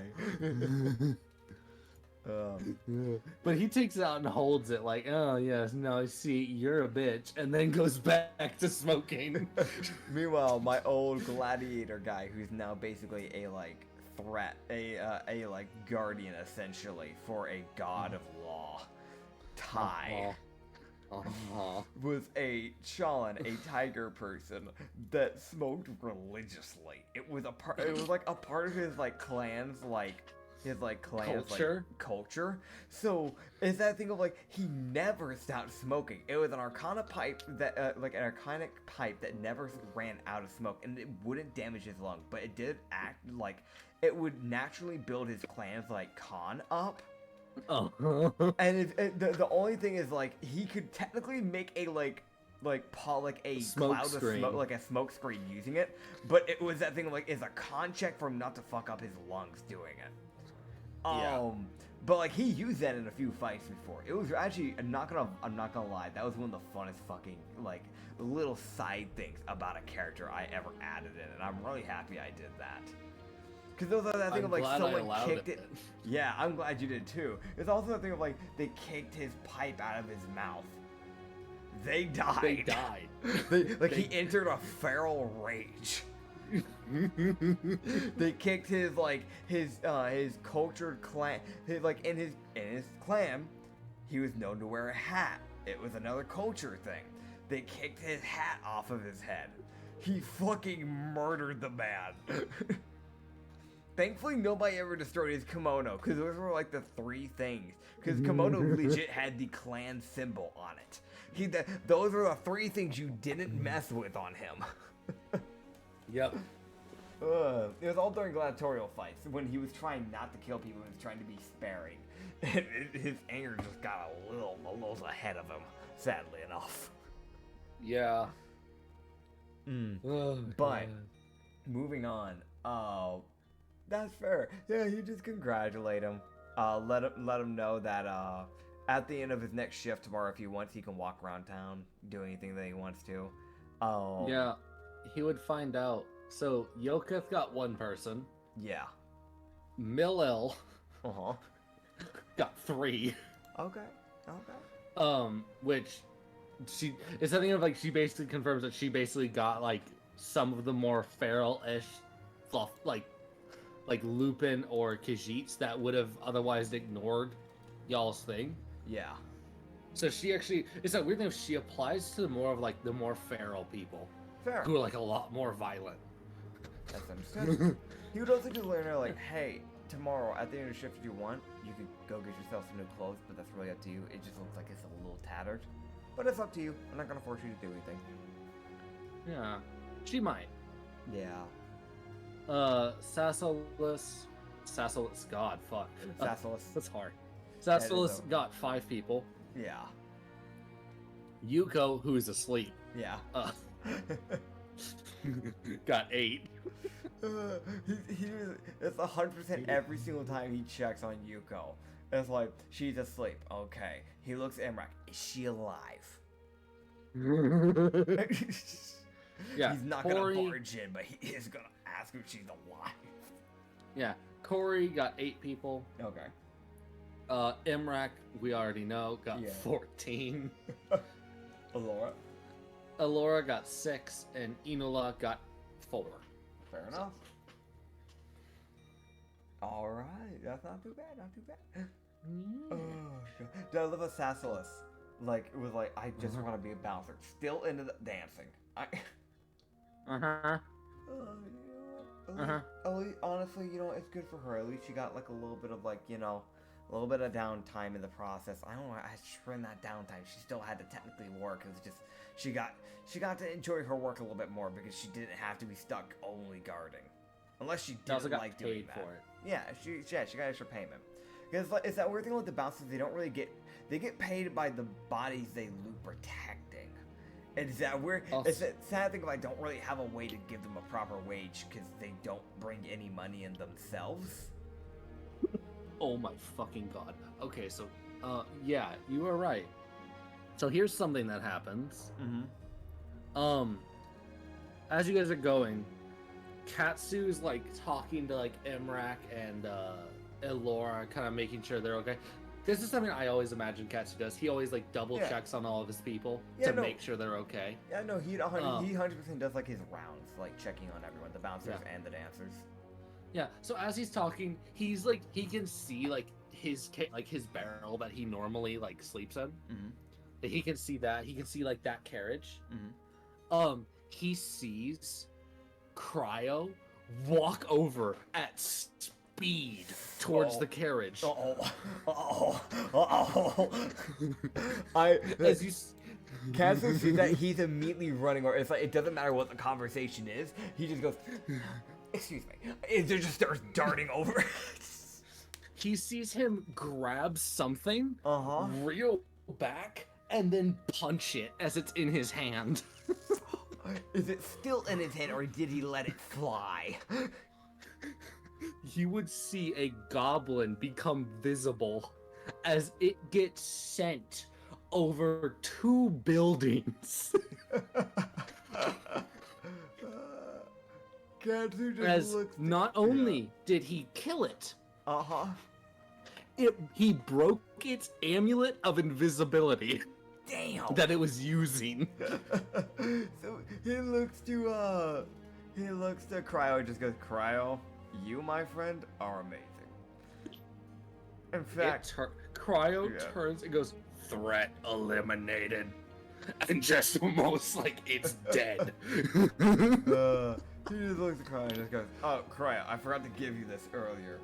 Thank you for doing that. I guess take this as a gift for dealing with that." And he pulls out that statue of like the dragon and goes, "This is for you, buddy." You see him take it and look at it. Yeah. Like, and it's definitely that thing of like, there's that little bit of sentience growing. Like he's trying to understand. Yeah. He'll slowly understand that this is a gift. Yeah. You see him like pull off his anchor, set it in like that circle bit, Yeah. and then like layer of ice on both sides, like freezing it in there, and then he puts the anchor back on his back. Hell yeah. So it's nothing of like his owner essentially gave him something. So he's like, I value this. I think that's what I'm supposed. It's like we think like his sentiency is trying. He's trying to gain his sentiency. Fair. He's trying to help him along.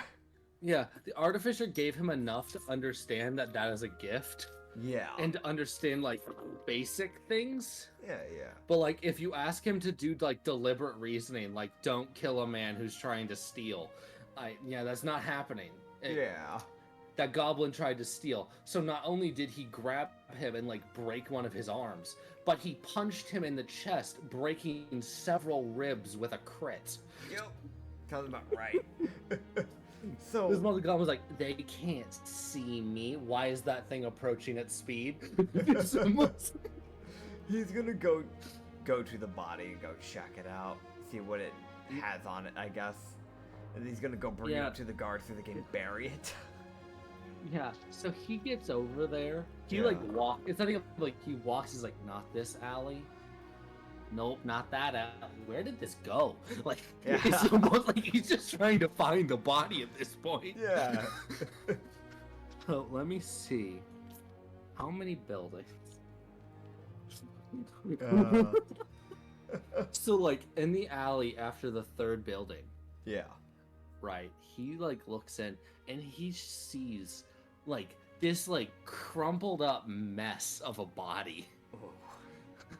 Like its shoulder is in a position it's not supposed to be. Its leg is backwards. Like its head is like tilted at an angle that a neck is not supposed to be able to achieve. Yeah. Like it's the most like, oh my god. Like he has found the force that Cryo can output if he's mad. I love that. Okay, so what's on this body? Do I need to roll to loot, or do I just loot? No, you just kind of like you pick through. It's nothing of like you grab and like you can feel like the internal bones moving when you move this guy's body. Like it's like, oh, this is uncomfortable. Yeah. This is uncomfortable to loot because it's something of the body's holding the shape, but those bones are broken. Like they are straight broken. Yeah. Okay. What do I find? after the excruciating looting. Yeah.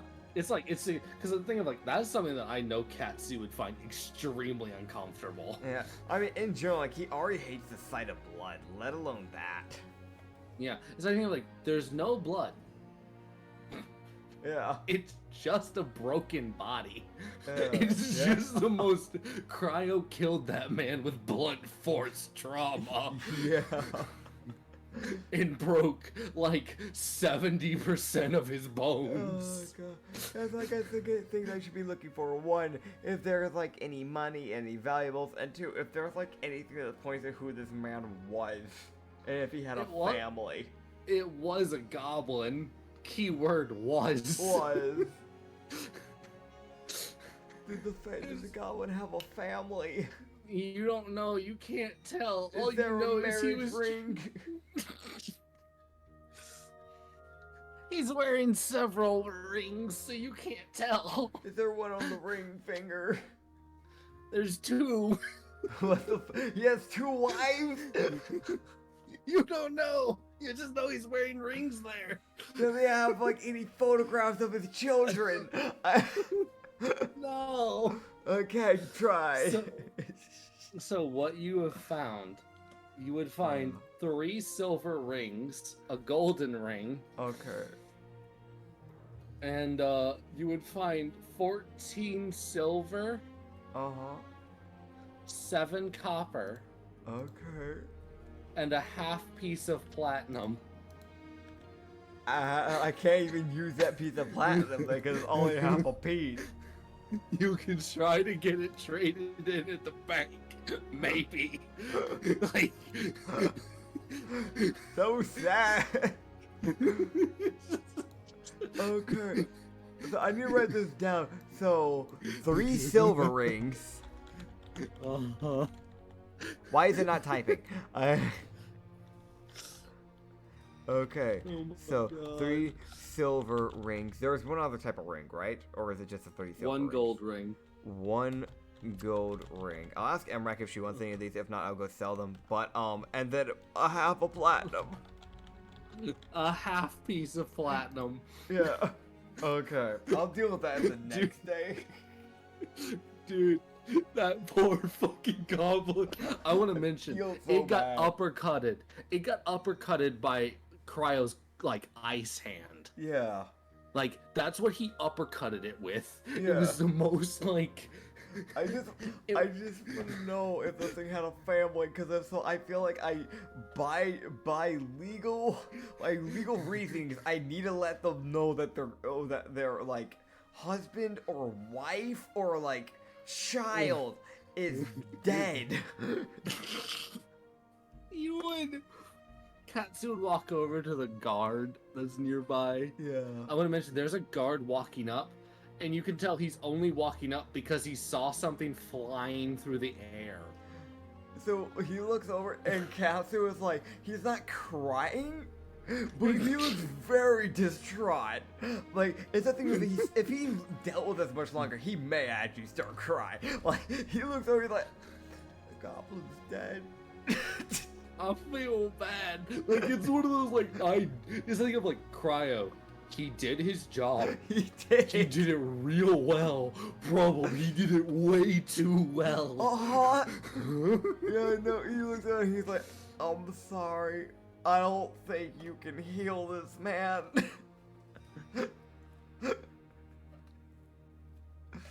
And you just tell the guy, he's like, I can't find any identity. I don't know if this man is married. If he is, he has 2 wives. And he points at the ring finger. He goes, I don't know. History check. At advantage because small town. Fair. Dude, you see him, he was like, oh, that. It's almost just like, he's like, that's unfortunate. He tried to steal from my caravan and my warforge kind of just shattered him. You just see him going, I'm gonna go get the gravedigger. And I will go inform his mother, and upon his death,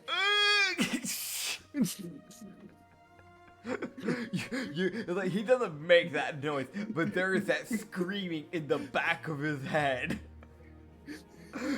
You see him just kind of like put his head in his hand, or just like that muffle, just oh god. Oh.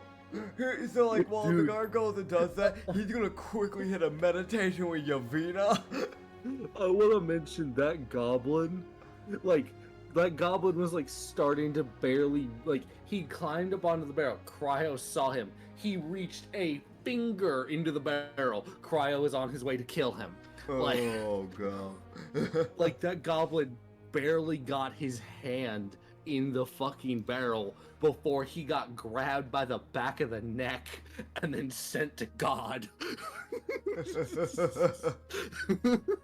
I want to very quickly I just want to very quickly break this thought process real quick because I got a DM from Chris Crash Games, and the DM entitles, you can go check him out on Twitch, is a picture of an anime person, like the face is heavily zoomed in, but there is so much damn text on this picture that you really can't see the face that well. And in the text it says, in fucking Comic Sans, gaming terms are weird. Like, oh, you're carrying me? What's next? You gonna hold me gently? Cradle my head in your hands? You gonna kiss me? Is that our strategy? Fucking me with every NPC.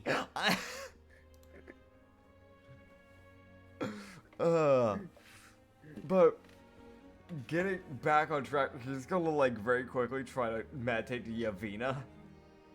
You just pop into Yavina's domain, I'm hoping. Let me see, does Yavina answer? Come on, Yavina, pick up the She phone. does. Pick up the phone, damn it. Okay. Alright. So he just goes, hey Yavina. So Yes. I know we're talking business and all. And I hope you're enjoying me using your magic. But is there a way, by chance, that you can like maybe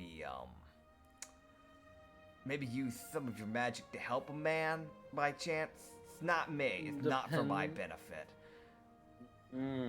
Okay. Why? There was a goblin, and it did have it coming. It tried to steal from the caravan, and the Warforged Cryo may have obliterated its body into many fragments. It's still intact though. It had a mother. Oh, I'm pretty sure it was a child. Is there a way you can like, I don't know, you're like the goddess of blood. Is there a way you can like fix him? Let me. She's like, let me see. Oh. Yeah. That's broken. Yeah. You just hear go. Oh, that's broke. That's very broken. Yeah. That. Can you like? She's like, Surely you can do something, right? You're a goddess, right? Right? She's like, I could revive him, but it's an eldritch revival. Oh, you still get to see his mother, right? Like that's what matters. Yeah. So yeah. I'll go ahead and do that. Yeah. Yeah. Uh-oh, you cut out, man. Uh-oh. So, you what? So, what you would see, is she's like, well, I'll go ahead and do that, and she snaps her fingers. Okay. Okay.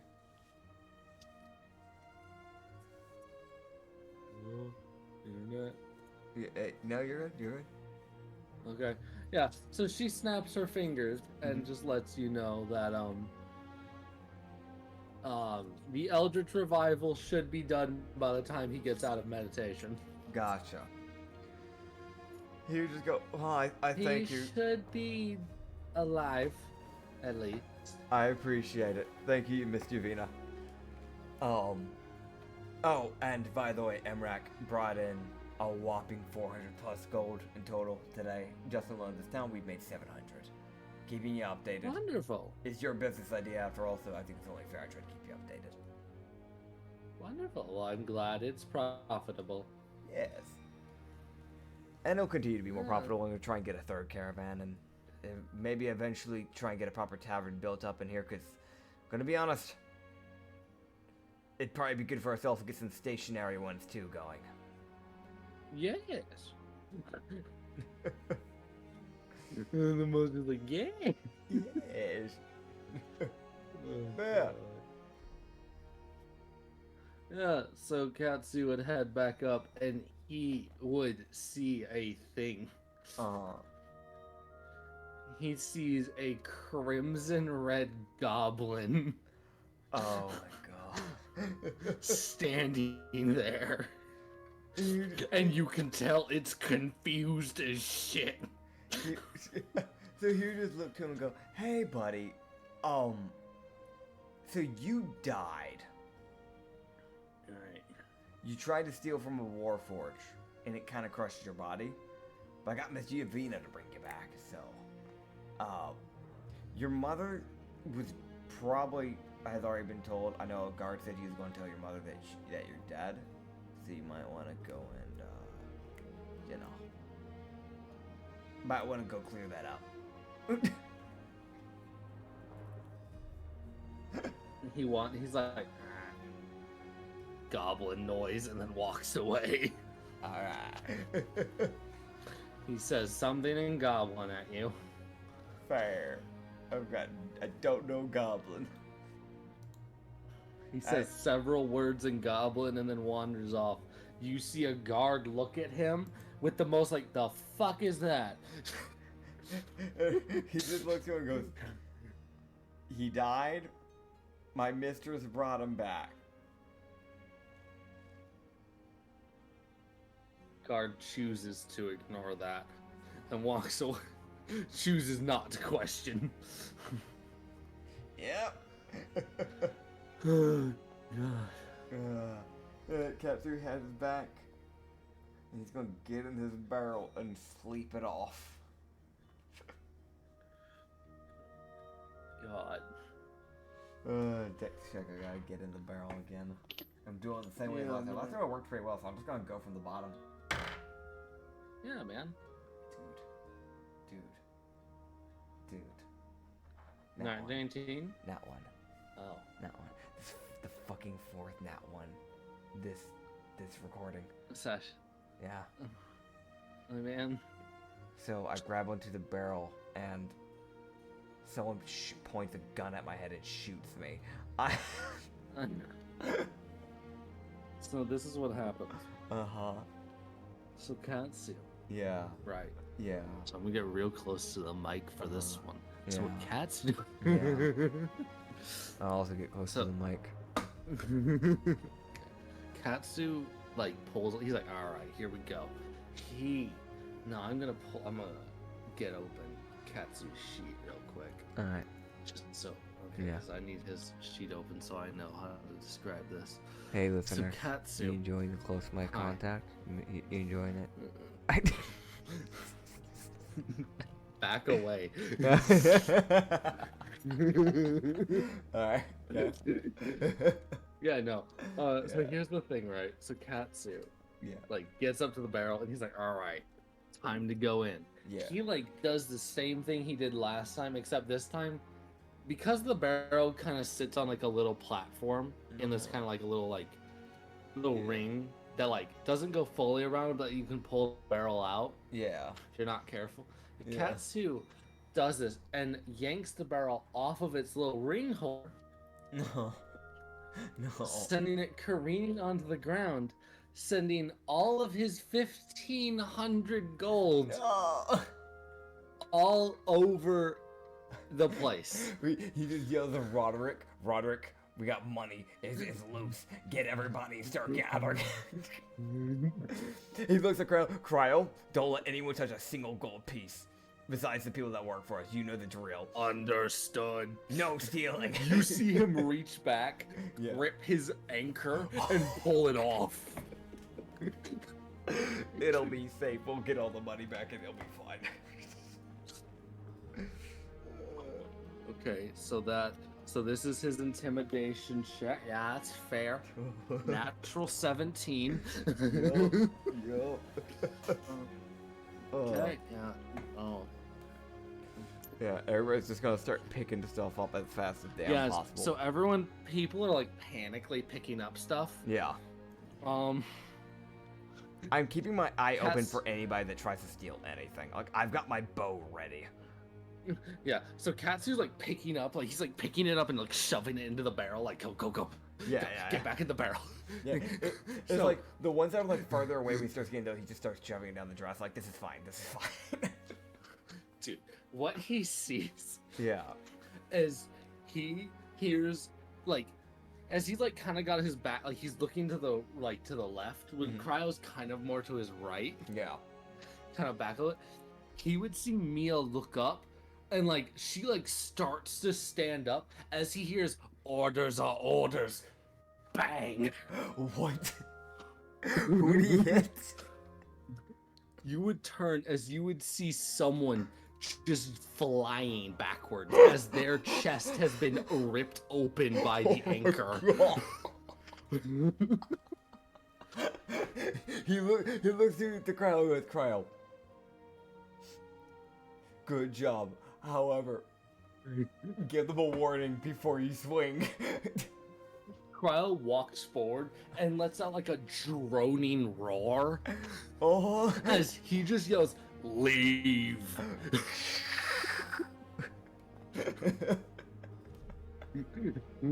Well, they probably won't try and steal now. I want to mention, you would see several people like check the guy who's on the. He's not moving. He's dead. He looks at Laura. Oh, Laura, do you know Revivify? Laura doesn't have Revivify. Laura, you're a cleric. She doesn't have Revivify yet. She's Laura. not level. Laura, can you heal the man? Go check on him. See if you can heal him. Like, maybe he's on death saves. Go check, please. You see her like dart over, like Yeah. she kind of flies. Yeah. To give you an idea, goes over and you see her cast a spell. It's not healing. She casts Spare the Dying. God. Dude, it's like Katsu would have gone around to bed like around 10 p.m. So I was surprised more that people were on the streets, let alone like enough for there to be like a little crowd like looking at this like, oh shit. It was one of those like the night people were out. Yeah. So there was a bit more risk of thieves, which there was Yeah. one guy that was like, I see like a handful, like 20 gold. I'm gonna try and grab anchor directly to the center of his chest. Yeah. As he gets sent flying. Katsu's just like, yeah, spare the dying. Good job. We'll get into the guards later. I want to mention, all he heard was Cryo's just fucking heartless orders are orders. Die. That's fucking cold. That's cold, man. Oh god. See, the thing is, you gave him the order. Do not let anyone touch the gold. He saw someone reaching and he said, "Die." He really did. He made it happen. I'm gonna be honest with you. All of his hits have a natural knockback because of the force he puts behind them. Because he doesn't swing to spare. Yeah. He swings to kill. Yup. Oh. And until he gains sentiency, he will continue to swing to kill until he's told otherwise. Fair enough. I also want to mention he's been getting nothing crits when he hits people, so it's just an auto kill. He's picking up for my nat ones. It's fair. He has killed 2 people both of which were crits. I didn't even roll damage. They're just fucking dead. Fair.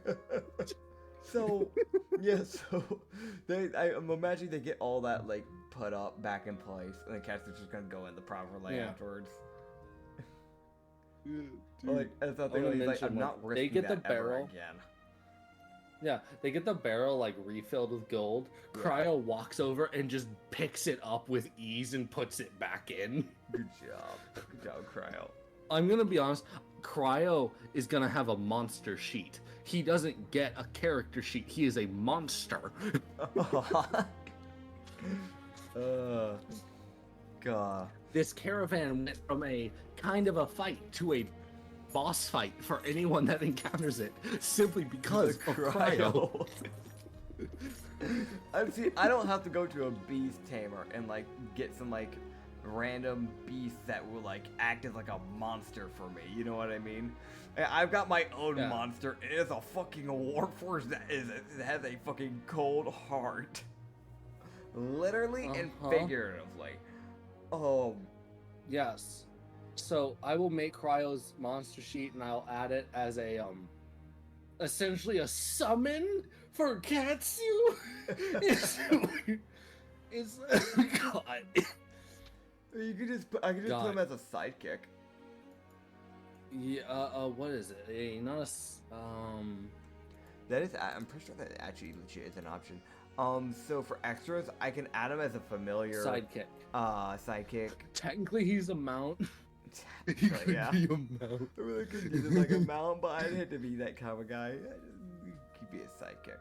Oh man. Dude, he is. Dude, I'm looking. I'm realizing it's that weird thing of like he is like. He's got a lot of health. Yeah. he kind of has to. You guys bought a Warforged immediately, so it's like I can't make this weak. Yeah.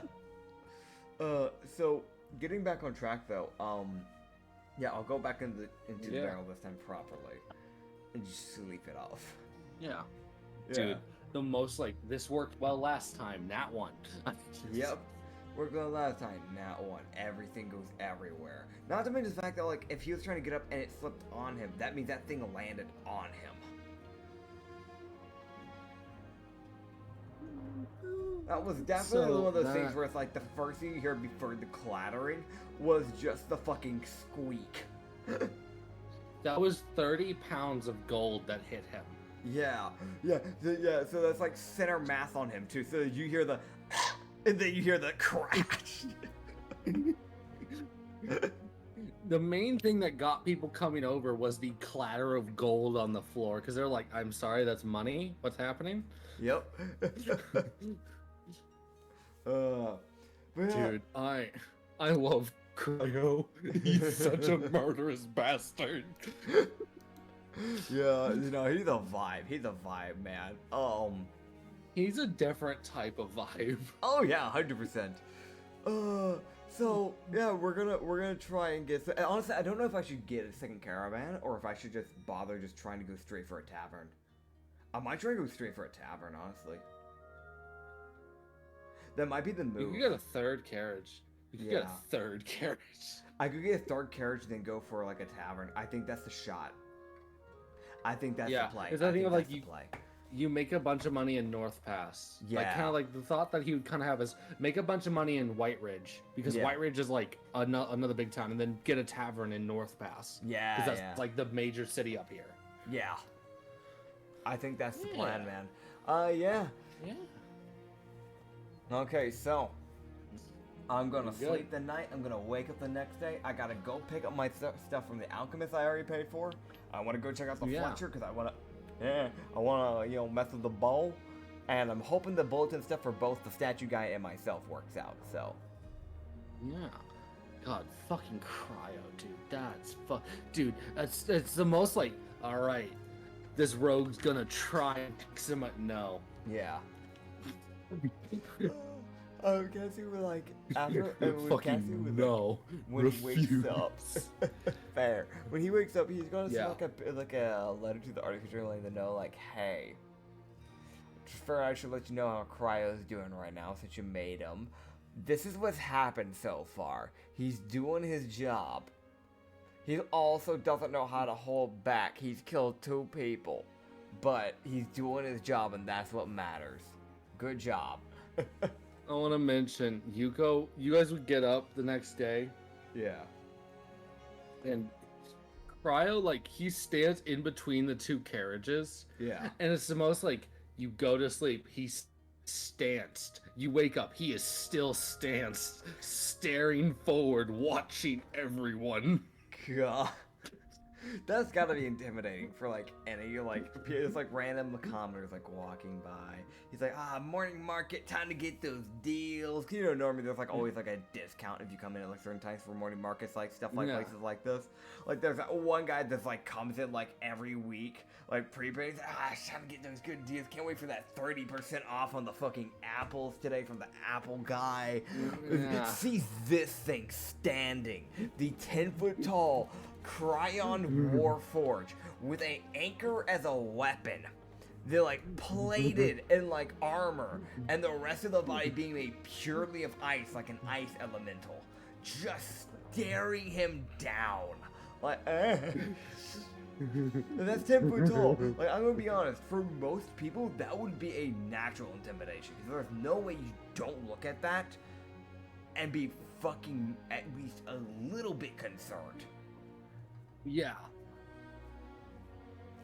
God. But yeah, yeah, Corey is also updating her prices, but she would let Katsu know that she's doing that. Hell yeah. You just go. So, and that was Emra, right? That you said Emra? Corey is Corey. upping her price. Okay, gotcha.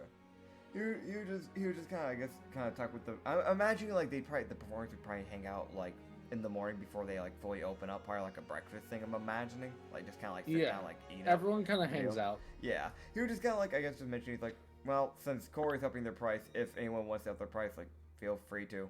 Don't forget that at the end of the day, you're the ones that you working for the money. We're kind of just providing protection and keeping you guys alive. So Yuko's gonna up her price. yeah. So Corey's going from 18 to 22. Yeah. Yuko is going from 21 to 24. Fair. You just looked at Emra goes to 35. Fair. That's fair. You just looked at Enola and go, Enola, you've worked with us for the longest. If anyone deserves to raise their price, it's you. You can raise your price. You know that, right? You're 26. You're doing great. She fucking jacks her price up. Yeah. Yeah, because like she was that person, if I remember correctly, that she was, it was a genuine thing of like she doesn't have a lot of self-confidence. Katsu's going out of his way to be like, you're doing great. Like Yeah. you can jack it up, buddy. You can. It's okay. She set it to 22. Yeah. He just looks at Laura. He's like, Alora, same thing for you, buddy. You can do that. Laura goes to 26. Laura Good. goes to 26. There you Everyone's go. kind of starting to increase their prices a little bit. That's good. Good for them. Because I think like they're working hard for this money. Like they deserve to actually make money. So Yes.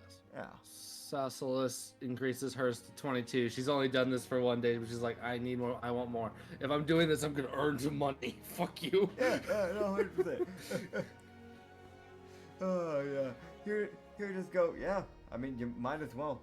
I mean, I honestly didn't expect you to be, doing the whole dancing thing, but I didn't expect to get anyone, but people surprised me. I mean, you're killing it in the looks department. I can see why. But I know you're also very intimidating. So it's kind of like a 50-50. Oh god. I can understand it, though. I can see it. It's that weird thing with Katsu. It's like, it's not him trying to butter people up. Everyone. Yeah, he hypes them up. But it's a genuine hype. He's not being a dick, being like, yeah, like lying behind their back, like fingers crossed behind his back, like, yeah, no, you're doing great. Looks behind, like, you fucking dick. He doesn't do that shit. It is a genuine hype. So Sassilis is also wearing like a kind of common female outfit in the Underdark. Yeah. It's that weird thing of like it's dark as shit. Most people don't worry about clothing. Yeah. It's like they worry about it just enough to like block if they like fall on a rock or something. But other than that, they don't really care. Yeah. Yeah. They're It's more fair. worried about not getting eaten by a random giant centipede Yeah. than like being mildly offensive with how they look. That's fair. That's fair, man. Yeah. Fucking Underdark people with a completely different set of fucking. I love, like, I love the Underdark people, honestly. I think that's a vibe of like an idea. it's like, what are you wearing? Basically just a bra and like barely covering anything else. It's like, why? Because I live in total darkness. What does it matter? Yeah. Yeah. I live where light isn't a thing. Yep. Oh man, but yeah, he would just kind of go, well, I'm going to set off, and then hopefully I'll be here for the majority of the day to actually help with the whole bouncer bit. But I guess I should let everybody know so they know who's working, who's not. Roderick, Mia, you two will be watching over the caravan. So since Kron seems to be such an amazing bouncer, I'm gonna let you two handle caravan 2, and Cryo will handle caravan 1 by himself until I get back, and then I'll help him out. Understood. Love you, Cryo. Just He walks over to carriage 1 and stands by the door.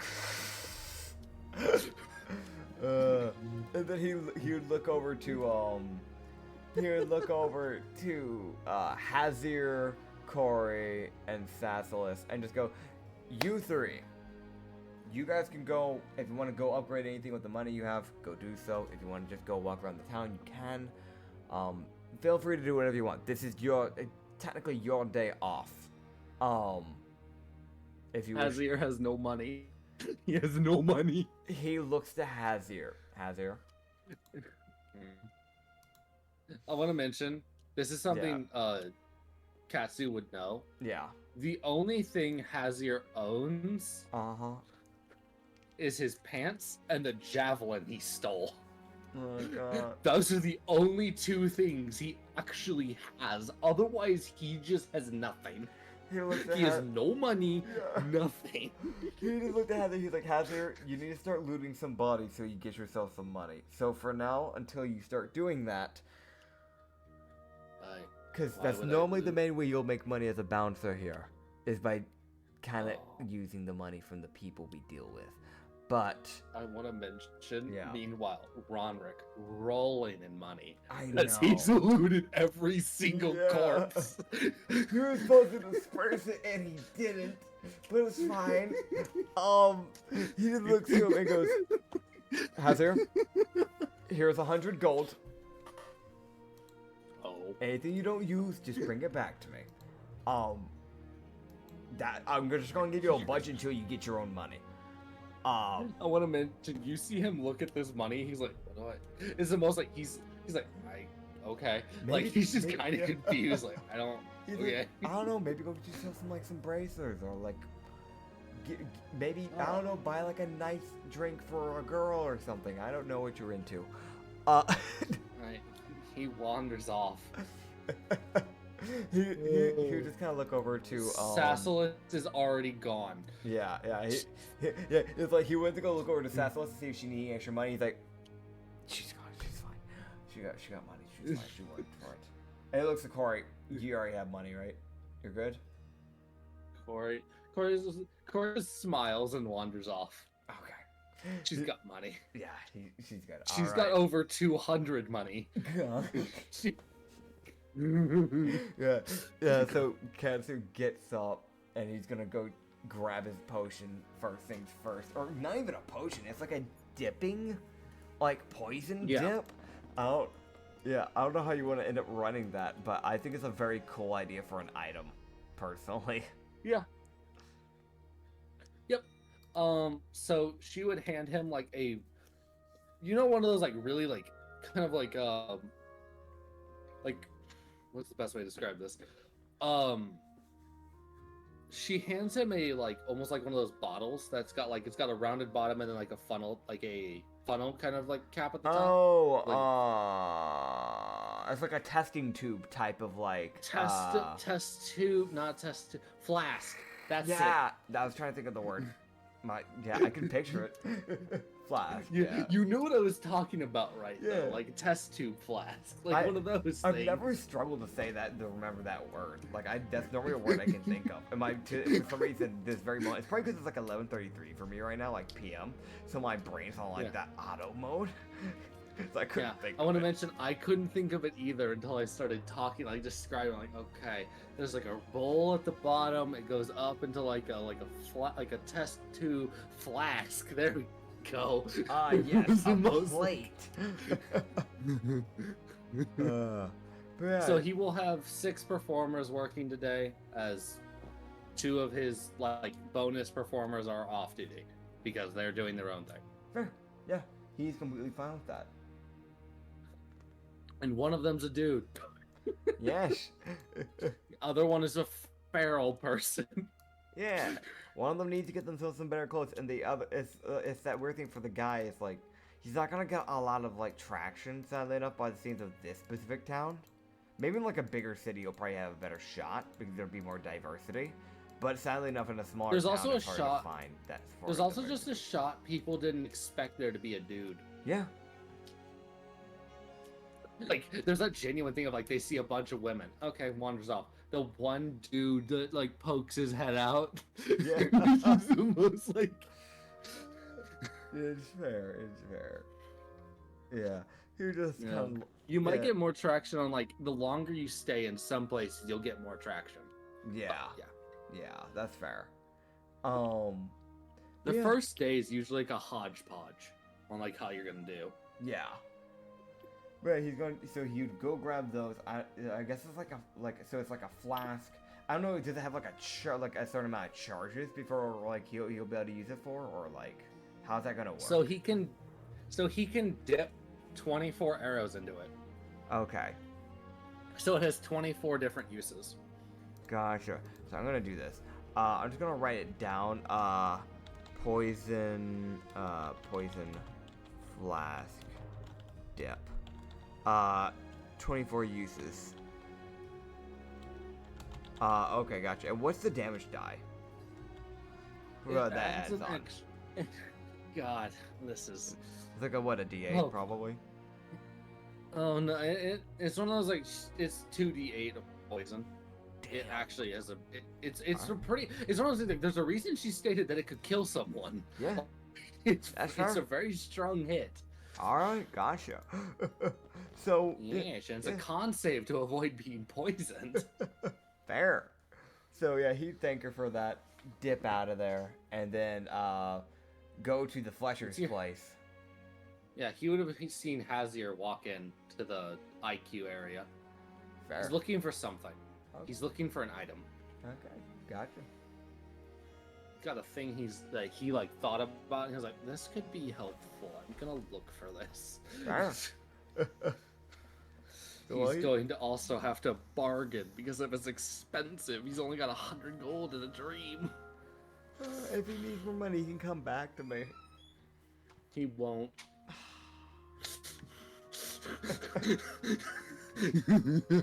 Yeah. You can't even pretend Maybe he can to like. think he would. I mean, he's pulled a few people. Maybe he can like, like work out like a special deal with the lady. Maybe she'll be into it. I don't know. Oh. God. Yeah. So I stopped by the Hazier, Fletcher. persuasion check. Yeah, I want to stick around for this. I'm gonna like just kind of like eavesdrop and like act as if I'm browsing, kind of just like listening. Oh my in, god. If that's Oh my okay. god. Oh, I want to see this shit go down. You see Hazier. Hazier walks by. He definitely sees Katsu. He's like, oh, okay. It's one of those like he knew Katsu. He's like, oh, hi, boss. Just keeps walking. Hey, Heather. He walks up. He's like, so I have next to no money, as I don't loot corpses. Katsu, like, he sighs, because that is not the opening that you make with idle conversation. I want to mention the IQ lady's like, okay. She's waiting to see where this goes before she makes any judgment. Yeah. Is the most like, she's like, okay. So do you work for a murder group, or do you have like, are you like a bouncer? Like, that's what she's like questioning. Like, what are you? Why is this the opening? I feel like Katsu, there is 100%. It's like there is that sigh, but there's that bit of him just immediately trying to hold back a fucking laughter, because that is not the way you start a combo. But also, he's a monk. He's a man who's been homeless for a while. Yeah. So conversation's not his strong suit. Katsu knows that. Hazir's the person that sits there in silence and he's happy. Yeah. Just because he's listening to other people. It's fair. God. But yeah, here's what would happen, right? Yeah. That's funny. So she's like, okay. He's like, but I wanted to look in for something that would help me defend myself in case we got attacked again. Because my job is to protect a bunch of other people who, for the most part, cannot protect themselves. Some of them can, some of them can't. And it's my job to make sure those that can't don't need to worry about dying. Yeah. She's like, okay. She's like, so what are you looking for? So he would point out that he is looking for some bracers of defense. Oh, okay. She's like, okay, well, how much do you have? Katsu like twitches He's like- his ear a little bit hearing that. It's that genuine, like, how much money do you have? She wants to know, like, if she's, like, talking to someone who just genuinely has zero money. Yeah. Yeah. So, Hazir be like, well, I only have 100 gold. She's like, I think we can work something out. Katsu would just kind of like write down something on like a little piece of paper and kind of just slide it to her and just kind of go. And just on the piece of paper would be written, he works for an entertainment business as a bouncer, aka for me. If you, just like sliding out the idea, like, hey, you know, if you need that little bit, if you're wanting a little bit more money, maybe you can get a service from him and just call it a day. Help a man out. It's that true thing. It's like Hazir didn't offer it, but Katsu's offering it for him. Katsu's like, Katsu, would you fucking do this? Yeah, you would. Yeah. So he would mention, I've got a few guys that are open to it. So if you want to strike that deal, we can throw that down. There's a Lupin. There's me. I don't know. He puts in parentheses, I don't know what I'm doing. So keep that in mind. There's Hazir, the lightning monk, and there's a dragonborn. He put fucking Ronrick on the list. He did, but he definitely puts in parentheses, don't know if he'll agree.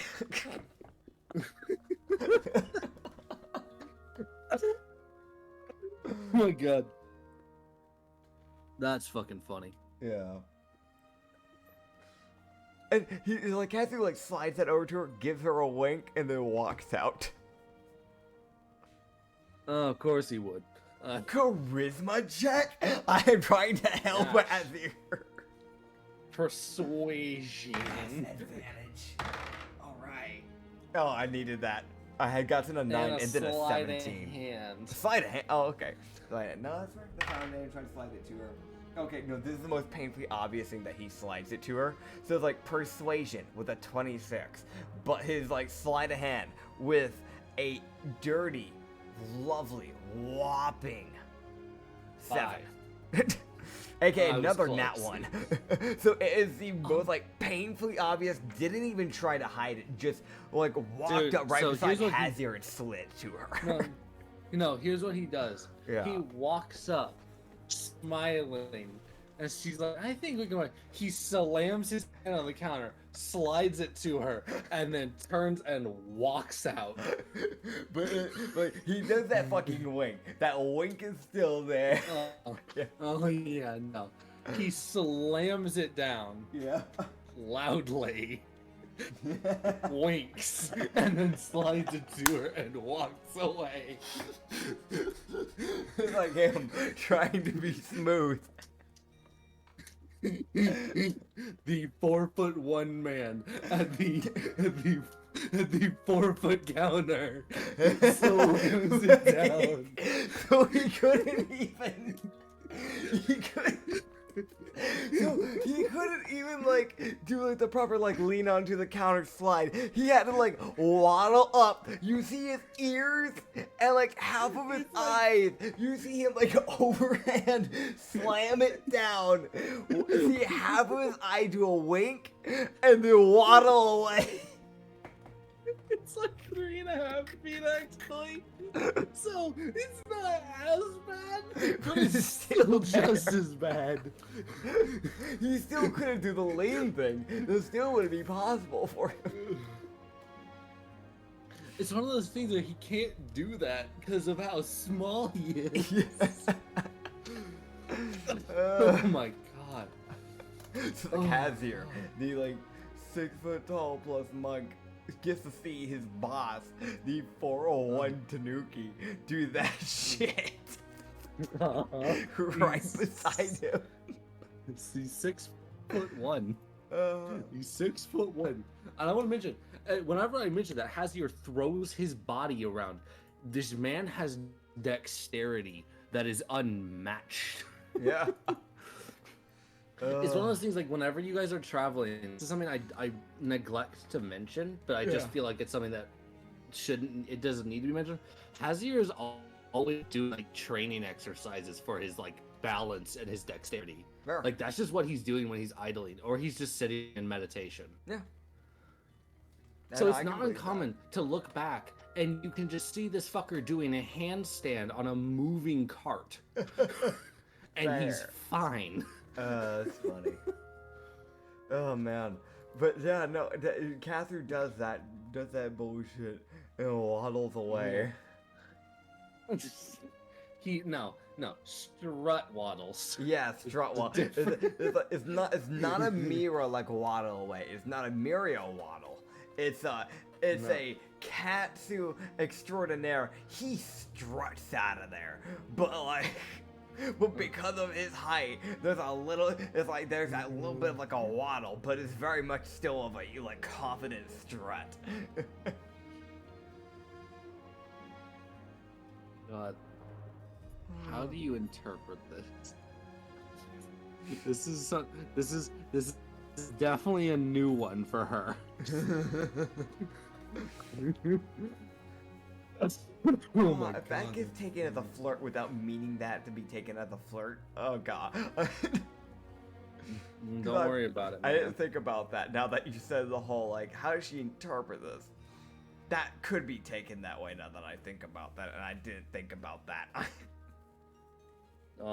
You didn't.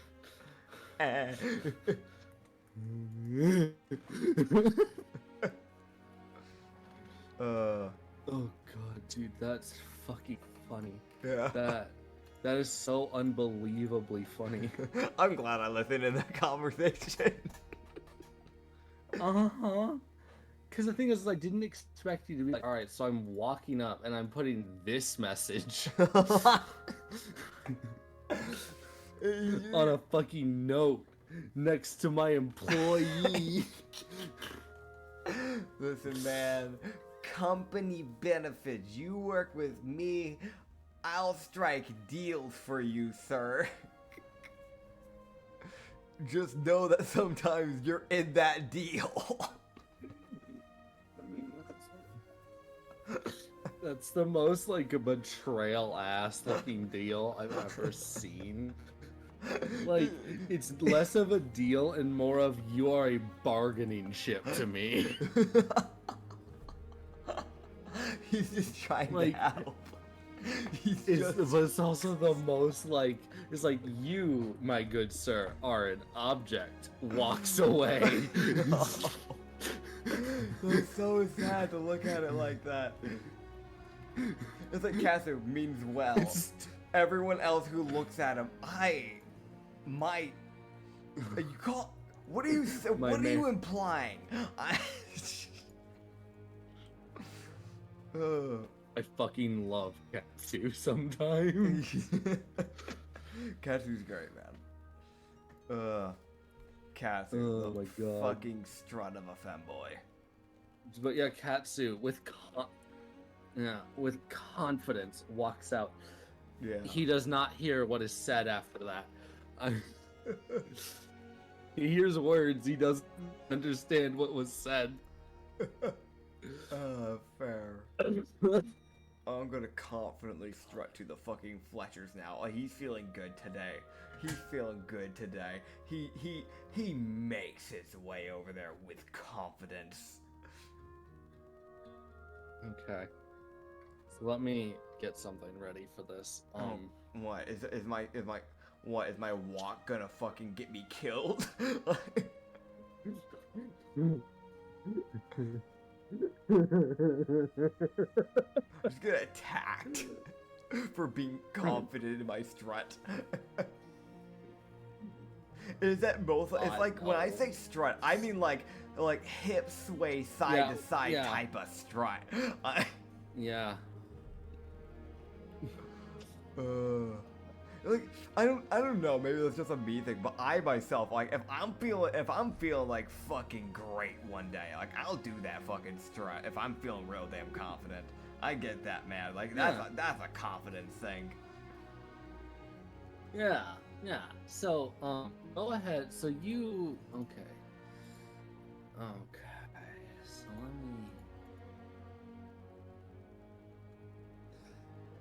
let me check. Okay. Yeah. Okay. So he would notice. Uh-huh. This is what he notices. He notices this out of the corner of his eye. Uh-huh. And it's because he spots a shiny. Oh. But then he recognizes who the shiny is on. Oh. Yeah, as he would see, he's like, out of the corner of his eye, he sees like a silver necklace. Uh-huh. He's like, oh, shiny. Looks over, and he sees Quila, the tiefling, disappear behind the corner. No.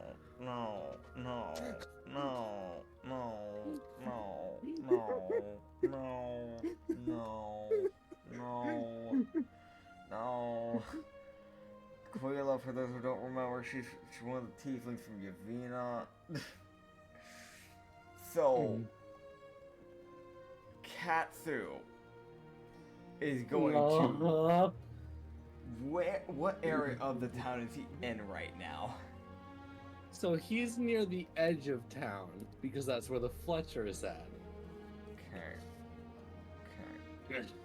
He darts for that Fletcher place. It's that thing like, he's not trying to look suspicious, so he just picks up his pace a lot. He's not trying to look suspicious, but he runs. Yeah, he doesn't run, but he starts fast walking. Like, he saw one of the four. He's like, where the fuck are the others?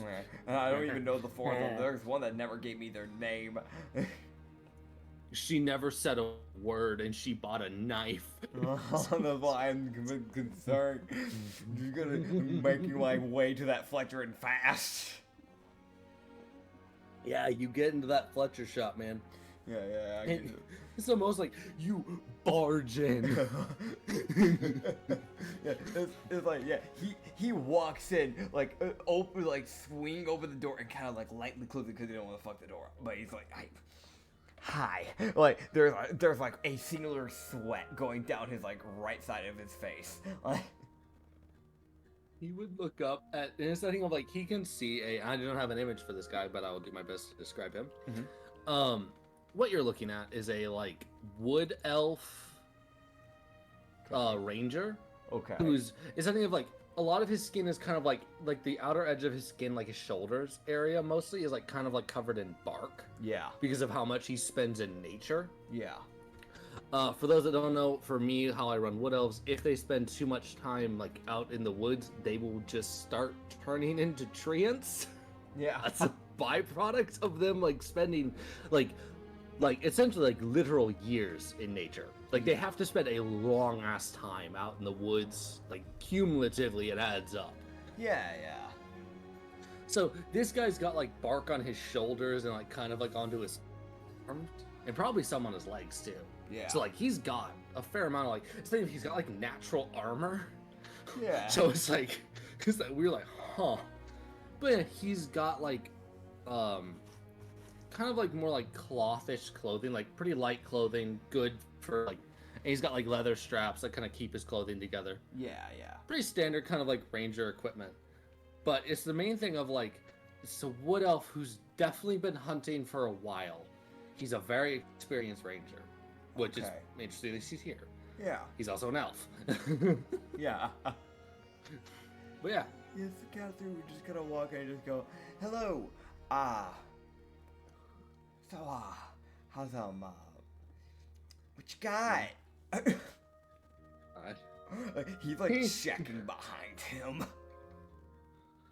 If you don't mind me asking, are you okay? I'm pretty sure I'm being followed. Oh. They've been, that, not in the wrong way, just there's been this person following me, I think, since, like, the time I left my beginning town, so for the past few weeks. Interesting. Yeah. It's one of those like he like leans forward slightly like that's not okay.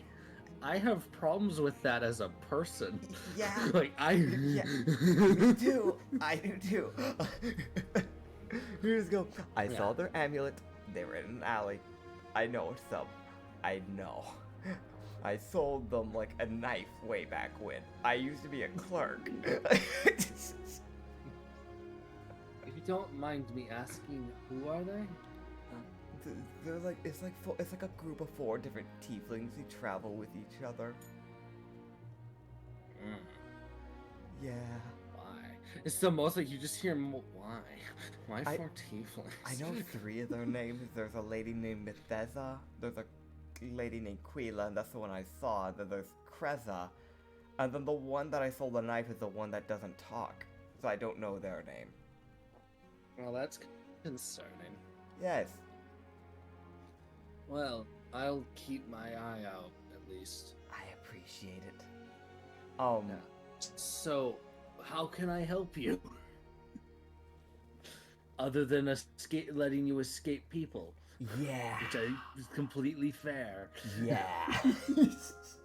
Like, I did that. I was originally actually heading here, so it wasn't me just escaping, luckily. Fair enough. I'm a ranger. I want to try and upgrade my Wonderful. stuff somewhat. Okay. You have any like decent bows? Anything of the sort that you might be selling? Also, I need to check my arrows. How many arrows do I have in my quilt? Quilt in your quilt. In my quilt, I keep mine and I keep it wrapped up when I'm not using it. I'm lying. I forgot what I call it. Oh yeah, I have like. It's almost like a quiver. Quiver, yeah. I have 20 arrows. I should be fine that. for now. Yes, I've only broken one of them, so. Yeah. Oh man. Yeah. Fucking.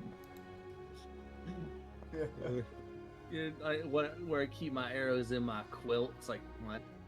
Wait, what? Yeah.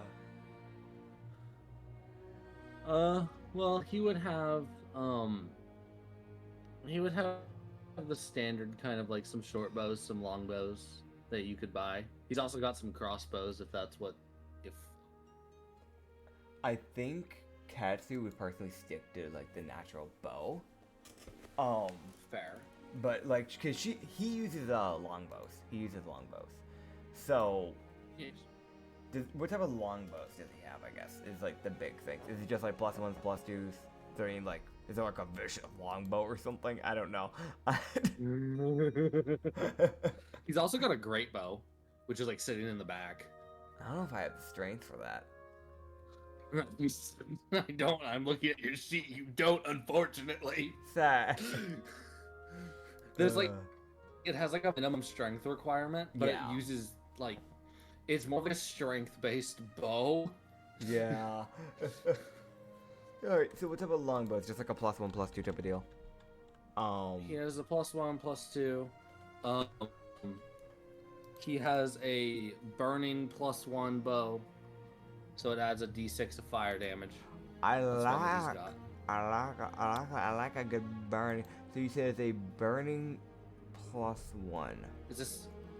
Yeah, so it's essentially just a +1 longbow that will give you a bonus d6 of fire damage. I like that. How much for that?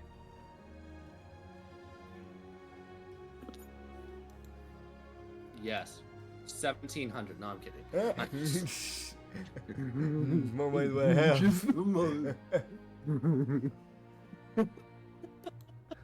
It's an expensive bowl.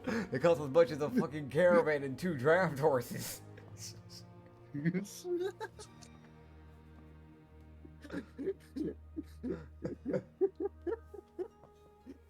not even a joke. That's exactly what I paid. Dude, imagine the fucking inflation if that's what a bow costs. Yeah. Bounty Core went down. Suddenly, everything went sky high in price. For only Katsu. Yeah, only Katsu, nobody else. It's like Ronrick getting to buy a bow for like 35 gold. It's like Katsu tries to buy the same bow. It's like 300. It's like crying. Okay, so yeah. Also, he knows that Ronrick went to the tall anvil to sell some of his shit. fair, he had a lot of stuff on him. Okay, so that gold. How much? Yeah. So he, because the thing with his bows is most people like have like most bows you can kind of craft kind of quickly. Yeah. You're kind of busy about it. Yeah. By using like a kind of a bigger piece of equipment that like whittles it down to make the bow pretty quick. Yeah. You can tell just looking at the bows, this guy whittled this shit with a knife. Ah. So it's a bit more expensive because of the time commitment. Fair. That he put into each of his bows. Fair enough. He also, it's from what you can kind of tell, he probably hand-picked out the wood he was going to use for each bow. Okay. So, there's a fair amount more care that went into this bow than you would get some from other Fletchers. Yeah, good Fletcher. That comes from him being a wood elf. He's Yeah. like, I'm gonna put some fucking effort into this. That is a D4 that just fell. Please don't step on that. Okay, there it is. Yeah. So. Like, So yeah, what we it'll speaking, cost. like... It's about like 300 is like the bargaining price if he wants to bargain. Oh, you put a lot of care in it. Is that weird thing? Like, if you put a lot of care in it, I'm not gonna try and bargain you down. I don't feel like that's right or proper to do that in that type of scenario. So I'm just gonna pay the 300. It's also one of those things like it's enchanted. Yeah, it's Which is also another enchanted. reason Like, why that's the it other costs a thing. bit That's more. why I'm like, Yeah. yeah.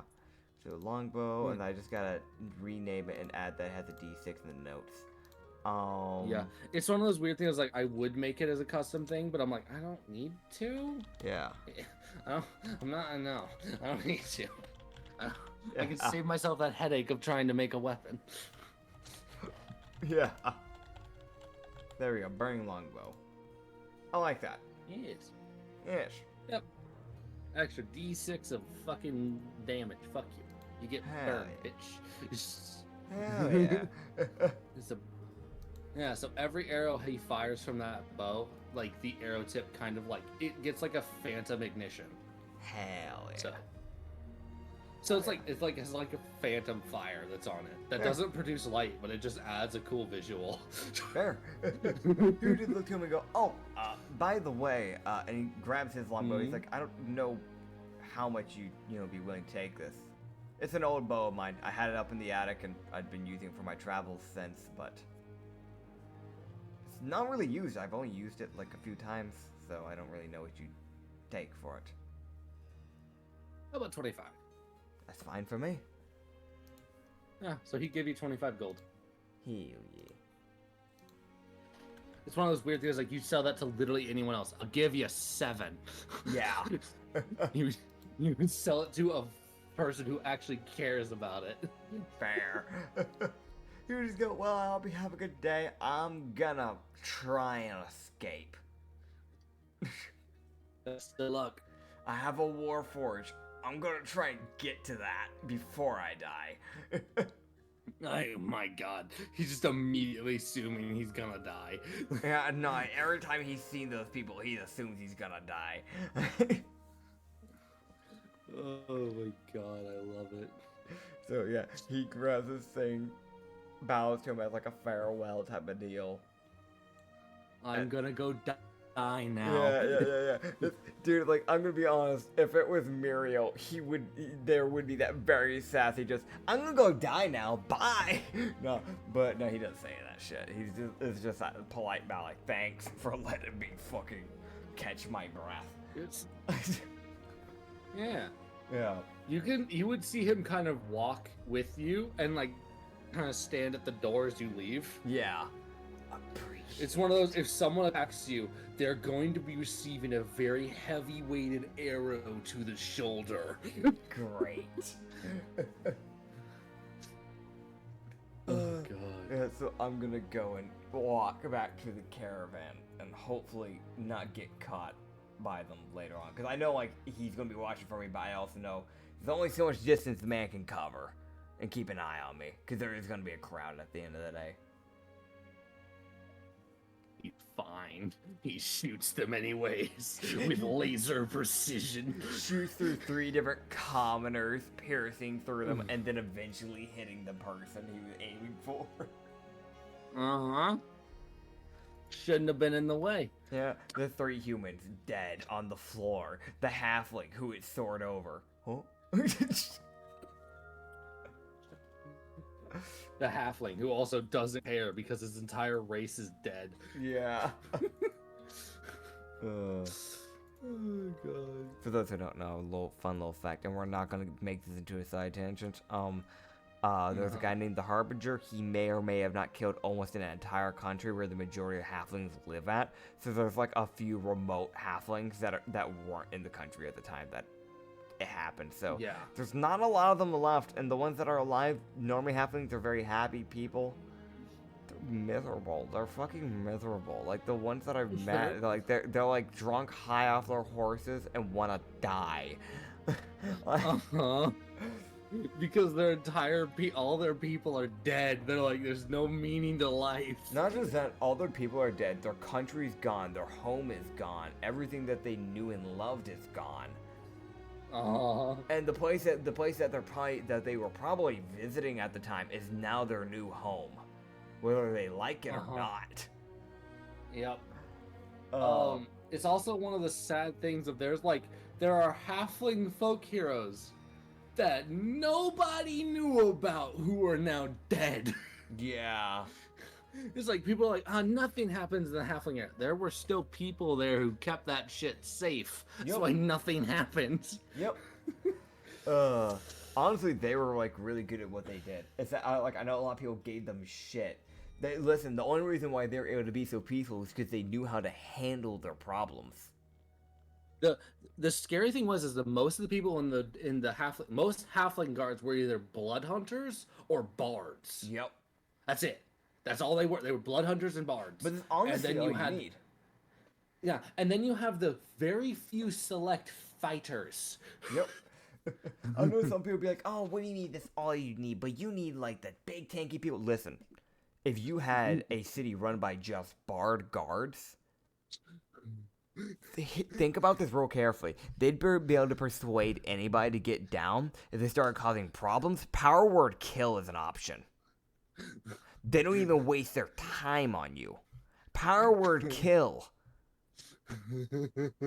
You have 5 guards that walk up to you and all use power word kill on you. You have 300 health? Well, survive fucking 5d100 psychic damage.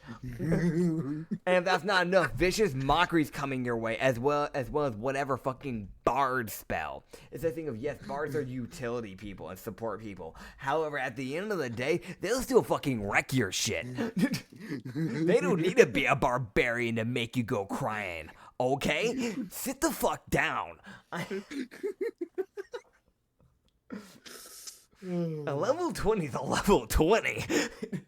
Oh, fucking. It's still a level 20. It's that thing of like, if you're in that secure of a kingdom, I'm sorry, there's a reason why you're that secure. It's because your people know what they're doing. So that means those bards aren't low level, and neither are those blood hunters. So sit the fuck down. The halfling country was the only country that had damn near 0 crime. Mm-hmm. They had like a 0.01% crime rate, and usually the criminals were fucking travelers. Yeah. Like, it's that weird thing of, it's like the only person that could even measure, at least from what I know, the only country that could even measure close to their like crime rate was like the elves, and even then the elven can't even measure anywhere close to that. Now, the halflings were like a weird, like the big point that everyone was like, nothing happens there. Yeah, they made damn sure of that. Because they just want to be peaceful. Leave them alone. Yeah. If you're not, the blood hunters are approaching because you've made that one halfling cry because you drew a drop of blood from someone. You feel 4 different blood curses put on you. You feel a power word kill be placed on you. You hear someone start playing a very ominous flute. As you see the blood hunters become inspired. And you see a blood frenzy begin.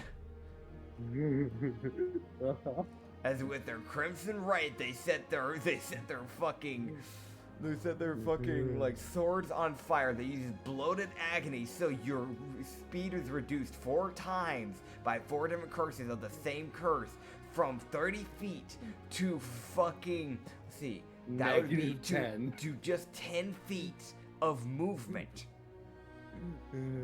And you're killed on impact. But continuing. Yes, continuing. Oh god, that's funny. So yeah, I'm gonna try and like stealth away. Okay. Stealth check. Dude, the dice hate me today. The dice hate me today. They hate me. They hate me. So with my dirty 8, with my +6, so my natural 2. Okay. I don't blend in the slightest with that crowd. Yeah, so the tanuki, the 4-foot tanuki, struts up standing next to like a bunch of humans. Yeah. Like, yeah, I know what we're talking about. He's got what are we talking about? He's got a +1 intel, man. It's honestly, it's pretty fitting. But also his like panic looking around does not help. No. As he's walking. Perception check. You're still following. Okay, why is that the good roll I got? Okay, natural 15 + 5, so dirty 20. Okay, so perception check for Ronrick. Okay, perception check for Cryo. Cryo is not the person you want in noticing anything, because that means he's going to kill it. Yeah, I mean, once he gets to the caravan, like he'll be calm. It's just like right now he's on his way to the caravan, so he's trying to blend in. Yeah. So I don't know if he'll be able to see him or not, but yeah. Yeah. So as he's walking up, he would be able to see. It's something like he can see through the crowd and he can see Ronrick. Yeah. Like just sitting on the carriage watching everything. Yeah. And Roderick kind of like looks over. He's like, "Oh, there's Katsu." It's one of those like he looks over, and he can definitely tell like Roderick sees him, Mm-hmm. because Roderick naturally kind of has like sort of like an eagle eye when it comes to spotting out people Yeah. and looking. Yeah. And like most rangers kind of just naturally develop that for spotting things. Yeah. Katsu naturally has it for shinies, which Uh-huh. kind of fucks him over. Yeah. Yeah. He would see Cryo look over and then start walking towards him. Okay. He's got a hair cryo. He like that panic would definitely start settling away because Cryo and Lynn are like here now type of deal. Cryo would walk up and like he would stand and something if he looks behind Katsu and just like pulls off his anchor and just says, "Leave." He just looks behind him. He's like, I appreciate you, Cryo. He would see Quila had been following him. Yeah, I think I knew it. I'm surprised I didn't get dragged into an alley at some point, I'm gonna be honest. You would notice that she was only 10 feet behind you. You don't know how fast she was approaching. God. It's one of those things like she probably would have tried to grab you, but because the ranger was right there, she couldn't. She had to wait until you got far away from the ranger to be able to get close to you. Yeah. So I'm safe for now. You would see her like start backpedaling slowly, and Cryo takes a step towards her with that look of it's something of like he raises his anchor and takes a step forward. You see her backpedal a lot quicker, and you see him like you just hear him say "not fast enough" and walks as he picks up Katsu. Like puts him on his other shoulder Oh man. and walks away. It is the most as far as Cryo cares, because Cryo does have a natural detection of moods. Yeah. He saw panic and that made him angry. So he did a diagnostic, saw the person following, was like, that is cause, that is need to be threatened. Fair. You just Cryo, Yeah. the sudden clutch of this fucking party. Yeah. I don't know if Quila would try to kill, but the still like it's at the end of the day it's that ominous thing of like she's following, which is weirdly creepy. It's also that she's not the leader of that group. Yeah. Yet she's the one who's here. Where the fuck are the others? Yeah. You're just gonna. So you Yeah. see her kind of backpedal and be like, I'm not fucking with the Warforged. Fair. So, Katsu just looked at the crowd and go, "Thank you, Cryo. I appreciate it." Cryo just goes, "No problem," and just sets you on the carriage next to Ronrick, and then walks back and just goes back to where he was standing. Fair. He just looked at Ronrick and go, "So remember how I told you that there were people that followed me in the first town and passed out? Mm-hmm. They're still following me. I thought you did what they wanted. I'm pretty sure I am. Like, I've been Great. chatting with Javina and everything. She said everything checked out, so I don't know why they're still following me. That's one of the four." Ronrick just gets this look of, I'm sharpening my arrows tonight. Fair. Fair. Man's sharpening all of his arrows. He's like, I'm not dealing with this bullshit. Yeah. There are if I need to kill someone, I will. I can believe it. God, I can't wait to make Cryo's fucking monster cheat, and you'll suddenly understand why he hits like a fucking truck. Yeah. It's like, why is his strength 30? Why does he have 30? Because he's a fucking warforged made of ice. The rest of his stats are kind of but fuck you. If he hits you, you're gonna feel it. Fair. So, I'm just gonna spend the rest of the day probably, Oh yeah, money. Yeah, probably just, yeah, while they pick up money, I'll just help, like, guard. Okay. Yeah.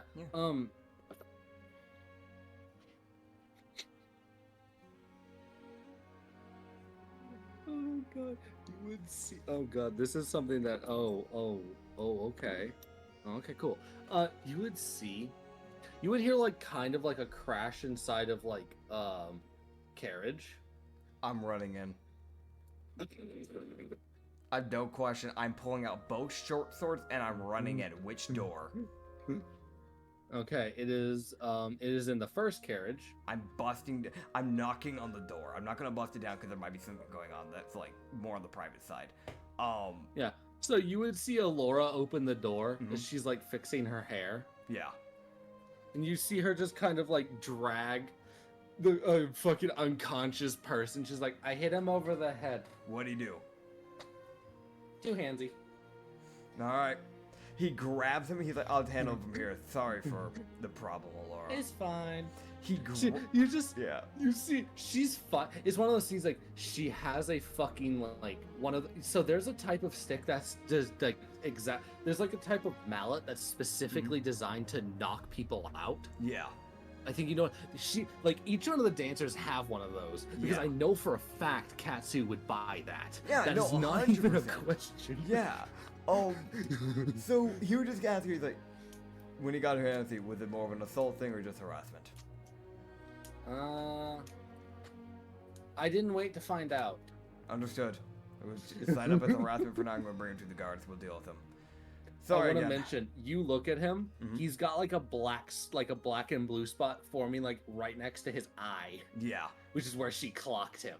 It was the most like, she did not fucking hesitate. The cleric chose violence. So, Katsu will drag him out. He would just go, take your time. You can deal with the next customer whenever you're ready. Take your time. Prepare yourself. Okay. Your health matters more than anything else. So. Okay. She's like, thank you. You're welcome. She like kind of closes her door and like she's gonna this is a bit later in the day, so she's gonna like be removed for a little bit. So yeah. You definitely would see like Yuko kind of pick up the slack from that, which it's not a huge amount of slack, but Yuko's like, I'll take any of hers while she rests. You. This is the most like you, that person.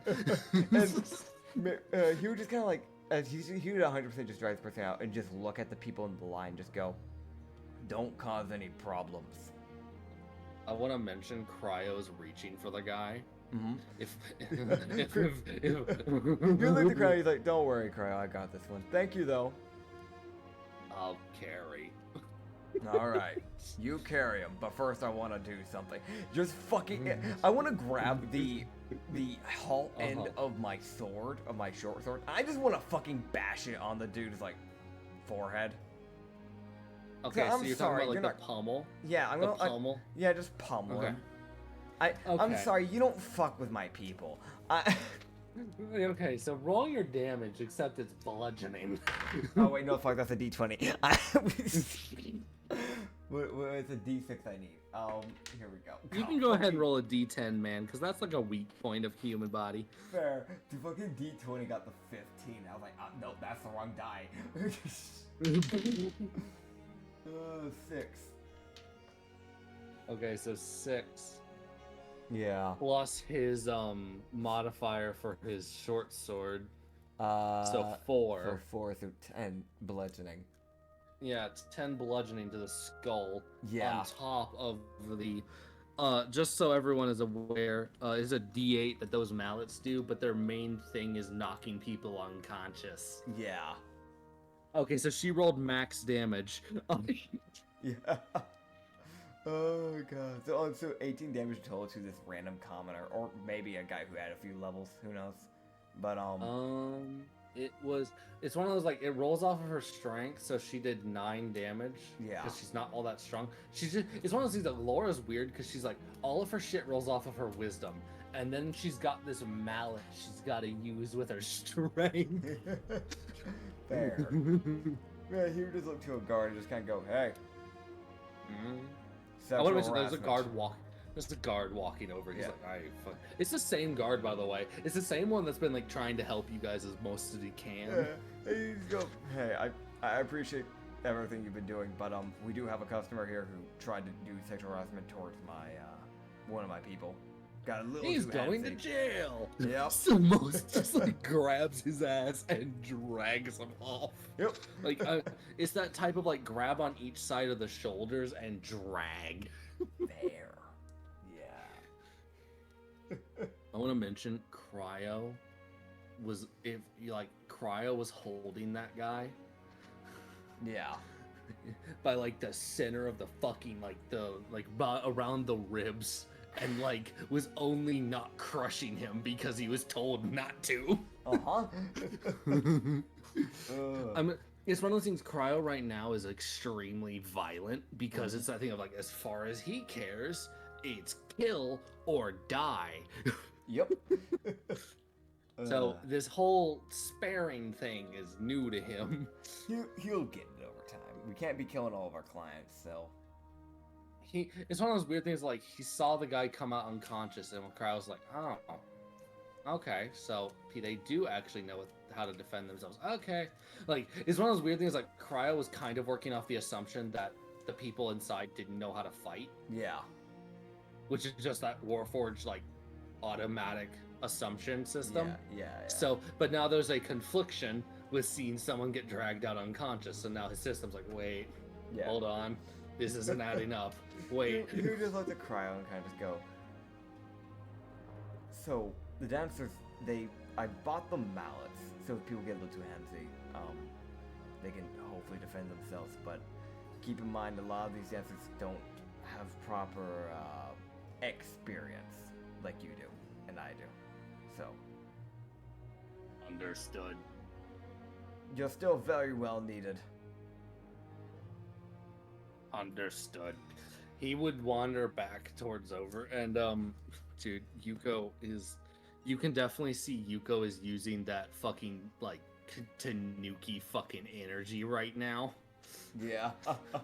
The maximum energy that she gets when she's awake. I think you meant Fennec, Katsu, Yeah. not the Tanuki. Yeah. Yeah, Finnick. The God. Finnick energy Yeah. bursts that she gets. So she's like fully using that right now.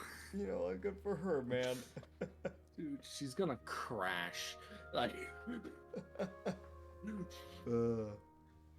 dude, it's the thing of like, okay, y'all slightly close. You just hear a crashing sound. That would happen. She doesn't even make it to the bed. She's just unconscious on the floor. Like, God, that sounds about right. soundly sleeping. I guess I'll like. Yeah, so I guess at the end of the night, I'll just go into the barrel and I guess talk with Jovina about the whole Quila thing, because that seems to be a legit problem. Yeah, so let me roll for see if there's any other issues. This is one of those, like, you guys have a lot of people, so. Yeah.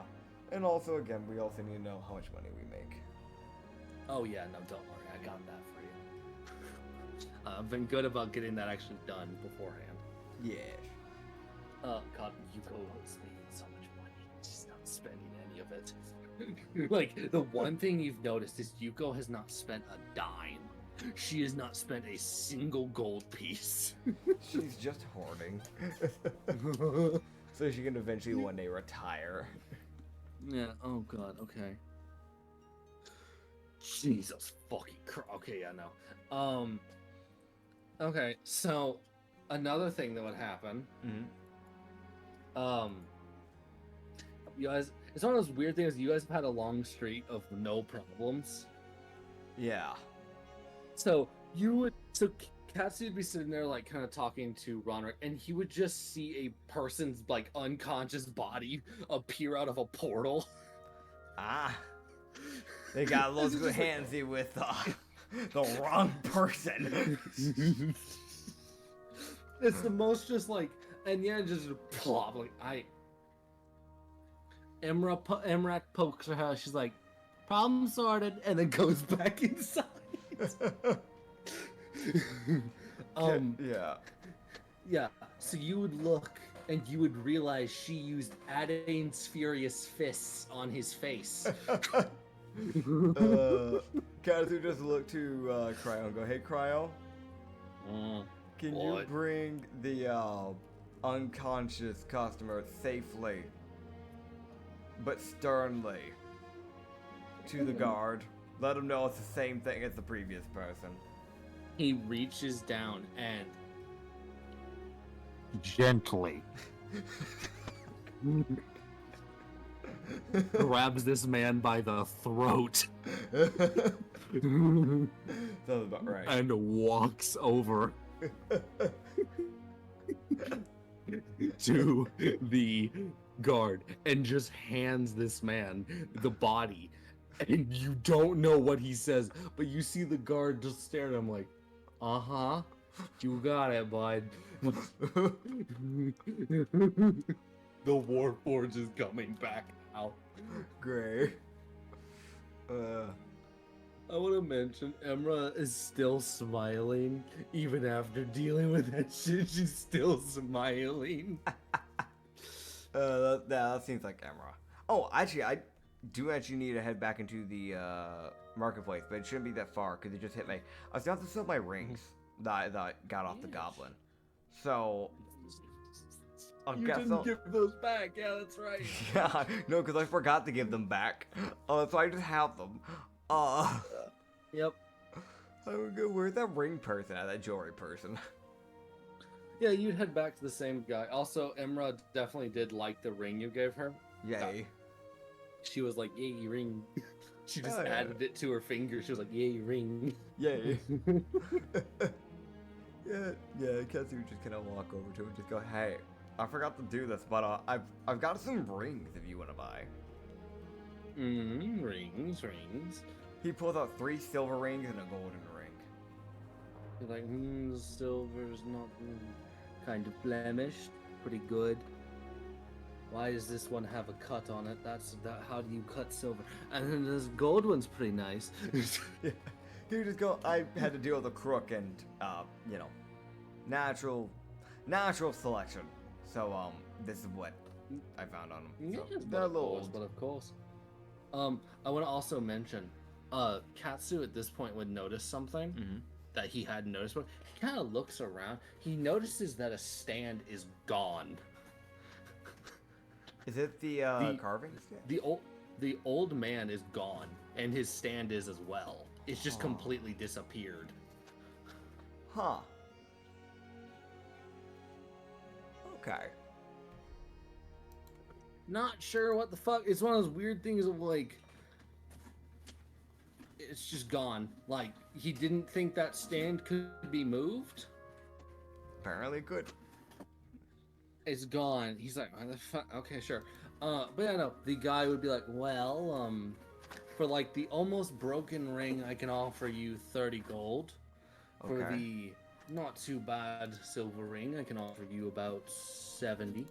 And for the slightly blemished one, about 50. Yep, he'll just take that. He's not gonna, again, it's one of those things like, this is not really his type of critique, so he's not gonna Yeah. try and bargain if he really doesn't properly know the value. So he's just gonna take it. Yeah, so it's one of those things like he can tell the guy's like checking every detail, so he's probably Yeah. being as thorough as he can. He's Yeah. also a market dealer. Yeah. He's trying, Yeah, he's trying and his he's like, best. and for the golden one, it's got a few blemishes, but I've definitely seen worse. It's the most like I've been offered worse and been told to fix worse. Some things Yeah. can't be fixed, and people don't like to accept that. Yeah. It's like, you can hear the pain. this man's voice. Cass Like, I is don't like like very it. slowly nodding. It's that thing he doesn't sell merchandise, but he understands. Yeah, he has had to deal with people being like, "Hey, can you fix this rune?" And he's like, "No." He's like, "Yes." They're like, "No, you can." He's like, I "Part am of a no, don't you clerk. understand?" Yeah. It's like he looked at it with the most like that's not fixable.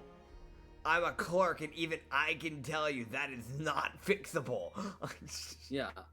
One of the things he had to deal with was like someone brought up a rune. They were like, "Hey, I need this rune fixed." Like, "Yeah, what is it?" They bring up like this like rune that was split into like 8 pieces, and like the magic had completely dispersed. And he's like, That sounds about right. That sounds about right. Honestly, I can see that. It's the most like, one, how did this break? 2, why are you wanting this fixed? Yeah. Okay, so yeah, he how much for the gold? For the gold one? He would offer about 120. Yeah, I think it. Hell yeah. I'll grab all that. I'll bid him a good due. And I need to, I don't know, oh god, how far is the bank? Fuck it, I'm gonna risk it. I'm gonna go find a bank. Okay. Because I need to get that platinum. Uh-huh. Turned into gold. Yeah, so I'm gonna try and blend into the crowd again. Okay. Nah, I'm blending into the crowd. So with my 3 plus 6, my 9. The Okay, so dice- it's a Tanuki standing with kitsunes. Yeah, it's fine. I gotta tell you, we got ears, you know, basically the same. Yeah, but we're talking like mostly fuzzy kitsunes. The mother fuzzy kisses, and then like the natural tanuki, kind of like being like, I fit in. This is fine. This is a perfect disguise. This works. Just walk with them, like right behind them, to the bank. Where's the bank? Yeah, do you see them not walking? Is that thing like he's like they're walking towards the bank? He's like, okay. You see them start diverting away from it. He's like, no, come. He's like, okay, I'm just gonna make a break for it. Just start. You gotta break away. You gotta get to the bank, man. That's your goal. Yeah. At least we found the bank, though. Was it like me wandering around for 45 minutes trying to find a bank? So who's the clerk at the bank? I need to trade in this half platinum. Oh god. God, no, the half piece of platinum. He's gonna try and get it turned into gold. Yeah. And just his normal plat, he can get turned over to gold. Yeah, that's the plan. So he'd walk towards the bank. Yeah.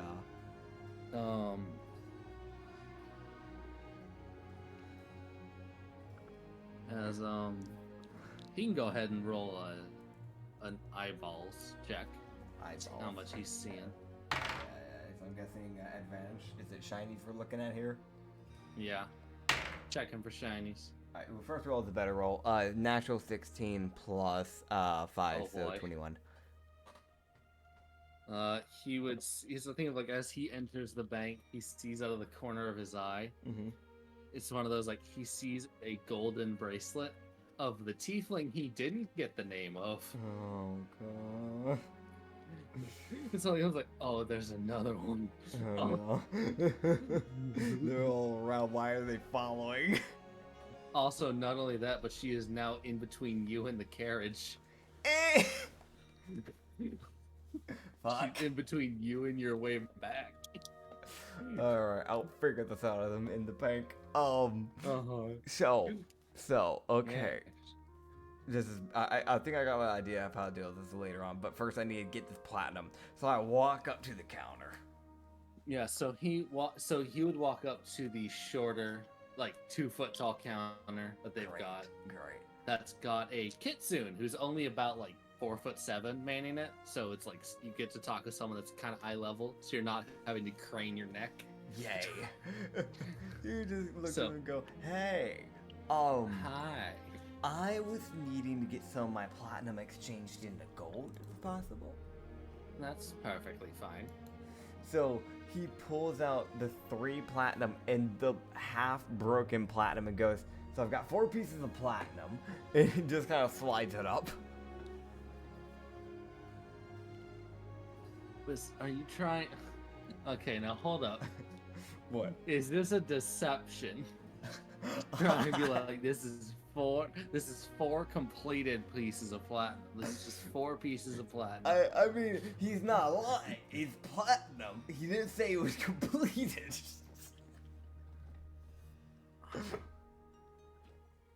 You want me to roll for deception? Yeah, you roll me a deception check. Due to him being a Vena follower, he does get advantage on deception. God. Okay, thank goodness for advantage, because first was an 8, and then it was a natural 15. So natural 15 plus 7, so 22. The kid seems like, oh, okay, and hands you 40 gold. Here's go. Thank you, I appreciate it. You have a good night. I'll try. He the fucking You I too. I'll try. Yeah, no. The fucking I'll try though is a big mood. He's like, yeah, I feel you. Yeah, night. Okay. I want to, dude. I love the mood. I love all the mood characters this session. Yeah. Okay. It's like I'll try the fucking murderous warforged, and then the overly tired fennec. So he gets to the door. Are there Yeah. alleyways? I'm imagining there are, but are there alleyways that connect from, or at least that he would know of, that connect to the center of the marketplace from here? There are that kind of go down a couple of the back streets. Okay. But it's one of those, like, if he goes down the back streets, it's one of those weird things, like, his friends wouldn't really know where he's at. Yeah. They wouldn't be able to spot him as easily. Cryo might also start looking for him, because Cryo would have lost sight of him completely. Gotcha. Like, it's one of those, like, Cryo sees you enter a building, Cryo's like, this is fine. He sees you exit, and then you disappear. He's like, where the fuck? Where the fuck? Yeah. That's fair. I wasn't even sure if I was still inside of them anyways, because of the whole, like, I don't know how far down the bank was. It's one of those, like, it's like just like down the main road, but Okay. it's pretty far away. It's one of those, like, it's like you're about like 300, like about 500 feet, Okay. to be honest. It's one of those, like, you're kind of far, but you're also not that far, all things considered. Fair enough. Yeah, so yeah, he'd pop out, and I think the best thing he can do is really just try and make a walk for it. Yeah. Try and stealth. Here we go. Calmly walk forward. Don't move fast. You can move fast, you're gonna stick out. Gosh damn it. 3 plus 6. The dice hate me today. Do you have a different dice you want to try and roll? Try my plastic one. 4. So 10.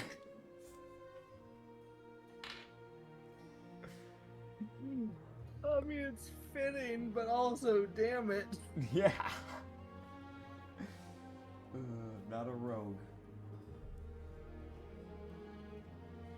Oh my god, that's funny. Yeah.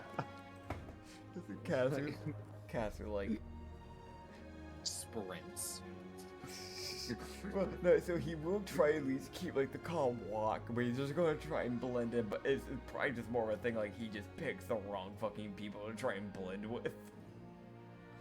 It's like Who does he the blend it's with? like the 4'1" femboy wearing like red. Uh-huh. He stands next to like 2 red dragonborns who are walking. He's like, yeah, I blend in. Yeah, they blend in basically the same colors. The guy with the brown hair and brown tail says, with the white skin. Uh-huh. Next to the completely red dragonborns. Uh-huh. Oh my god. So, do I make it there alive?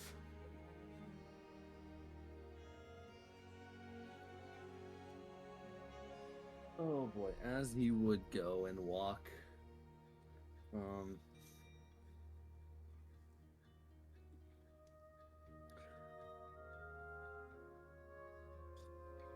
boy. Oh god. He would feel a hand on his shoulder. Oh god. Uh-huh. And it's definitely one of those, like, the tension in his mind is mounting rapidly. Uh-huh. As he would, I'm assuming, turn around. He, like, very slowly turns around. He would see the old man.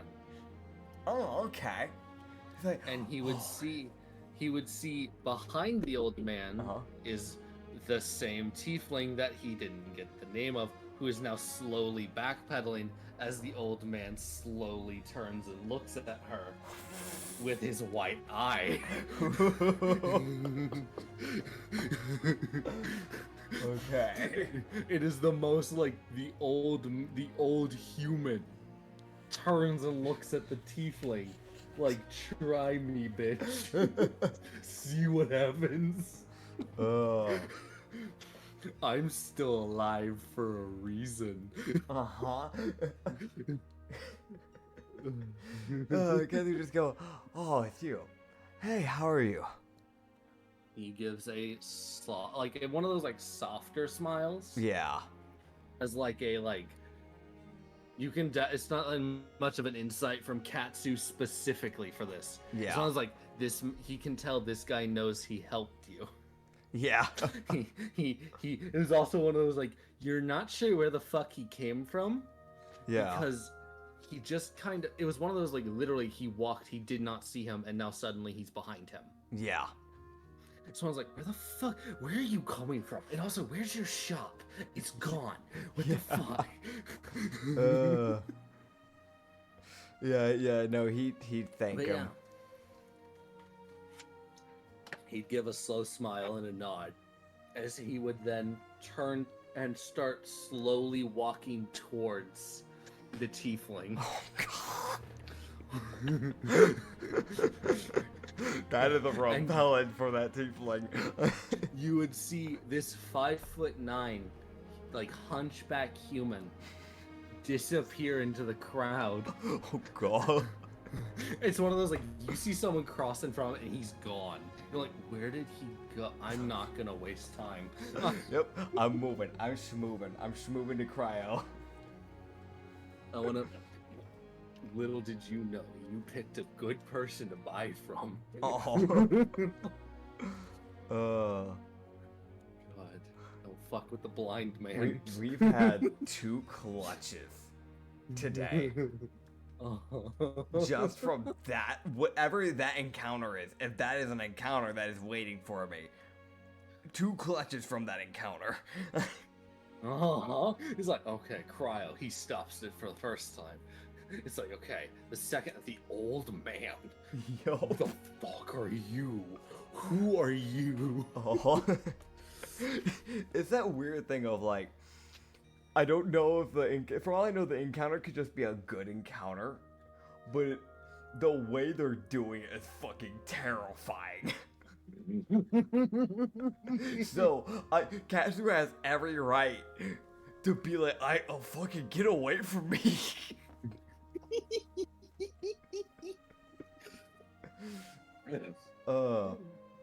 Like that's some fucking kidnap level type of like stalking. Like that's how people go missing type of stalking. Oh god. I cannot stress this enough. That old man to Katsu is the friendliest guy. Yeah. He is yet to say a word. Mm-hmm. Yep. He shows his friendly. It's like that elderly man smile, like that really soft, like good to see a young person. I'm just putting Slowly approaches the fucking person who's threatening them. It's the most like... I'm just putting in my allies list, old man.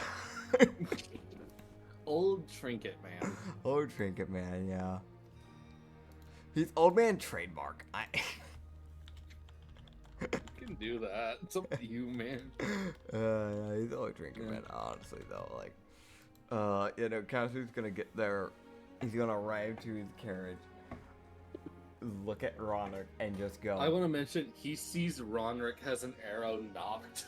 Yeah. It's the most just like, it's one of those things, like, when he looked back at where he saw Ronrick was standing with his bow drawn, like, fully all the way back. It was the thing of, he'd knocked an arrow, and it was like, you touch him, I'm putting an arrow in your shoulder. Yep. he would just look at Ronrick and just go, I love old people. I love old people. They're great. Well, fair enough. This is why you buy trinkets from really old people. This is my new lesson. He doesn't know what the world is teaching him, but apparently that old man was a good person to buy from.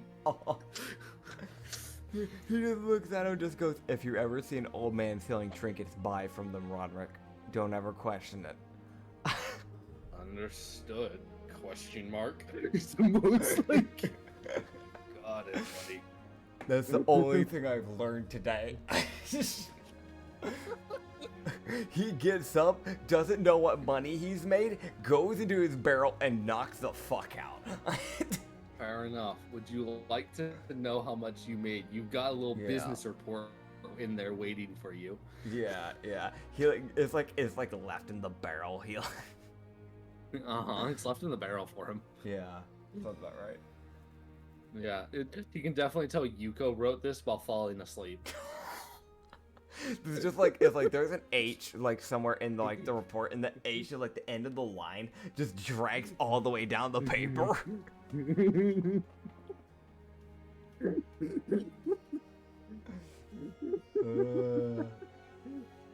800. It's amazing. 100. 100. So how much you make? He would get the report that Yokith got 3 people today. Okay. Millil.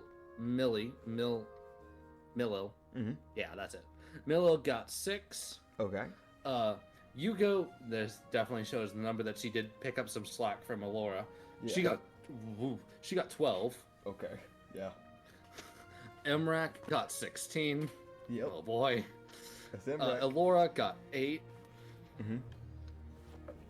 And then Elora got 9. All right. 9 people. Not too bad. Dude, it's the most like someone did something bad to Emrak. She just kept moving. It was fine. Yep. She, no pause. Didn't. No hesitation. As he got, and I have all of this added together for you. You made 923 gold. Hell yeah. New carriage. Yes. Oh god. And 560 of that was from Emrak. That sounds about right. It's one of those weird things like it's that weird thing of like she makes you most of the money. Yeah. But there is that caveat of you need to spend like 1/4 of everything she pays you to buy her something. Oh yeah. Yeah, nah. It's also one of those like, yeah. Yeah. I like that little like. There's that one character that just makes a ton of money. Yeah. How is the fuck ever? That caveat. I mean, we're doing pretty well in this town. I honestly wonder if it'd be good to stay one more day just so we can make that extra bit of money. Maybe you can do it while you're buying a carriage. Yeah, we can do that. I'll let one of the dancers come with me so they can kind of have like a break day. Since Yuko picked up the slack, because I also would need to make sure that she doesn't get bored, and I don't want that to happen to her. So she can wander around with me for the day, while we go pick out a caravan. Okay. It gives her like some. Okay. It gives her like a resting day almost. Yeah. And then later on when we get back, if she wants to, she can work a little bit, but that's really up to her. But like, I think it's a good way to give her a little bit of a break day. I'm going to try and do that for every dancer, but like, you know. I feel like that's a good thing. I think she earned it. However, She picked up like an extra 3 people from Alora. yeah. But yeah, I think we also might end off for the night. Yeah. This is the longest recording episode with 6 hours and 58 minutes. It just hit 58 minutes. I was about to say 57. Wow. It just hit 58 minutes. Wow, man. Well, you got a lot of really cool Yeah. encounters Yeah. with like, but also a lot of like, oh good fucking god, what are you? With, you know, Cryo, the monstrous warforged that gives 0 fucks. Yeah. Is that And weird then thing? an old man that is helping Yeah. for some reason. Yeah, I mean, I vibe with the guy. It's also that weird thing of I know I only kept this one music track going throughout the entire podcast today, and I do apologize for that for the viewers. But it was one of those things where it's like I did not expect these events, nor did I really have a track that fit these events, like the whole being followed thing. I don't really have anything for that. I'm sorry. Yeah. Case just starts playing combat music. I could have played it during the Bounty Corps thing. I didn't play it for that either, I'm going to be honest. Because I didn't expect for it to go as long as it did, or nor to be fighting a whole riot. I just expected to plow through. And then it was like, the more things that came up, I was like, I'm just not going to be possible. I gotta help with this. Yep, So. you gotta choose to help, and that's what you did. Yeah. And if we keep talking for like 45 seconds longer, we'll be able to hit the 7-hour mark, so we might as well aim for that. 30 seconds. Oh, wow, that's crazy, man. You know, have you ever heard of watch time? Have you ever heard, like, watch time before, but people? here's the thing, man. Yeah, man. Like here's what? an actual thing. Cheeseburger. Yeah? No, here's an actual thing. Oh, okay. Bits aside. Okay. The old man thoughts on whatever the fuck that is. Try like and find out Katsu the next thoughts. episode. I mean, Katsu Well, likes him. I have no idea who this guy is. Genuinely, like as far as Katsu's concerned, he's Miracle Man. Fucking I like man that. sent by the gods.